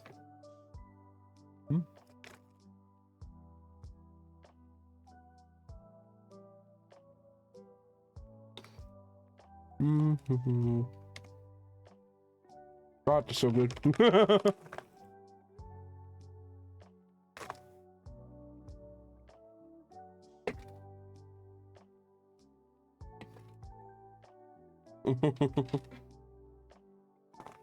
All right.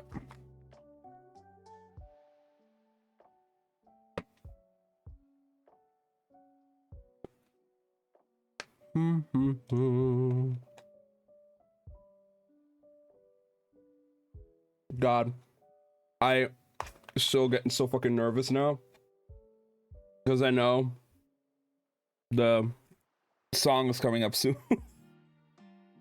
Oh.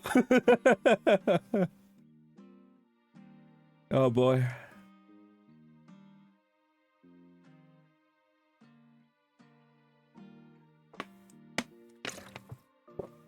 Still haven't decided on a song either. But we'll figure something out, I guess. I was so fucking nervous this morning when I woke up.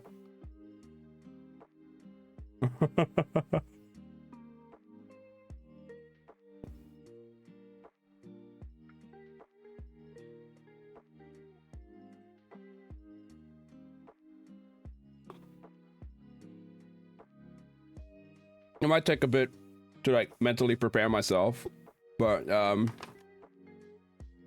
I will do it.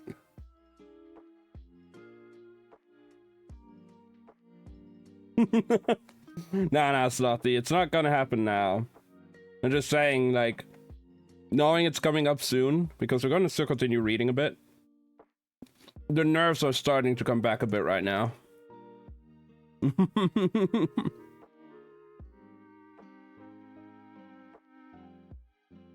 But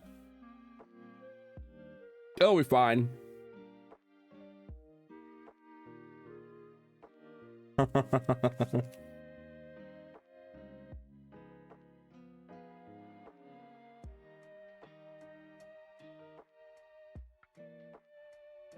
This morning definitely helped. And I guess I'll just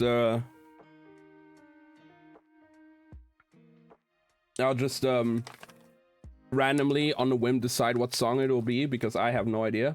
But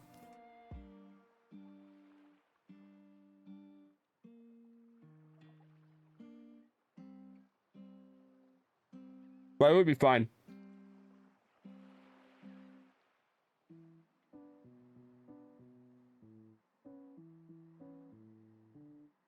Again, it'll probably take me a bit to like just prepare myself. But I'm sure we got this.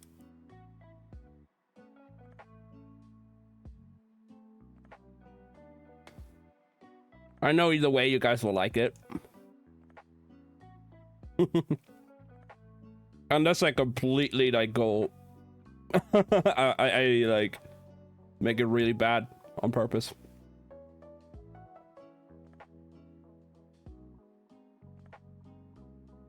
Like, I don't know, singing this voice. Nah.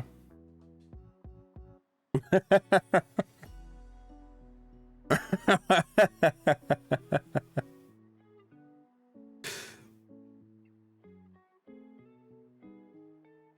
gonna do a second version in that voice.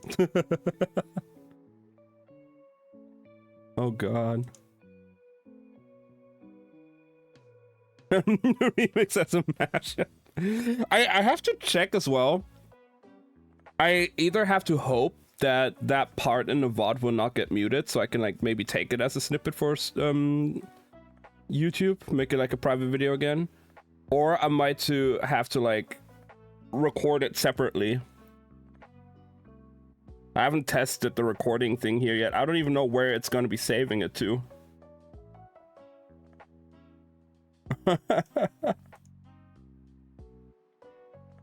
Hope you can clip it. Clips, I'm not sure either. I know the clip you made of me singing along the Alec Benjamin song didn't get muted.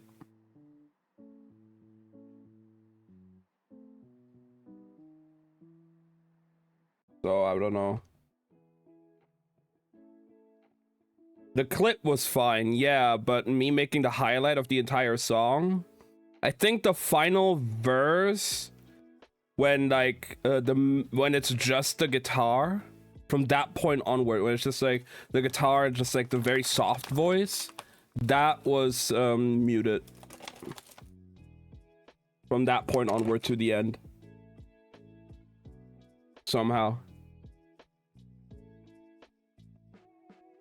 In the clip. In the VOD, it was fine.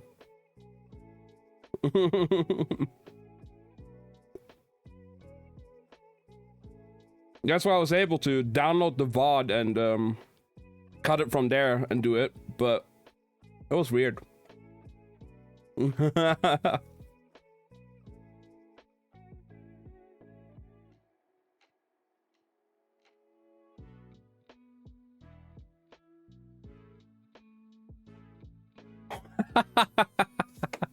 You just want me to sing even more. Be happy you're even getting one song.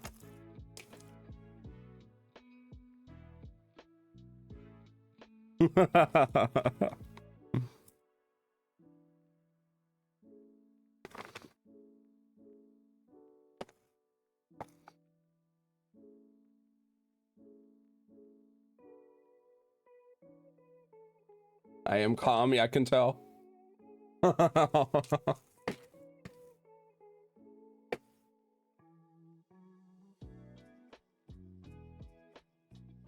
Totally. Very calm.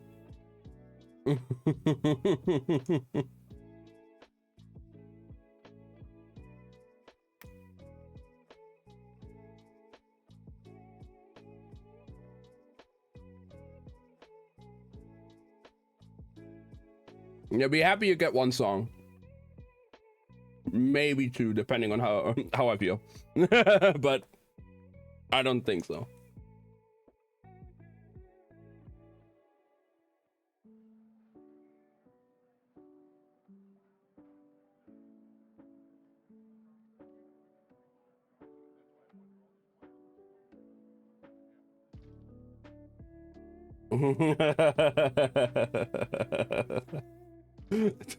Yeah, I can't tell you what to do.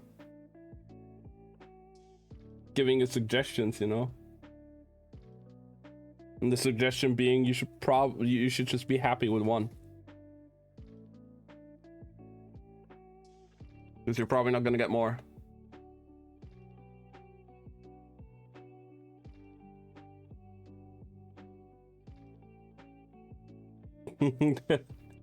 Yeah, just, you know, just be happy.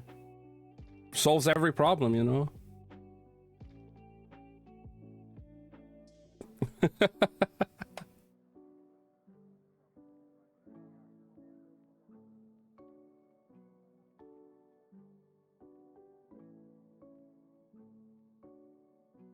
So mean. What do you guys mean I'm mean?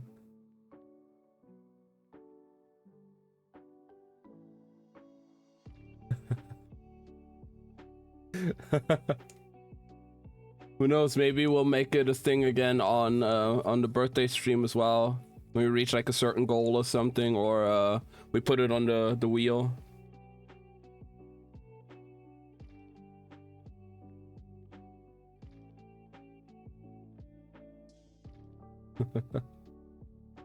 Yeah, guys, where's the hype trade? Oh, I'm kidding, guys. Don't worry.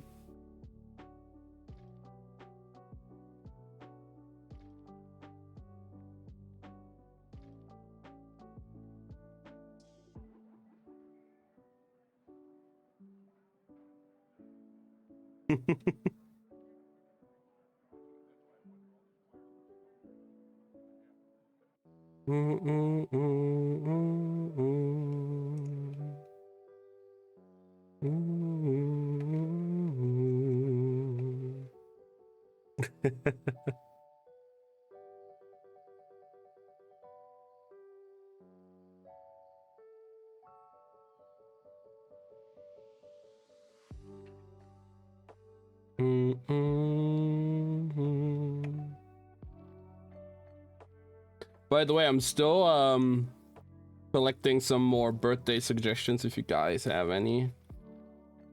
The channel is still open. It'll stay open for a good while still, so keep them coming, guys. More songs.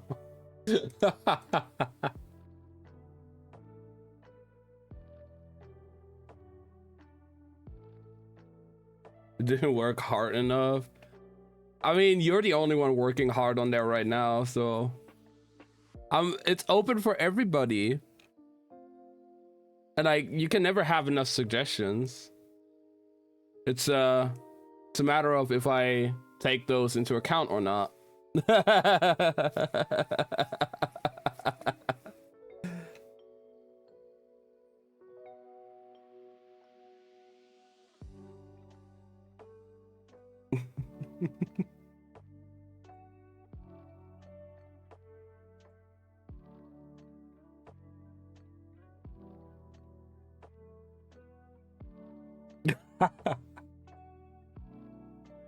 I never said that.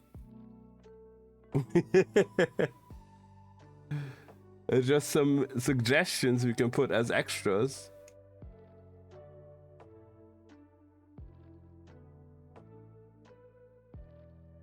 I'll probably have a few ideas of my own.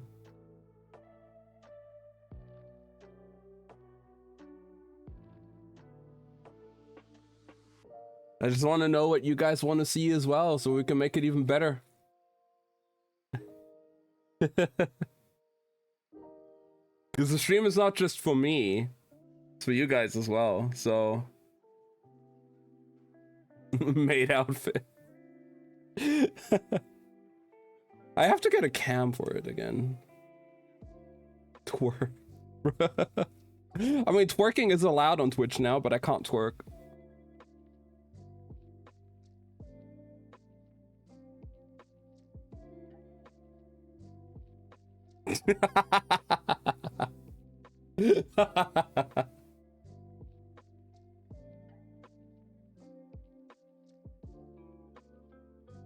No excuses. My back hurts for the next 3 months. I already know. I can feel it.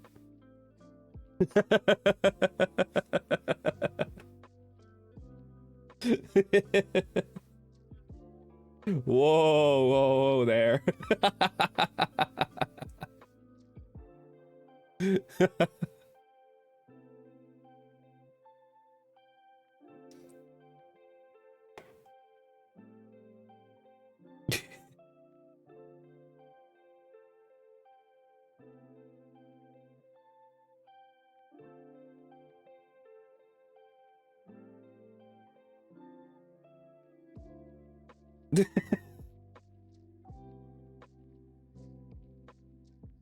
What?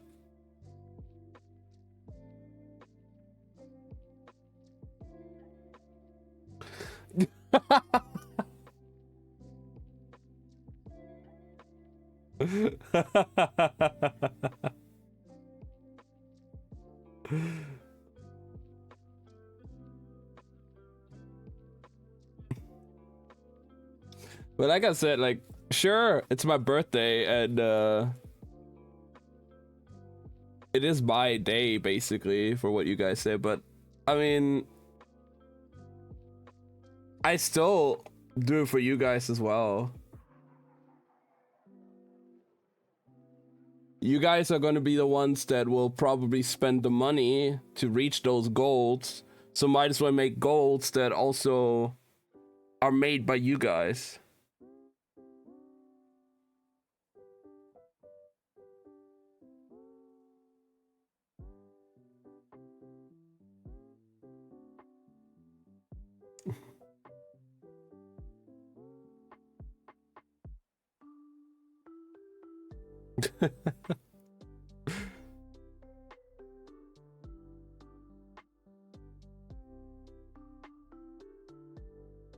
But yeah, that's basically why. Like, I just, you guys are gonna be the ones that like reach those goals, make these goals happen, so might as well have some goals from you in there as well. I have a few ideas already for some things I can put on, like maybe the wheel or something, or like a small goal, like an early goal. I got some inspiration from another streamer recently that is doing a long stream soon with some sub goals where it could be like, hey, that would be funny, why not?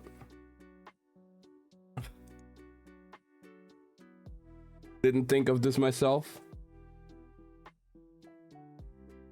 And some other ideas, so it's not all just gonna be your guys' suggestions.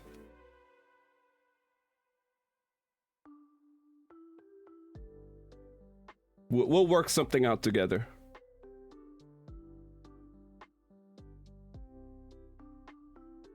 Not just me, guys.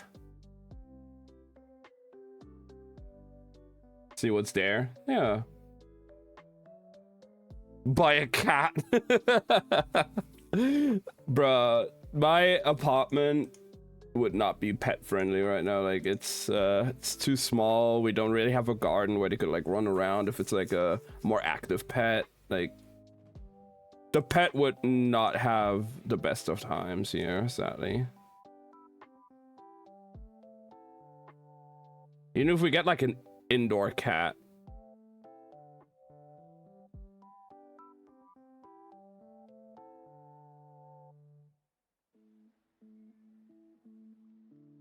Buy a fish. Have fish cam.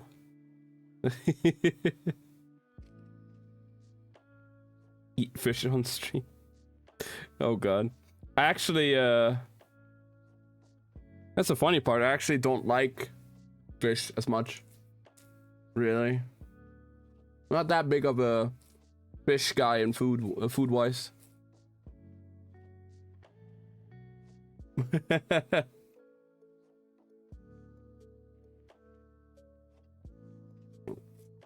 The whole fish theme just came to be because of that one game where I just slapped everyone with the fish and it just kind of stuck. I love it. It's cool. It's great, but I just personally don't really eat much fish.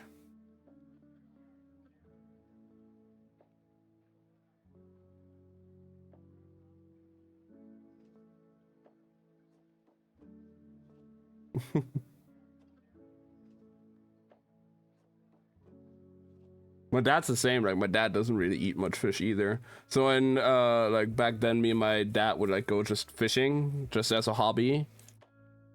The fish we would catch would be either eaten by like, we would either give to other family members or my mom would eat it.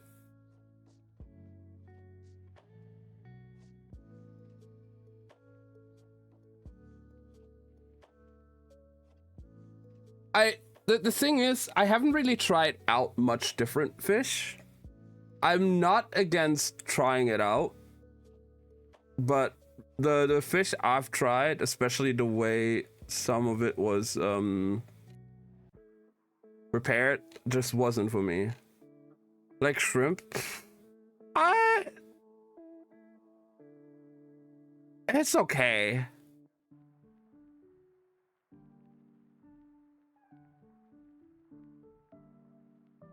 Like I said, to be fair, the only time I really had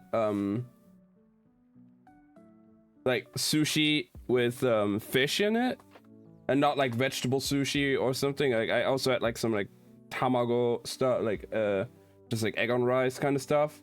But the only time I really had like sushi with fish was at a really cheap like sushi place in a mall, and the consistency of the, especially the rice and everything, was so bad it just made me gag. It was so bad.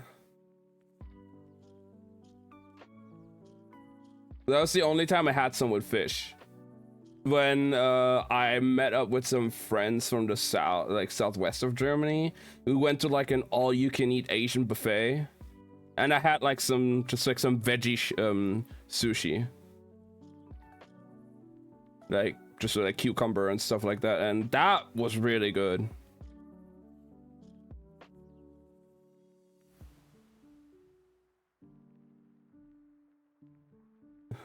Put in 3 suggestions.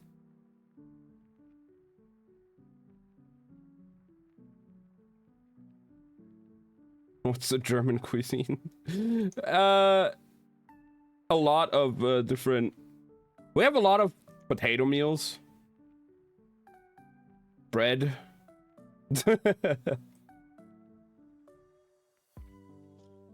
pork, lots and lots of pork in different styles.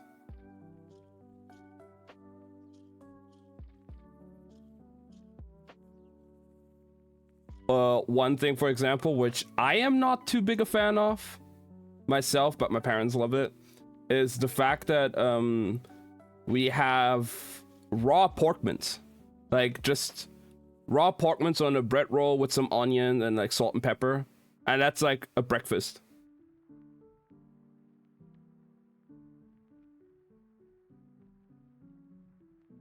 And raw what? Pork mince meat, like pork, just. It's very, very strictly regulated here, so it is safe to eat. But I just personally don't like the taste of it. I'm not a fan of it myself. But my parents eat it, my family eats it. It's a common thing over here. It's a normal thing. It sounds weird eating like raw meat that's not like fish on sushi or something in that regard. Having like raw pork. But yeah. Looks like a hedgehog. That is what sometimes people do. If you just do it the regular like breakfast way, you just have like a bread roll, you cut it open, spread some mince on top, put like some onion bits in there, salt and pepper, and just eat it like that. Some people just came up with it to form it like a hedgehog and then make like the onion bits like the quills of the hedgehog. But yeah. We never did that one.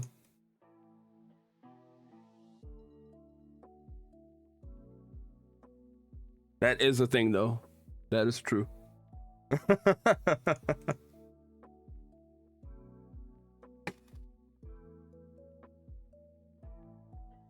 Landlocked. The north borders, like, it's close to Denmark. And like the Baltic Sea and the North Sea are like very bordering to like the north of Germany. So like more like Hamburg, for example, is a very like it has one of the biggest harbors. It's usually like the biggest port. It's like a big port town. So I would probably say seafood there would be more common. But the more inward, like the more south you go, you're just surrounded by different countries. You're very much like landlocked there. So towards like the coast, the north, northwest, northeast, you have like a bit of water. You have a bit of seas. There's a bit more common to have more seafood there. But I live like in the west, middle of the west. So I'm just surrounded by land.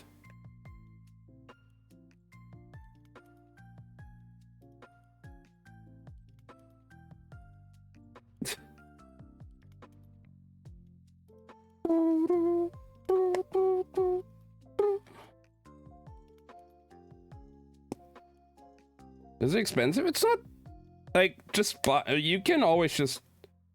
I'm not sure if we have like a big market for. You could just buy like some like fish and stuff at the supermarket, even like fresh ones, like just caught ones and all, but like fresh caught ones that are still like not not sealed bags and stuff. I never really looked at the prices because I just don't really eat it as much, but I think it's fine.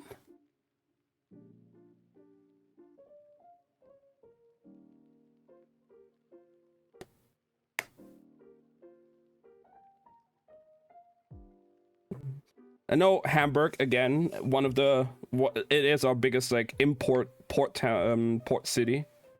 Has a big like daily or like once a week or something. I don't know, like a big fish market where they just like sell a bunch of fresh fish just caught that morning or the night before. But I'm not in Hamburg.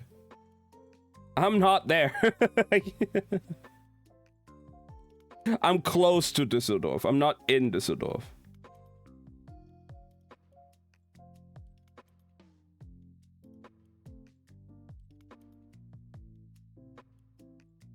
Yeah, but yeah, Hamburg is in the north. I've just been to Hamburg for a week once. And I could definitely tell they definitely have more of a seafood culture there, especially at the coast.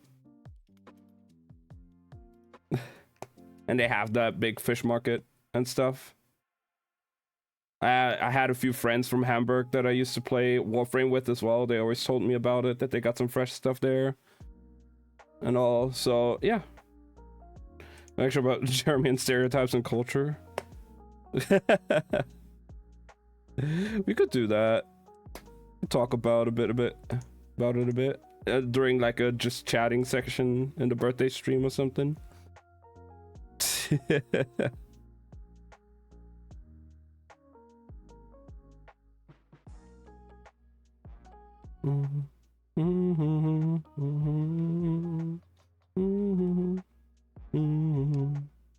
All right. This turned more into a just chatting stream right now than reading. Should we continue to read for a little bit more?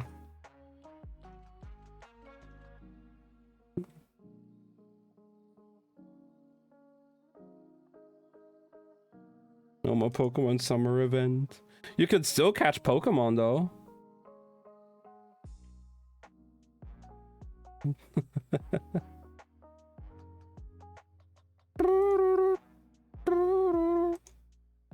No legendaries. No point. Okay, guess. You guess? I mean, we could always just end here. We don't have to read.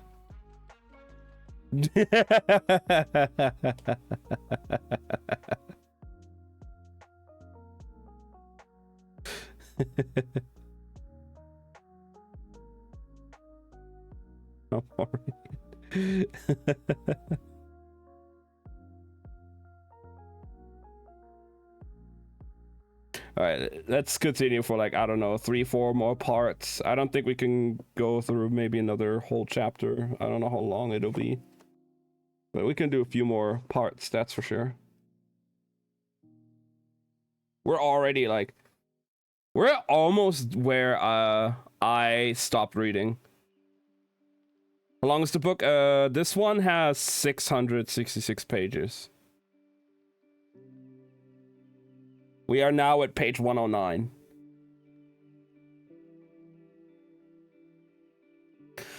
And I again just used the receipt from the book as a bookmark when I was reading it.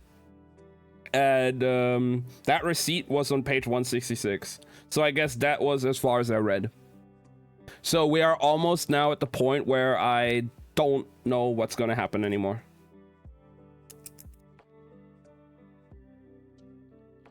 We're like 60 pages away from, I don't know. I'm going in completely blind, just like you guys.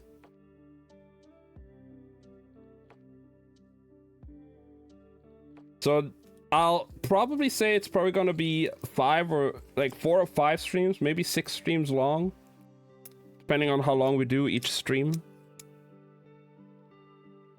And then after that, gotta find another book. I don't have any other English books here. I'll just read you guys Ready Player One in German.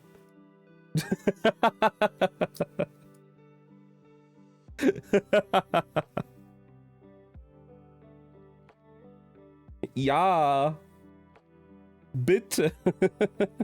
Good old Ready Player One.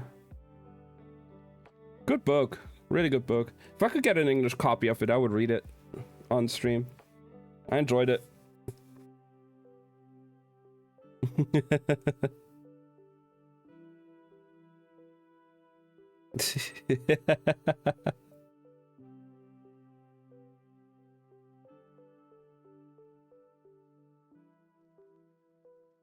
All right.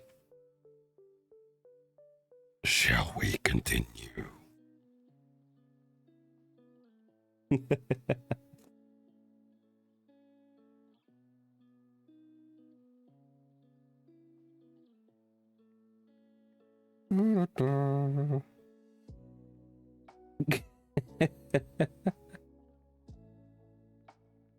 Dead. No, no dead, please. No dead. Calm down, guys. It's just a voice. It's just a voice like that one. Nothing else.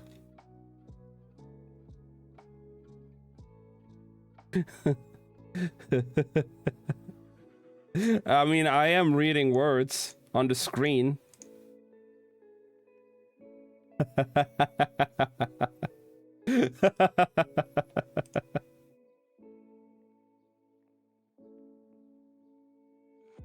No, not the angry face.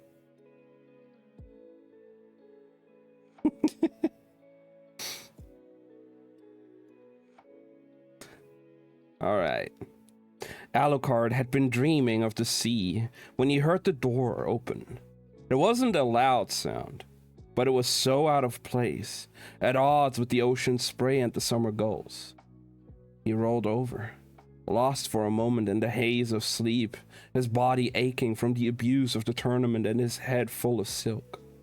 And then, a step, wooden boards groaning underfoot, the sudden, real presence of another person in the room, Rai's room, and the prince, still unconscious, unarmed beside him.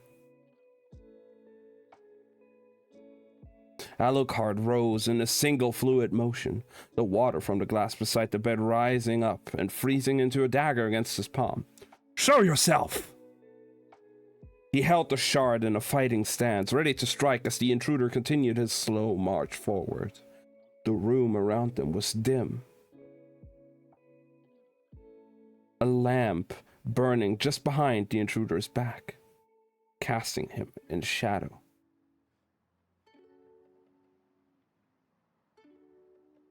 Down, dog. Down, dog! Alucard let out a low curse and slumped back against the side of the bed, heart pounding. Kel! The Antari stepped forward, light illuminating his grim mouth and narrowed eyes. One blue, the other black. But what caught Alucard's attention, what held it in a vice, was the sigil scrawled over his bare chest, a pattern of concentric circles, an exact replica of the mark of Arai's heart, the one woven through with iridescent threads. Kel flicked his fingers, and Alucard's frozen blade flew from his hand, melting back into a ribbon of water as it returned to its glass. Kel's gaze shifted to the bed. Sheets rumpled where Alucard had been lying moments before. Taking your task seriously, I see. Quite. I told you to keep him safe, not cuddle. Alucard spread his hands behind him on the sheets. I'm more than capable of multitasking. He was about to continue when he registered the pallor of Kel's skin, the blood staining his hands. What happened? Kel looked down at himself as if he'd forgotten. The city is under attack, he said hollowly. Alucard suddenly remembered the pillar of dark magic beyond the window.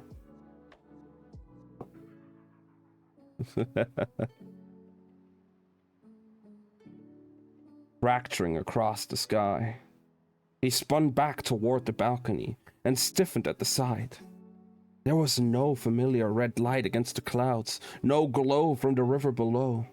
When he reached for the door, Kel caught his wrists, fingers ground against bone. Don't, he ordered in his imperious way. They're warding the palace to keep it out. Alucard pulled free, rubbing at the smudge left by Kel's grip. It? The Antari looked past him. The infection, a poison spell, I don't know. He lifted a hand as if to rub his eyes, then realized it was stained and let it fall. Whatever it is, whatever he's doing. Just stay away from the doors and windows. Alucard looked at him incredulous. The city's being attacked, and we're just going to hole up in the palace and let it happen? There are people out there. Kel's jaw clenched. We cannot save them all, he said stiffly. Not without a plan. And until we have one. My crew's out there. My family too. And you expect me to just sit and watch? No, snapped Kel. I expect you to make yourself useful. He pointed at the door, preferably somewhere else. Alucard's eyes went to the bed. I can't leave Rye. Done it before, said Kel. It was a cheap shot, but Alucard still flinched. I told the Queen Emery, cut in Kel, closing his eyes, and it was only then that he realized how close the magician was to falling over. His face was gray, and it looked like sheer will was keeping him on his feet, but he was beginning to sway.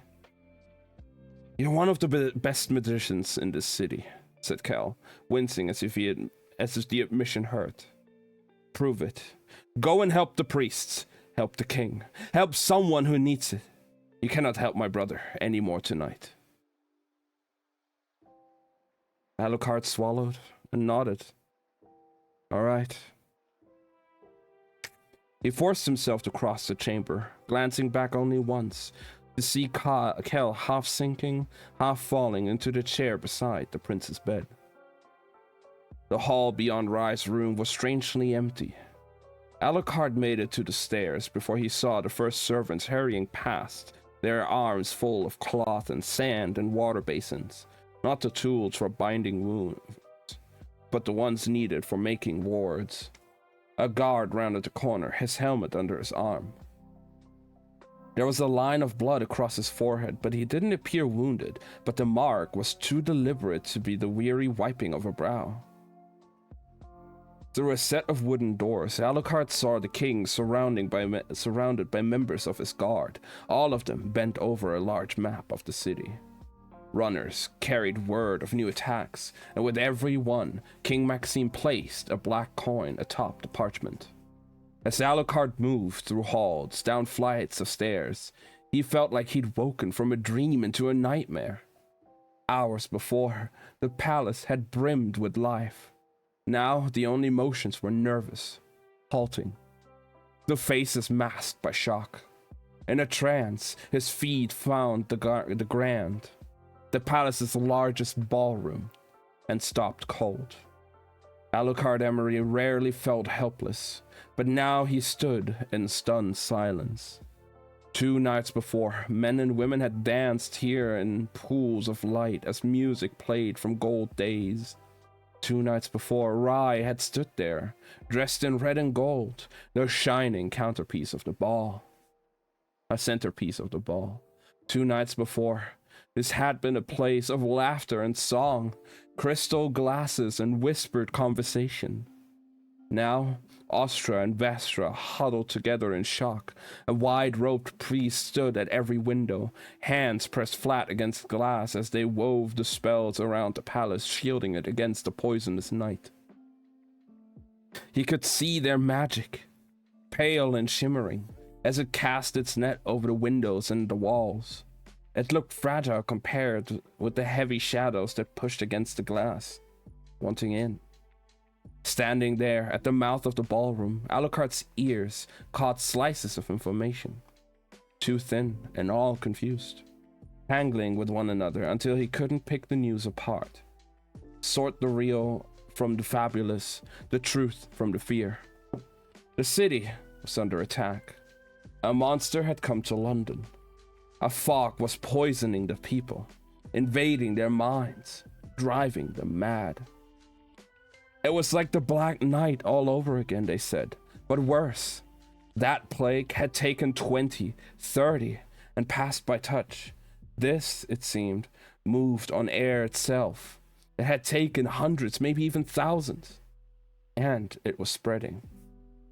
The tournament magicians stood in clusters, some speaking in low, urgent tones, while others simply stared out through the gallery's vaulting windows as tendrils of dark fog wrapped around the palace, blotting out the city in streaks of black. The Faroans gathered around Lord Solinar in tight formation as their general spoke in the serpentine tongue, while the Veskans stood in sullen silence, their prince staring into the night, their princess surveying the room. The queen caught sight of Alucard and frowned, pulling away from the knot of Vestra around her. "Is my son awake?" she said under her breath. "Not yet, your majesty," he answered, "but Kell is with him now." A long silence, and then the queen nodded, once, attention already shifting away. "Is it true?" he asked, "that Rye..." He didn't want to shape the words, didn't want to give them life and weight.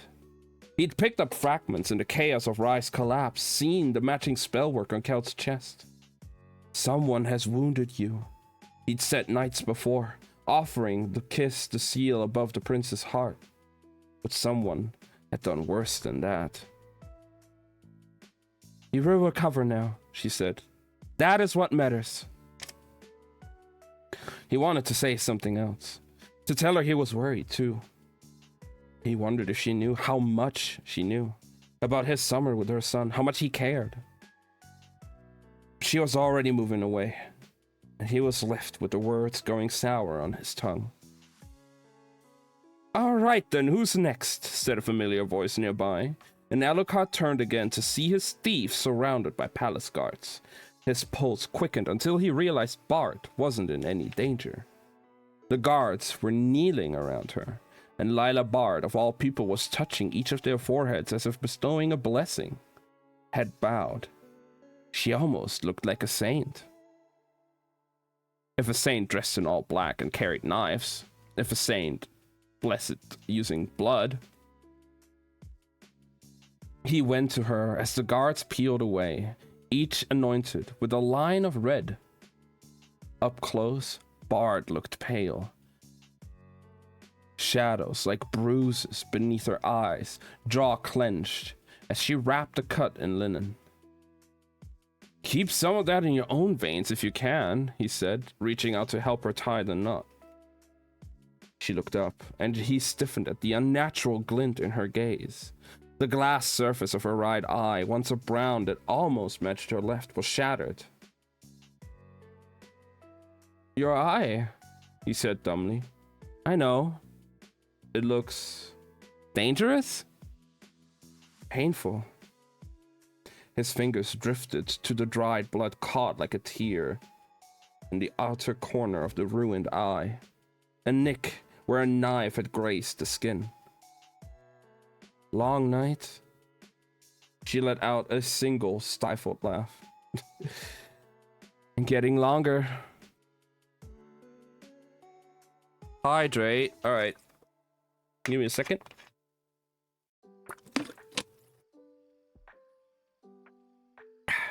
Alright.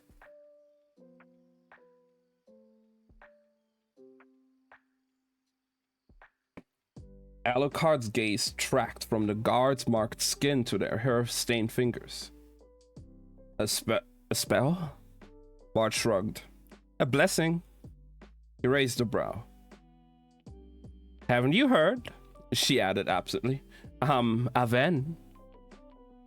You're certainly something, he said as a crack snaked up the nearest window, and a pair of older priests rushed toward the novice working toward the glass. He lowered his voice. Have you been outside? Yes, she said, features hardening. It's not good. She trailed off. Bard had never been chatty, but he didn't think he'd ever seen her at a loss for words. She took a moment, squinting at the odd gathering that they faced here, and began again, her voice low. The guards are keeping the people in their homes, but the fog, whatever's in the fog, is poisonous. Most fall within moments of contact. They aren't rotting the way they did in the Black Night, she added. So it's not possession, but they're not themselves either. And those who fight with the hold, they fall to something worse. The priests are trying to learn more, but so far... She blew out a breath, shifting her hair over her damaged eye. I caught sight of Lenos in the crowd, she added. And he looked alright, but Tav... She shook her head. Alucard swallowed. Has it reached the northern bank? He asked, thinking of the Emery estate, of his sister. When Bart didn't answer, he twisted toward the door. I have to go. You can't, she said, and he expected a reprimand, a reminder there was nothing he could do. But this was Bard, his Bard. And can't meant something simple. The guards are on the doors, she explained. They've very strict orders not to let anyone in or out. You never let that stop you. The ghost of a smile. True. And then, I could stop you. You could try. And she must have seen the steel in his eyes, because the smile flickered and went out. Come here. She tangled her fingers in his collar and pulled his face toward hers. And for a strange, disorienting second, he thought she was meant to kiss him. The memory of another night flared in his mind, a point made with bodies pressed together, an argument punctuated with a kiss. But now, she simply pressed her thumb onto his forehead and drew a short line above his brows. He lifted a hand to his face, but she swatted it away. It's supposed to shield you, she said, nodding at the windows, from whatever's out there. I thought that's what the palace was for, he said darkly. Lila cocked her head. Perhaps, she said, but only if you plan to stay inside. Alucard turned to go. God be with you, said dryly. What? He asked, confused. Nothing. Just try to stay alive. That was part 1.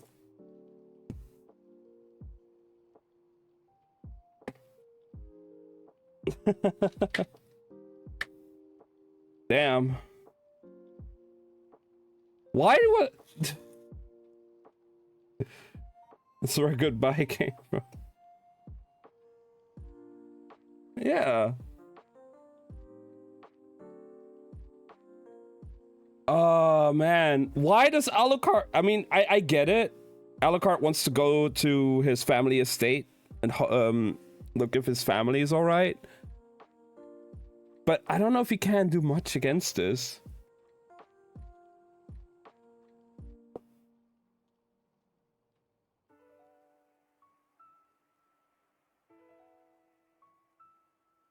Has to happen. I mean, as long as it's just his brother.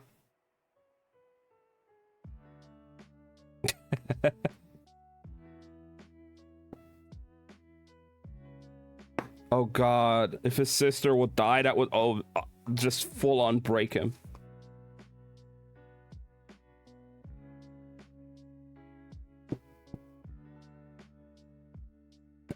Alright, part 2. Amira Maresh stood in the doorway to her son's chamber and watched the two of them sleep. Kel was slumped in a chair beside Rai's bed, his coat cast off and a blanket around his bare shoulders, his head resting on folded arms atop the bedsheets. The prince lay stretched out on the bed, one arm draped across his ribs. The color was back in his cheeks and his eyelids fluttered, lashes dancing the way they did when he dreamed. In sleep, they both looked so peaceful. When they were children, Amira used to slip from room to room like a ghost after they'd gone to bed, smoothing sheets and touching hair and watching them fall asleep. Rai wouldn't let her tuck him in. He claimed it was undignified. And Kel, when she tried, had only stared at her with those large, inscrutable eyes. He could do it himself, he'd insisted, and so he had. Now Kel shifted in his sleep, and the blanket began to slip from his shoulders. Amira, unthinking, reached to resettle it, but when her fingers brushed his skin, he started and shot upright as if under attack, eyes bleary, face contorted with panic. Magic was already singeing across his skin, flushing the air with heat. "It's only me," she said softly, but even as recognition settled in Kel's face, his body didn't loosen. His hands returned to his sides, but his shoulders stayed stiff, his gaze landing on her like stones. And Amira escaped to the bed, to the floor, wondering why he was so much harder to look at when he was awake.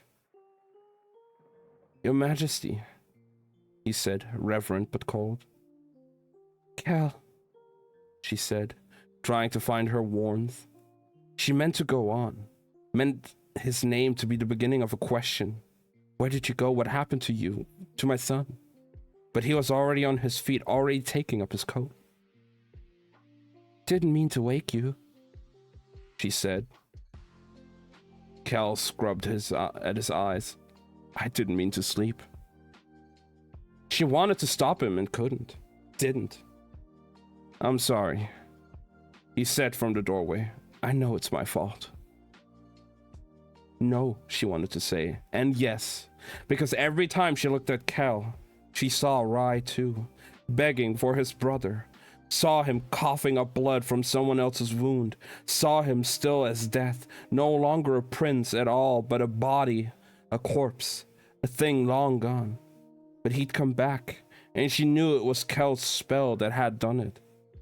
She had seen now what Kel had given the prince, and what the prince was without it, and it terrified her. The way they were bound, but her son was laying in bed, alive, and she wanted to cling to Kel and kiss him to say thank you. She forgave him nothing. She owed him everything. And before she could say so, he was gone. Oh. Ah, yes. German ads. The fucking... Ah! God damn it.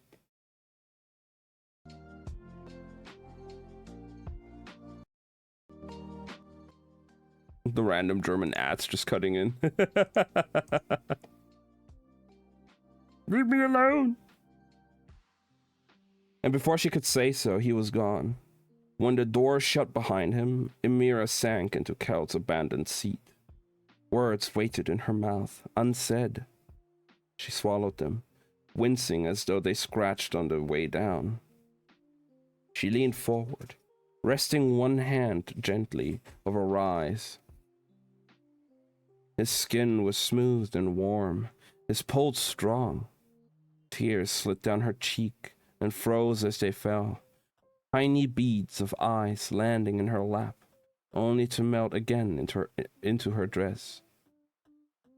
It's all right, she finally managed, though she didn't know if the words were for Kel, or Rye, or herself.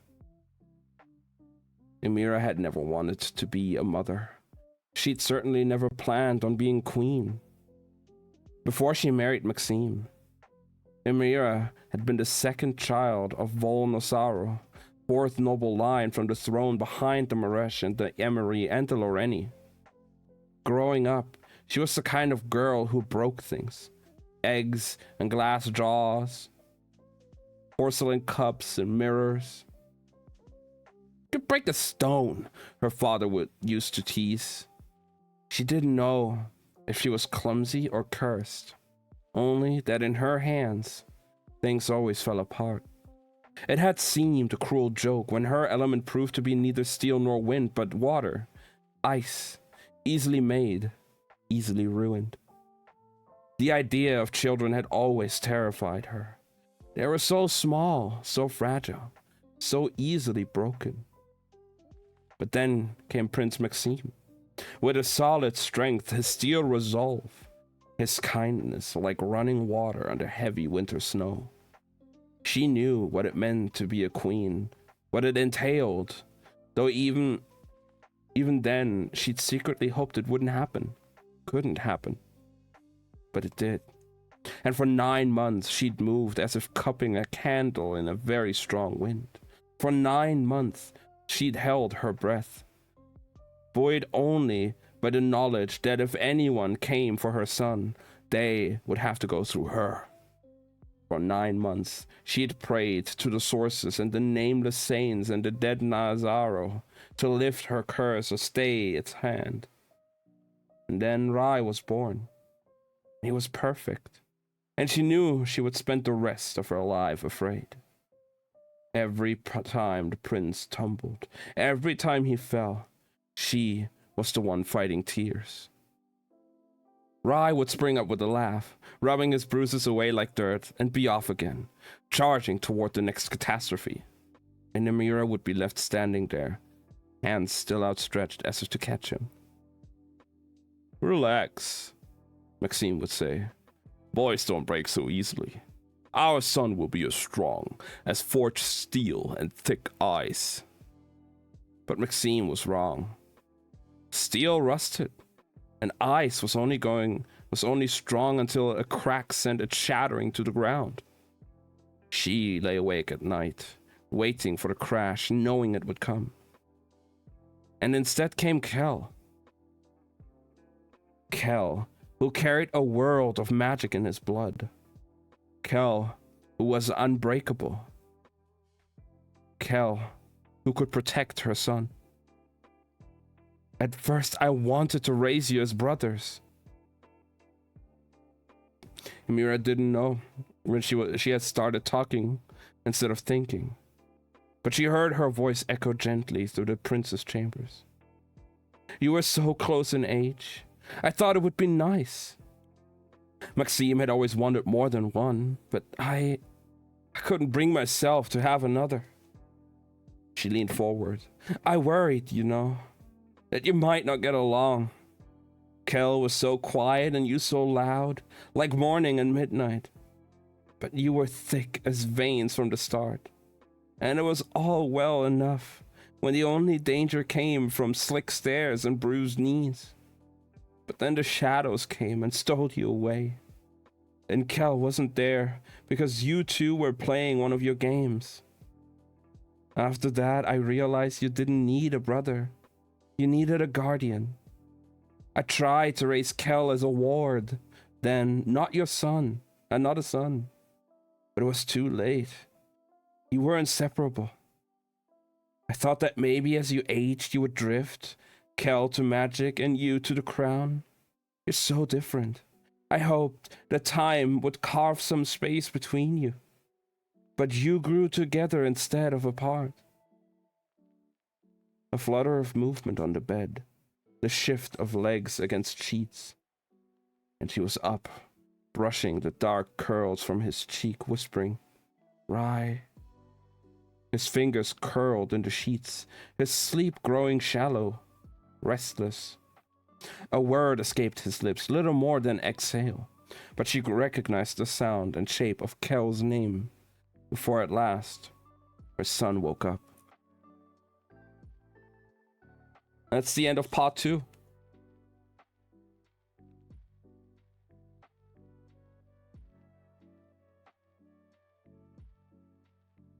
I like the very like interpersonal drama we're going through right now.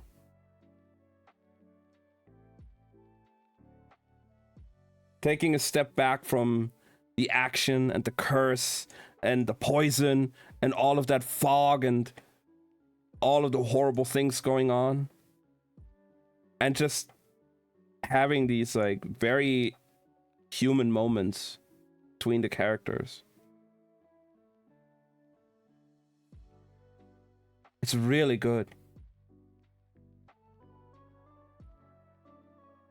So far, I would say, like, we're only 2 parts in, but this chapter, I think so far, is my favorite of the ones we've read. As good as the others were, just this interpersonal, just like very human drama right now is just absolutely beautiful.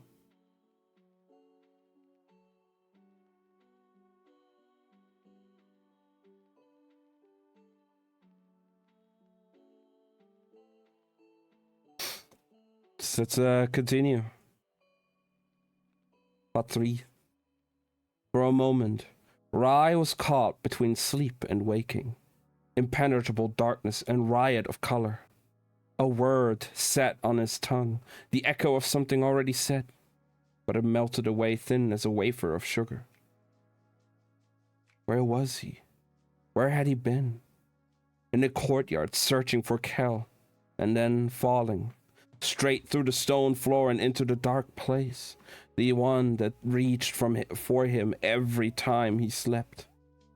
It was dark here too, but the subtle layered dark of a room at night. The red cushions on his bed, with their honeyed trim, were cast in variant shades of gray, the bedsheets mussed beneath them. Dreams clung to Rai like cobwebs, dreams of pain, of strong hands holding him up, holding him down. Dreams of ice-cold collars and metal frames, of blood and white stone. But he couldn't hold on to their shape. His body hurt with the memory of hurting. And he collapsed back against the pillows with a gasp. "Easy," said his mother. "Easy." Tears were spilling down her cheeks, and he reached out to catch one, marveling at the crystal of ice quickly melting in his palm. He didn't think he'd ever seen her cry. "What's wrong?" She let out a stifled sound, something caught between the laugh and the sob, and verging on hysterical. "What's wrong?" she echoed with a shudder. "You left. You were gone. I sat here with your corpse." Rai shivered at that word, the darkness catching, trying to drag his mind back down into the memory of the place without light, without hope, without life. His mother was still shaking her head. I thought he healed a wound. I thought he brought you back. I didn't realize he was the only thing keeping you here. That you had really..."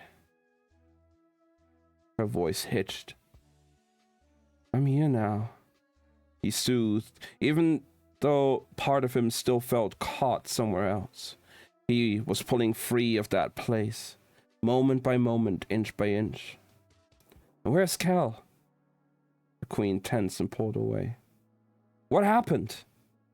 Is he safe? Her face hardened. I watched you die because of him. Frustration hit Rye in a wave, and he didn't know if it was only his or Kel's as well, but the force was rocking. I am alive again because of him, he snapped. How can you hate Kel after all of this? Amira rocked back as if struck. I do not hate him, though I wish I could. You have a blindness when it comes to each other, and it terrifies me. I don't know how to keep you safe. You don't have to, said Rye, getting to his feet. Kel has done it for you. He's given his life, and saints know what else, to save, to salvage me. Not because I am his prince, but because I'm his brother. And I will spend every day of this borrowed life trying to repay him for it. He was meant to be your shield, she murmured. Your shelter. You were never meant to be this. Kel shook his head, exasperated. Kel isn't the only one you fail to understand. My bond with him didn't start with the curse. You wanted him to kill for me, die for me, protect me at all costs. Well, Mother, you got your wish. You simply failed to realize that the kind of love, that bond, it goes both ways. I would kill for him, and I would die for him. And I will protect him however I am able. From Faro and Vesk, from White London and Black London, and from you. Rye went to the balcony doors and threw open the curtains, intending to shower the room of the Isles' red light. Instead, he was met with a wall of darkness. His eyes went wide, anger dissolving into shock. What's happened to the river? End of part 3. Oh my god! Ah! Oh my god!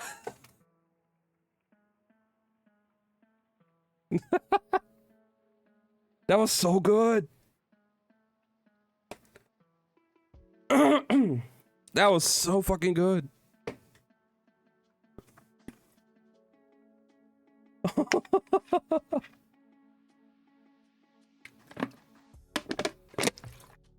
Rye was fucking spitting there, man. Holy shit.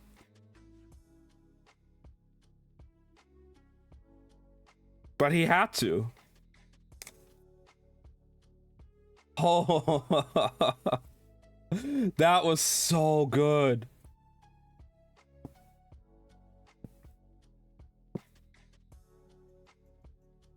That.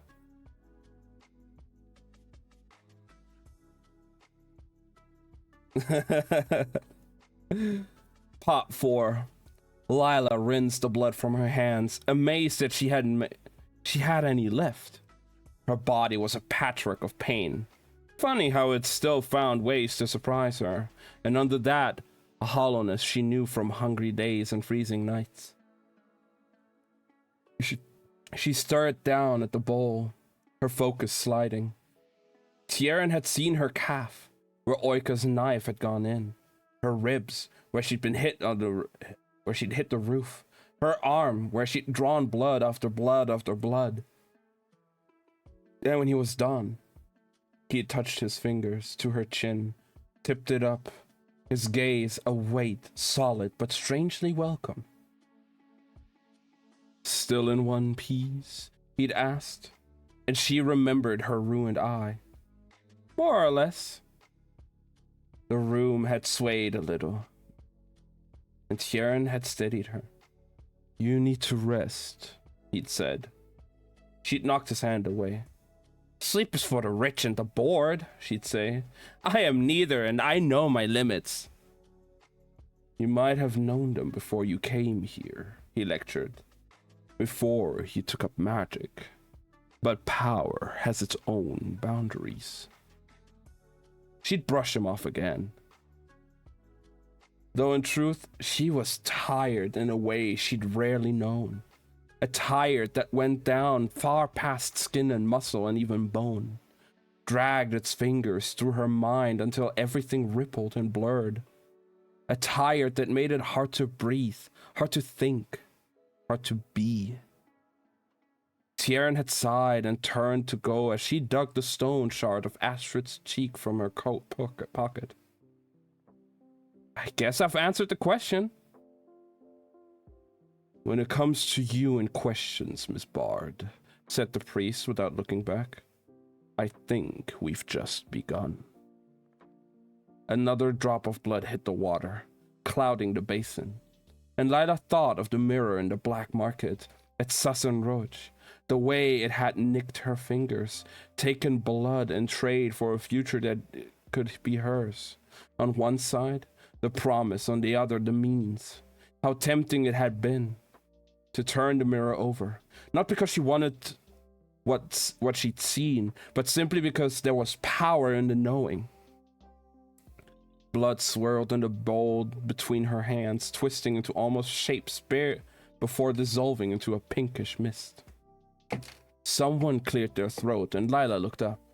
She'd nearly forgotten the boy standing by the door, Hastra. He'd led her here, given her a silver cup of tea, which sat abandoned on the table, filled the basin, and had taken up his place by the door to wait. Are they afraid I'll steal something or run away? She'd asked, when it was clear he'd been assigned to mind her. He'd flushed, after a moment said bashfully, "Bit of both, I think." She'd nearly laughed. "Am I a prisoner?" she asked, and he'd looked at her with those wide, earnest eyes and said, in an English softened by a smooth Arnesian accent, "We are all prisoners, Miss Bard, at least for tonight." Now he fidgeted, looking toward her, then away, then back again, eyes snagging now on the reddening pool, now on her shattered eye. She'd never met a boy who wore so much on his face. "Something you want me to ask me?" Hastra blinked, cleared his throat. At last, he seemed to find the nerve. "Is it true what to say about you?" "What is it they say?" she asked, rinsing the final cut. The boy swallowed. "That you're the third Antari?" It gave her a shiver to hear the words. The one from the other London? "No idea," she said, wiping her arm with a rag. "I do hope you're like him," the boy pressed on. "Why's that?" His cheeks flushed. "I just think Master Kell shouldn't be alone, you know. The only one." "Last time I checked," said Lila, "you have another in the prison. Maybe we could start bleeding him instead." She wrung a rag, red drops falling in the bowl. Hastra flushed. "I only meant..." Hastra's a shipper. "I only meant..." He pursed his lips, looking for the words or perhaps the way to say them in her tongue. "I'm glad that he has you." "Who says he does?" But the words had no bite. Lila was too tired for games. The ache in her body was dull but persistent, and she felt bled dry in more ways than one. She stifled a yawn. "Even Antari needs sleep," said Hastra gently. She waved the words away. "You sound like Tieran." His face lit up as if it were praise. "Master Tieran is wise." "Master Tieran is a nag," she shot back, her gaze drifting again to the reflection in the clouded pool. Two eyes stared up, one ordinary, the other fractured, one brown, the other just a starburst of broken light. She held her gaze, something she'd never been keen to do, and found that strangely it was easier now. as if this reflection were somehow closer to the truth. Lila had always thought of secrets like gold coins. They could be hoarded or put to use. But once you spent them or lost them, it was a beast to get your hands on more. Because of that, she'd always guarded her secrets, prized them above any take. The fences back in Grey London hadn't known she was a street rat. The street patrols hadn't known she was a girl. She herself didn't know what had happened to her eye. But one knew. But no one knew it was fake. Lila dragged her fingers through the water one last time. So much for that secret, she thought. And she was running out of ones to keep. What now? She'd asked, turning toward the boy. Do I get to inflict wounds on someone else? Make some trouble? Challenge this Osauron to a fight? Or shall we see what Kel is up to? As if ticked off the options, her fingers danced absently over her knives, one of which was missing. Not lost, simply loaned. Hastra held the door for her, looking balefully back at the abandoned cup. Your tea. Lila sighed and took up the silver cup, its contents long cold. She drank, cringing at the bitter dregs before sitting at the side and following Hastra out. That's part 4. We're getting a lot of like cool little like perspectives of the different characters right now.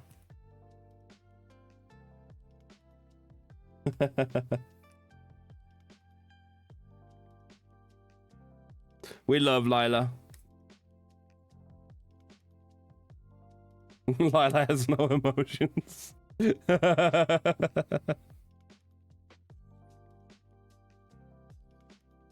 love Lila though. Lila's great.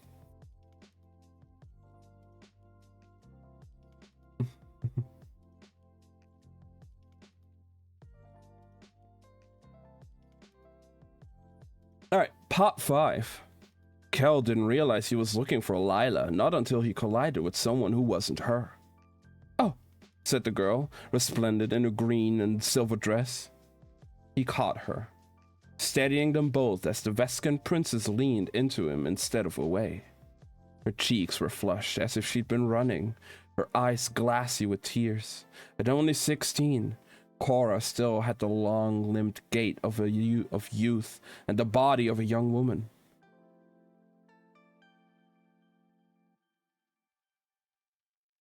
Shin Yancy 0, let's go.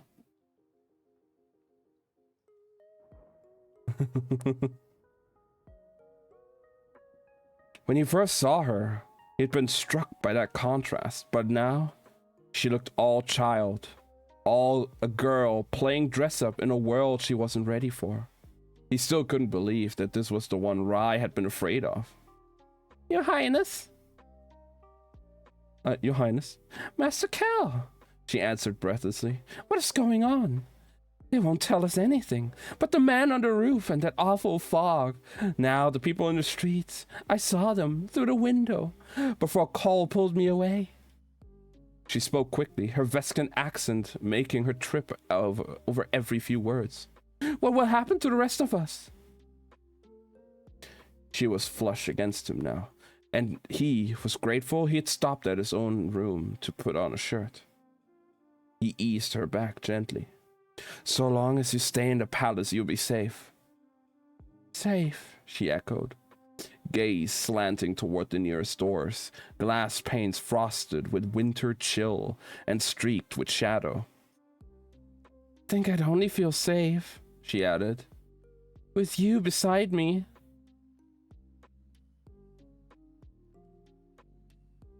How romantic, said a dry voice, and Kel turned to see Lila against the door, leaning against the wall. Hastra a few strides behind. Cora stiffened in Kel's arms at the sight of them. Isn't Kel like early 20s? Isn't it like 19, 20 or something? And she's 16. Like, girl!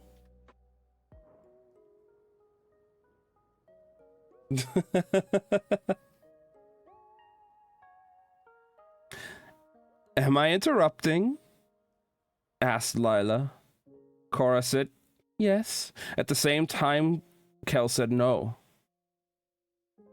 The princess shot him a wounded look, then turned her annoyance on Lila.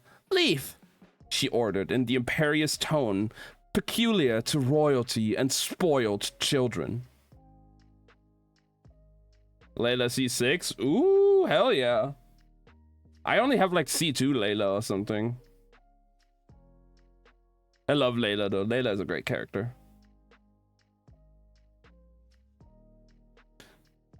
Kel cringed, but Lila only raised a brow. What was that? She asked, strolling forward. She was half a head taller than the Vescan Royal. To her credit, Cora didn't retreat.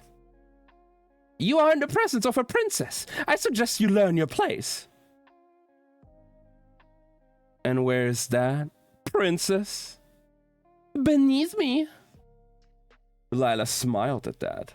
One of those smiles that make Kel profoundly nervous. The kind of smile usually followed by a weapon. Sat-tak, Cora! Her brother, Cole, rounded the corner, his face tight with anger. At 18, the prince had none of his sister's childlike features, none of her lithe grace.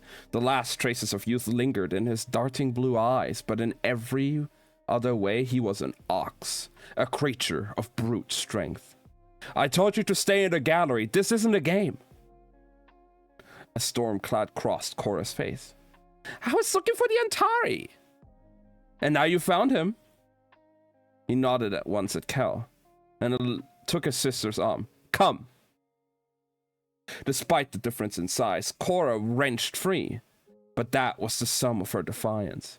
She shot Kel an embarrassed look, and Lila a venomous one, before following her brother out.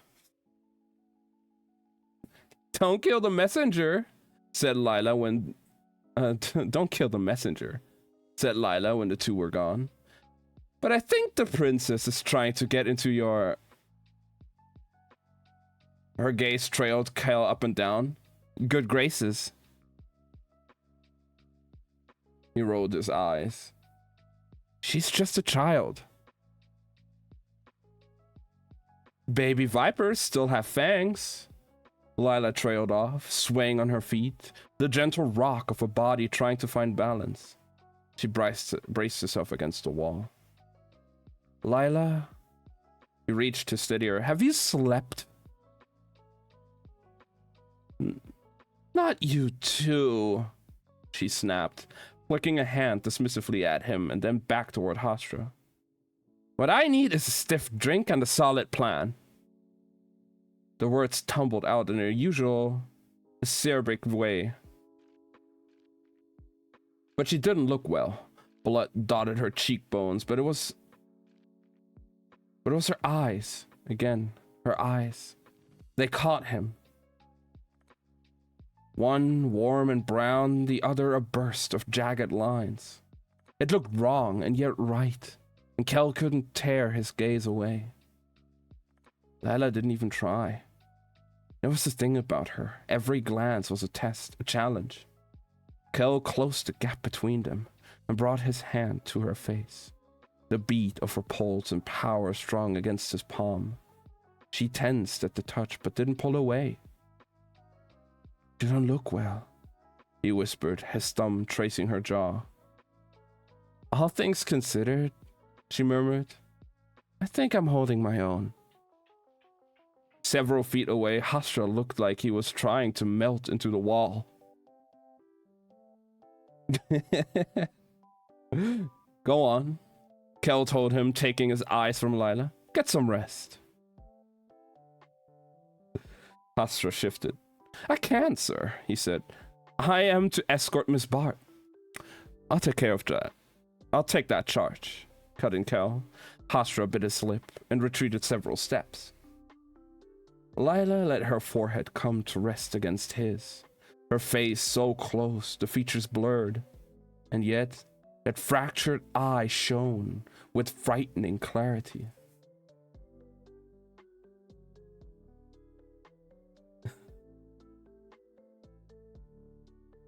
Never told me, he whispered. You never noticed, he answered, and then, Alucard did. The blow landed, and Kel started to pull away when Lila's eyelids fluttered and she swayed dangerously. He braced her. Come on, he said gently. I have a room upstairs. Why don't we... A sleepy flicker of amusement. Trying to get me into bed? Kel mustered a smile. It's only fair. I've spent enough time in yours. If I remember correctly, she said, her voice dreamy with fatigue, you were on top of the bed the entire time. And tied to it, observed Kel. Her words were soft at the edges. Those were the days, she said right before she fell forward. It happened so fast, Kel could do nothing but throw his arms around her. Lila? He asked, first gently and then more urgently. Lila! She murmured against his front, something about sharp knives and soft corners, but didn't rouse, and Kel shot a glance at Hashra, who was still standing there, looking thoroughly embarrassed. What have you done? Demanded Kel. It was just a tonic, sir, he fumbled. Something for sleep. You drugged her? It was Tieren's order, said Hashra, chastised. He said she was mad and stubborn and no use to us dead. Hashra lowered his voice when he said this, mimicking Tieren's tone with startling accuracy. And what do you plan to do when she wakes up? Hashra shrank back. Apologize?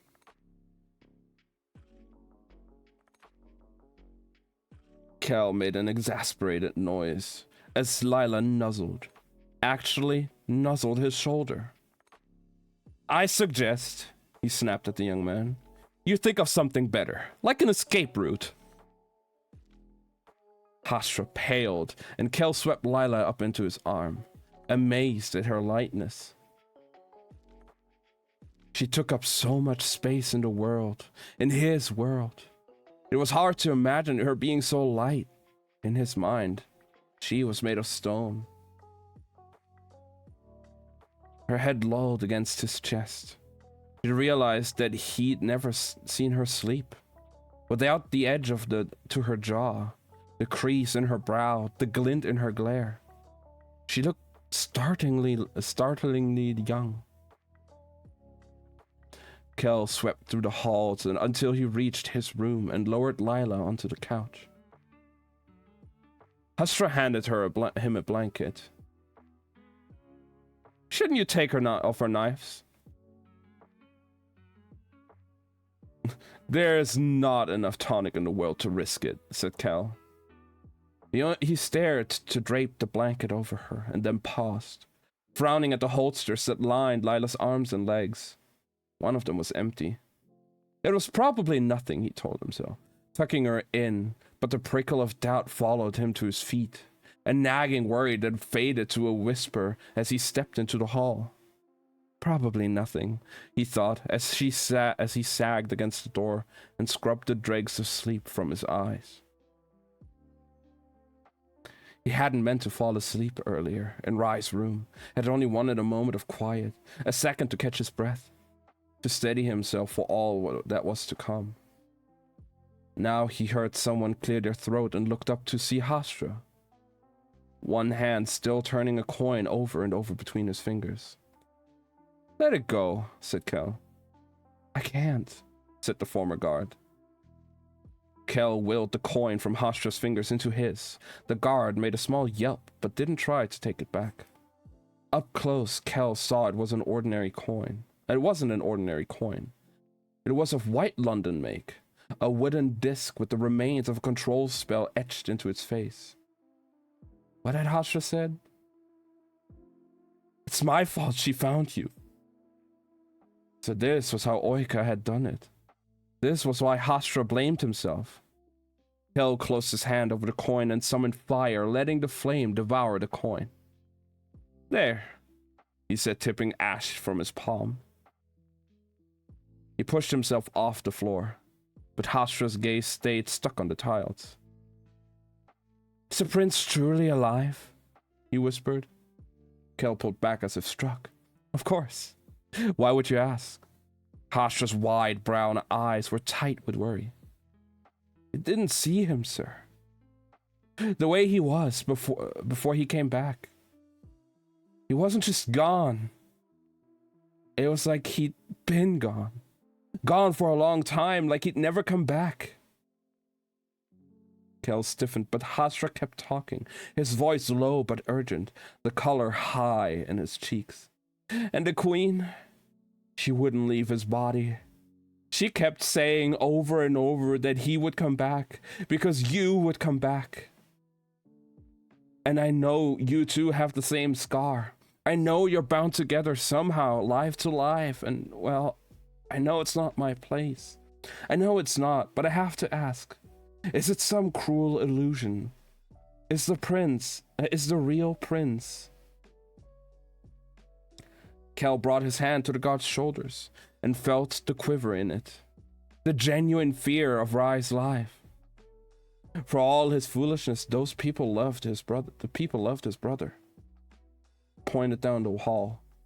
The real prince, he said firmly, sleeps beyond that door. His heart beats as strongly in his chest as my heart does in mine, and it will until the day I die. Kel was pulling away when Hastra's voice drew him back, soft but insistent. There's a saying in the sanctuary, Is Avenstran, the blessed thread. Thread. Hastra nodded eagerly. Do you know what it means? His eyes brightened as he spoke. It's from one of the myths, the origin of the magician. Magic and man were brothers, you see. Only they had nothing in common, for each strength was the other's weakness. And so one day, magic made a blessed thread and tied itself to man, so tightly that the thread could cut into their skin. Here he turned his hands up, flexing his wrists to show the veins. And from that day, they shared their best and worst, their strength, their weakness. Something fluttered in Kel's chest. How does the story end? He asked. It doesn't, Hastra said. Not even if they part?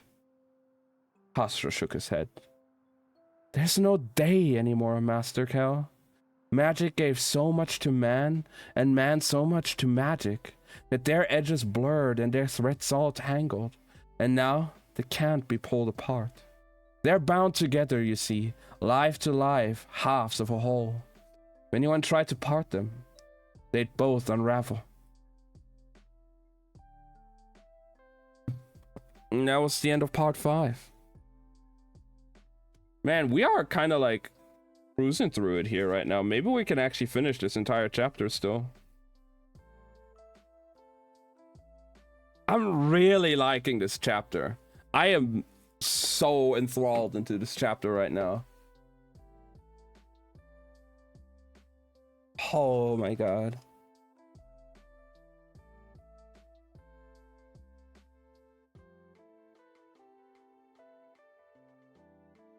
Hastra spin-off TV show.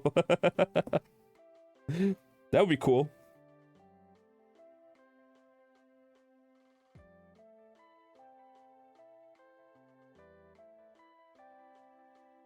Playing so much Genshin, it's so nice. Let's go. Glad you can enjoy some Genshin while just listening to me.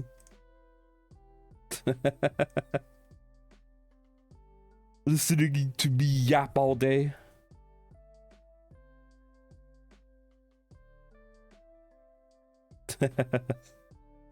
You're doing some exploration or doing story?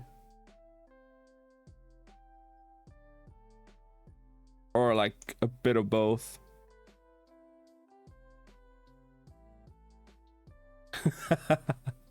Okay, why am I not surprised?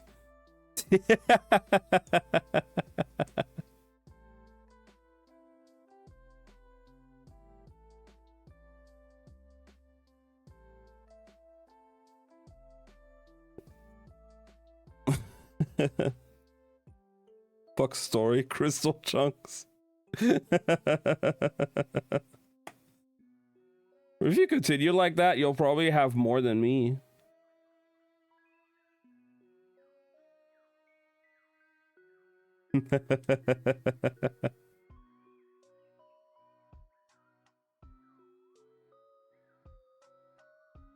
I mean, you already have a C6 character that I don't have.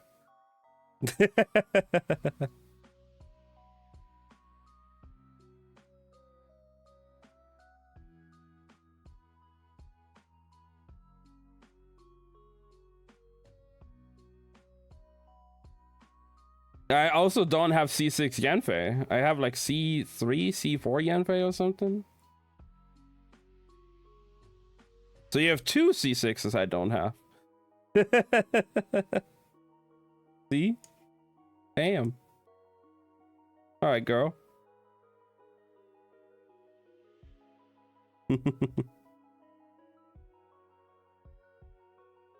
My last C6 4-star cost me a lot, to be fair.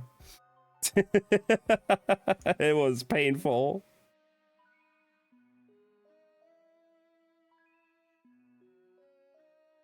Stupid coming.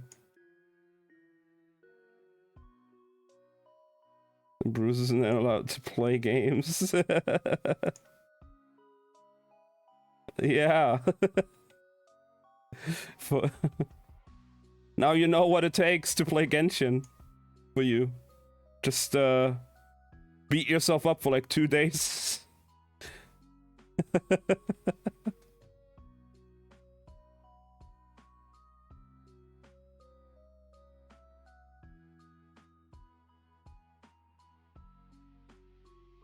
All right.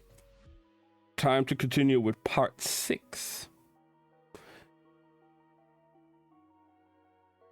After a big yawn. Oh, shit. Alucard knew the Maresh Palace better than he should have. Rai had shown him a dozen ways in and out, hidden doors and secret halls, a curtain pulled aside to reveal a stairwell, a door set flush with the wall. All the ways a friend could sneak into a room, or a lover into a bed. The first time Alucard had snuck into the palace, he'd been so turned around he'd nearly walked in on Kel instead. I don't have a lot of space here, Abby. I don't know if it would be enough.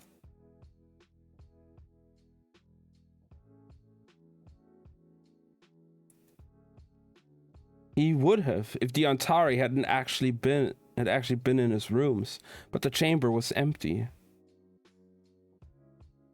The candlelight dancing over a bed still made, and Alucard had shuddered and slipped back the way he'd come, and fallen into Rai's arms several minutes later, laughing with relief until the prince pressed a palm over his mouth. Space saver method. Yeah, okay. I guess. If we're even getting any sleep.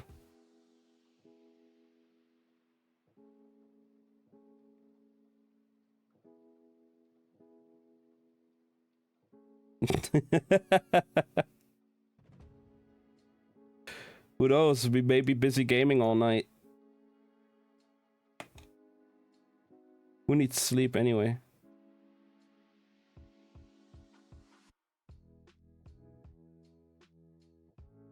Not me, I say while yawning.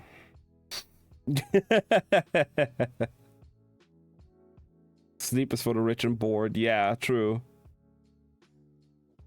I may be bored sometimes, but I'm definitely not rich.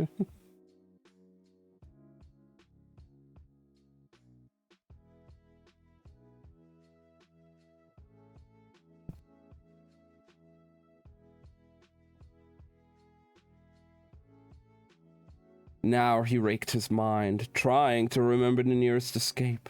If the doors had been made by or cloaked with magic, he'd have seen the threads, but the palace portals were simple, wood and stone and tapestry, forcing him to find his way by touch and memory instead of sight. A hidden door led from the first floor down to the undercarriage of the palace. 6 pillars held the massive structure up, solid bases from which the ethereal arc of the Maresh residence vaulted up against the sky. 6 pillars of hollowed rock with a network of tunnels where they met the palace floor.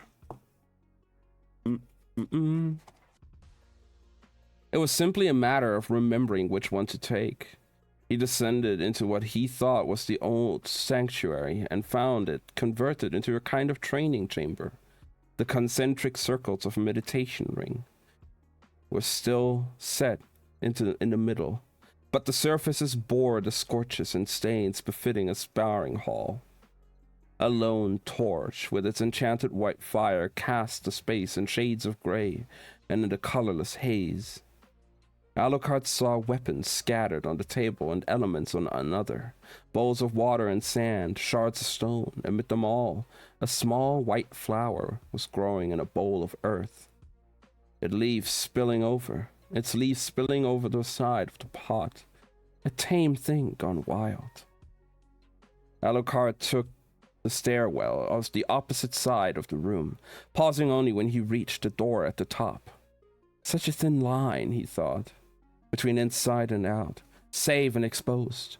But his family, his crew waited on the other side. He touched the wood, summoning his strength, until the door opened with a groan onto darkness. Darkness, and before it, a web of light. Alucard hesitated, face to face with the fabric of the priest's protection spell. It looked like spider silk, but when he passed through, the veil didn't tear. It simply shuddered and settled back into shape. Alucard stepped forward into the fog, half expecting it to fold around him, and yet the shadows wicked off his coat, washed up against his boots and sleeves and collar, only to fall away, rebuffed. Retreating with every step, but not far, never far. His forehead itched, and he remembered Lila's touch, the streak of blood, now dry across his brow. There was a thin protection, the shadows trying again and again to find their way in. How long would it last? He pulled his jacket close and quickened his pace. Osaron's magic was everywhere, but instead of the threads of spellwork, Alucard saw only heavy shadow, charcoal streaked across the city, and stark absence of light like spots across his vision. The darkness moved around him, every shadow swaying, dipping and rolling the way in a room, and rolling the way a room did after too many drinks.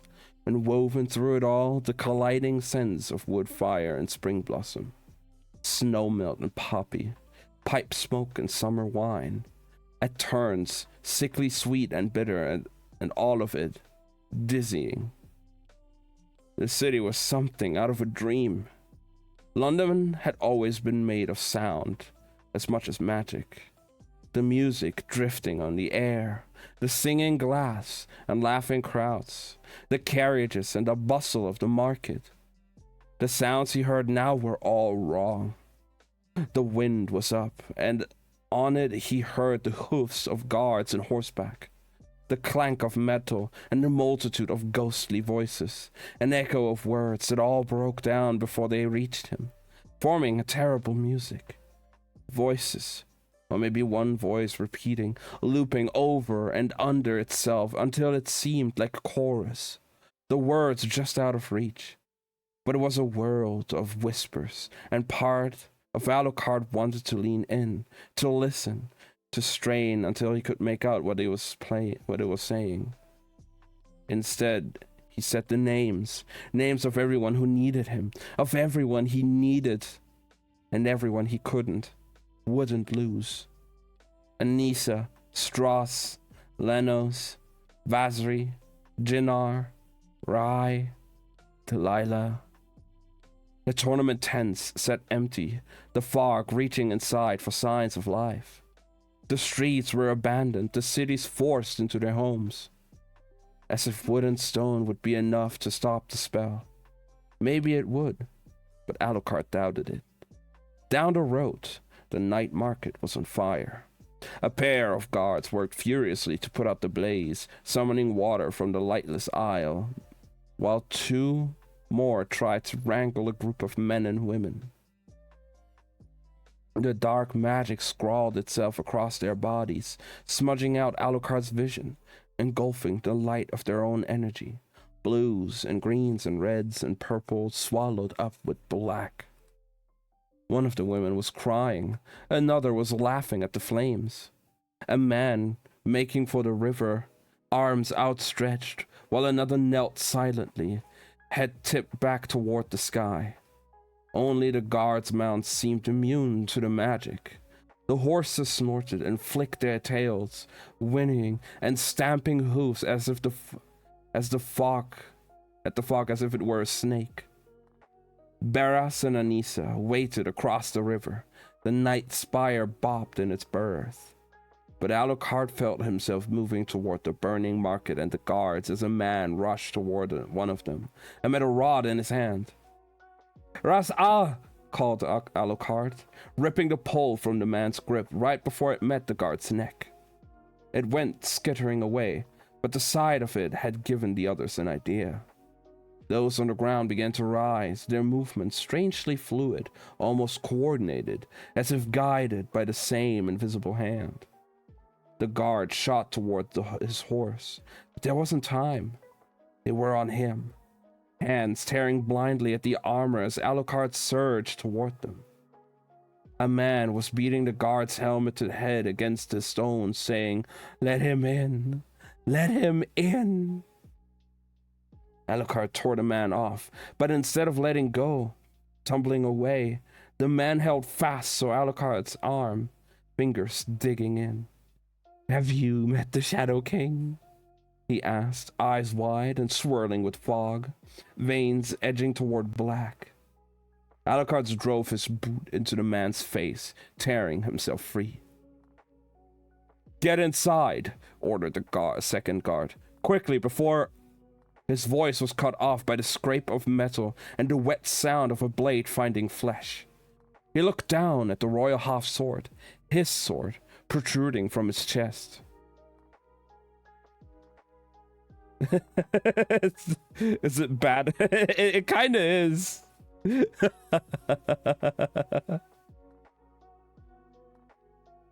It's protruding from his chest. I mean, he is considering himself a god.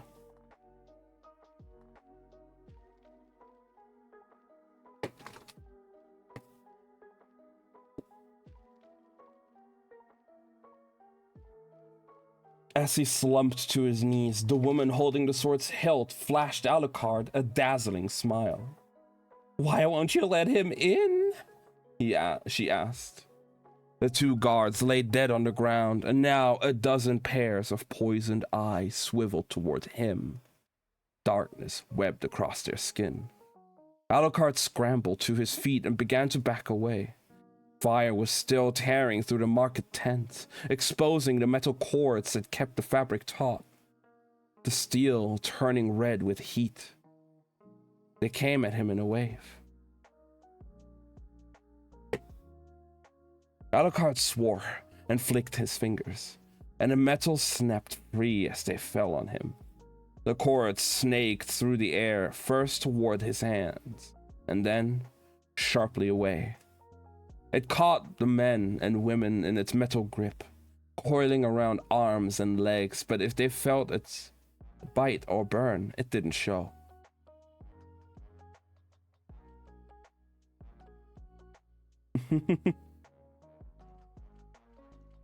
"The king will find you," snarled one as Alucard lunged for the guard's mount. The king will get in, said a second, as he swung up and kicked the horse into motion. Their voices trailed in his wake. All hail the Shadow King! Barras! Called Alucard as he rode through the unlocked gates. Anissa! His childhood home loomed before him, lit like a lantern against the night. Despite the cold, Alucard's skin was slick with sweat from riding hard. Okay, phrasing. Okay.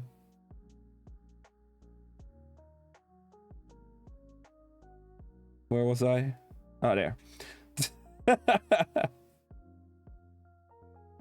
Like to ride hard? Oh, is that so, huh? Is that so?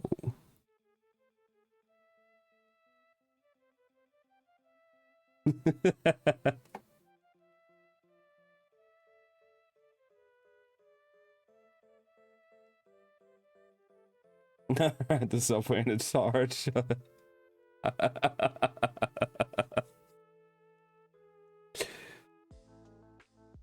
I usually either ride a bike or a train.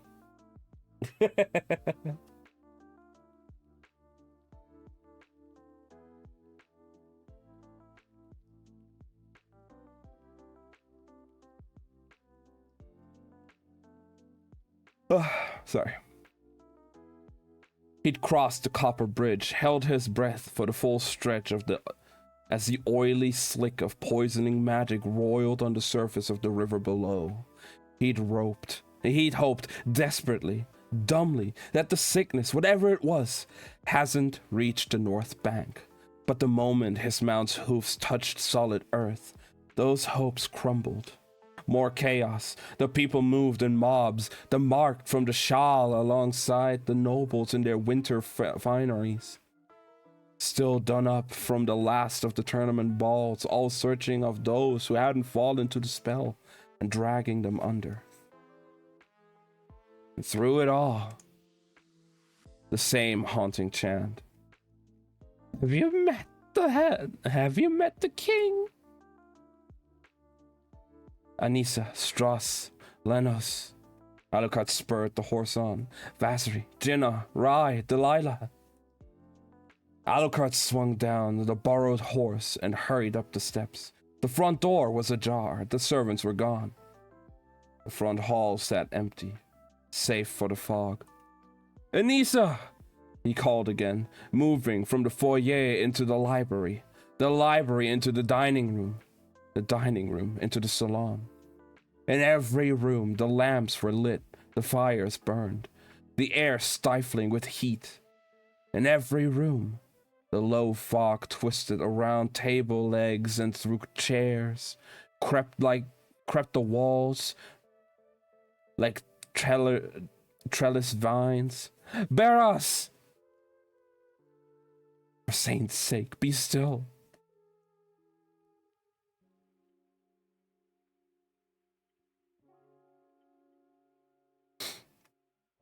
For saint's sake, be still, growled a voice behind him. Alucard spun to find his older brother, one shoulder tipped against the door. A wineglass hung as it always did from his fingers, and his chiseled face held its usual disdain. Barras.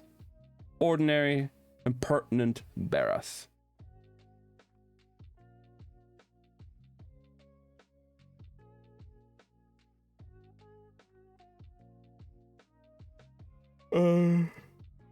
Just quickly hydrate.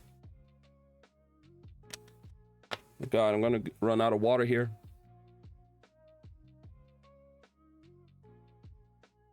Damn. I've been hydrating a lot this evening. We went through a whole energy drink, a cup of tea, and an entire bottle of water.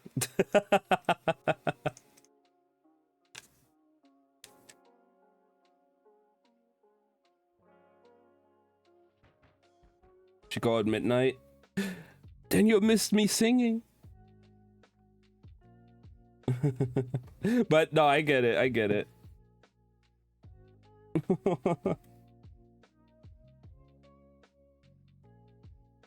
Nah, you're fine, Slothy. You do your thing. If it's not getting muted, hopefully.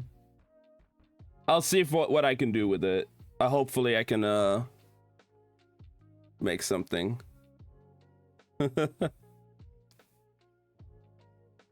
Hopefully I can make something happen with it.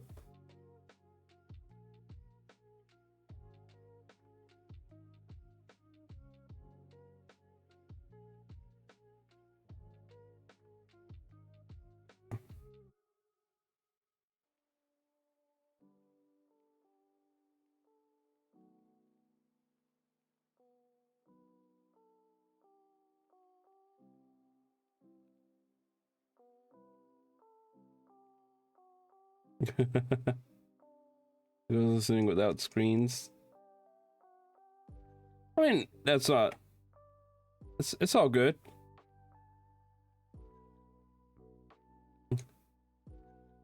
Yeah, we'll see. Hopefully, it's not getting muted or anything, and I can make some things like it can make it work. Like maybe get it up on YouTube or something.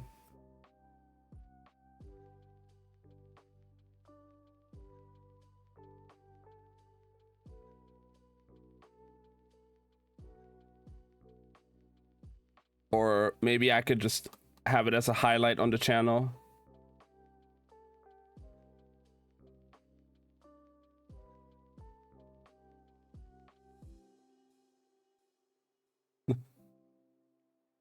Nah, I would have done that anyway, Slothy.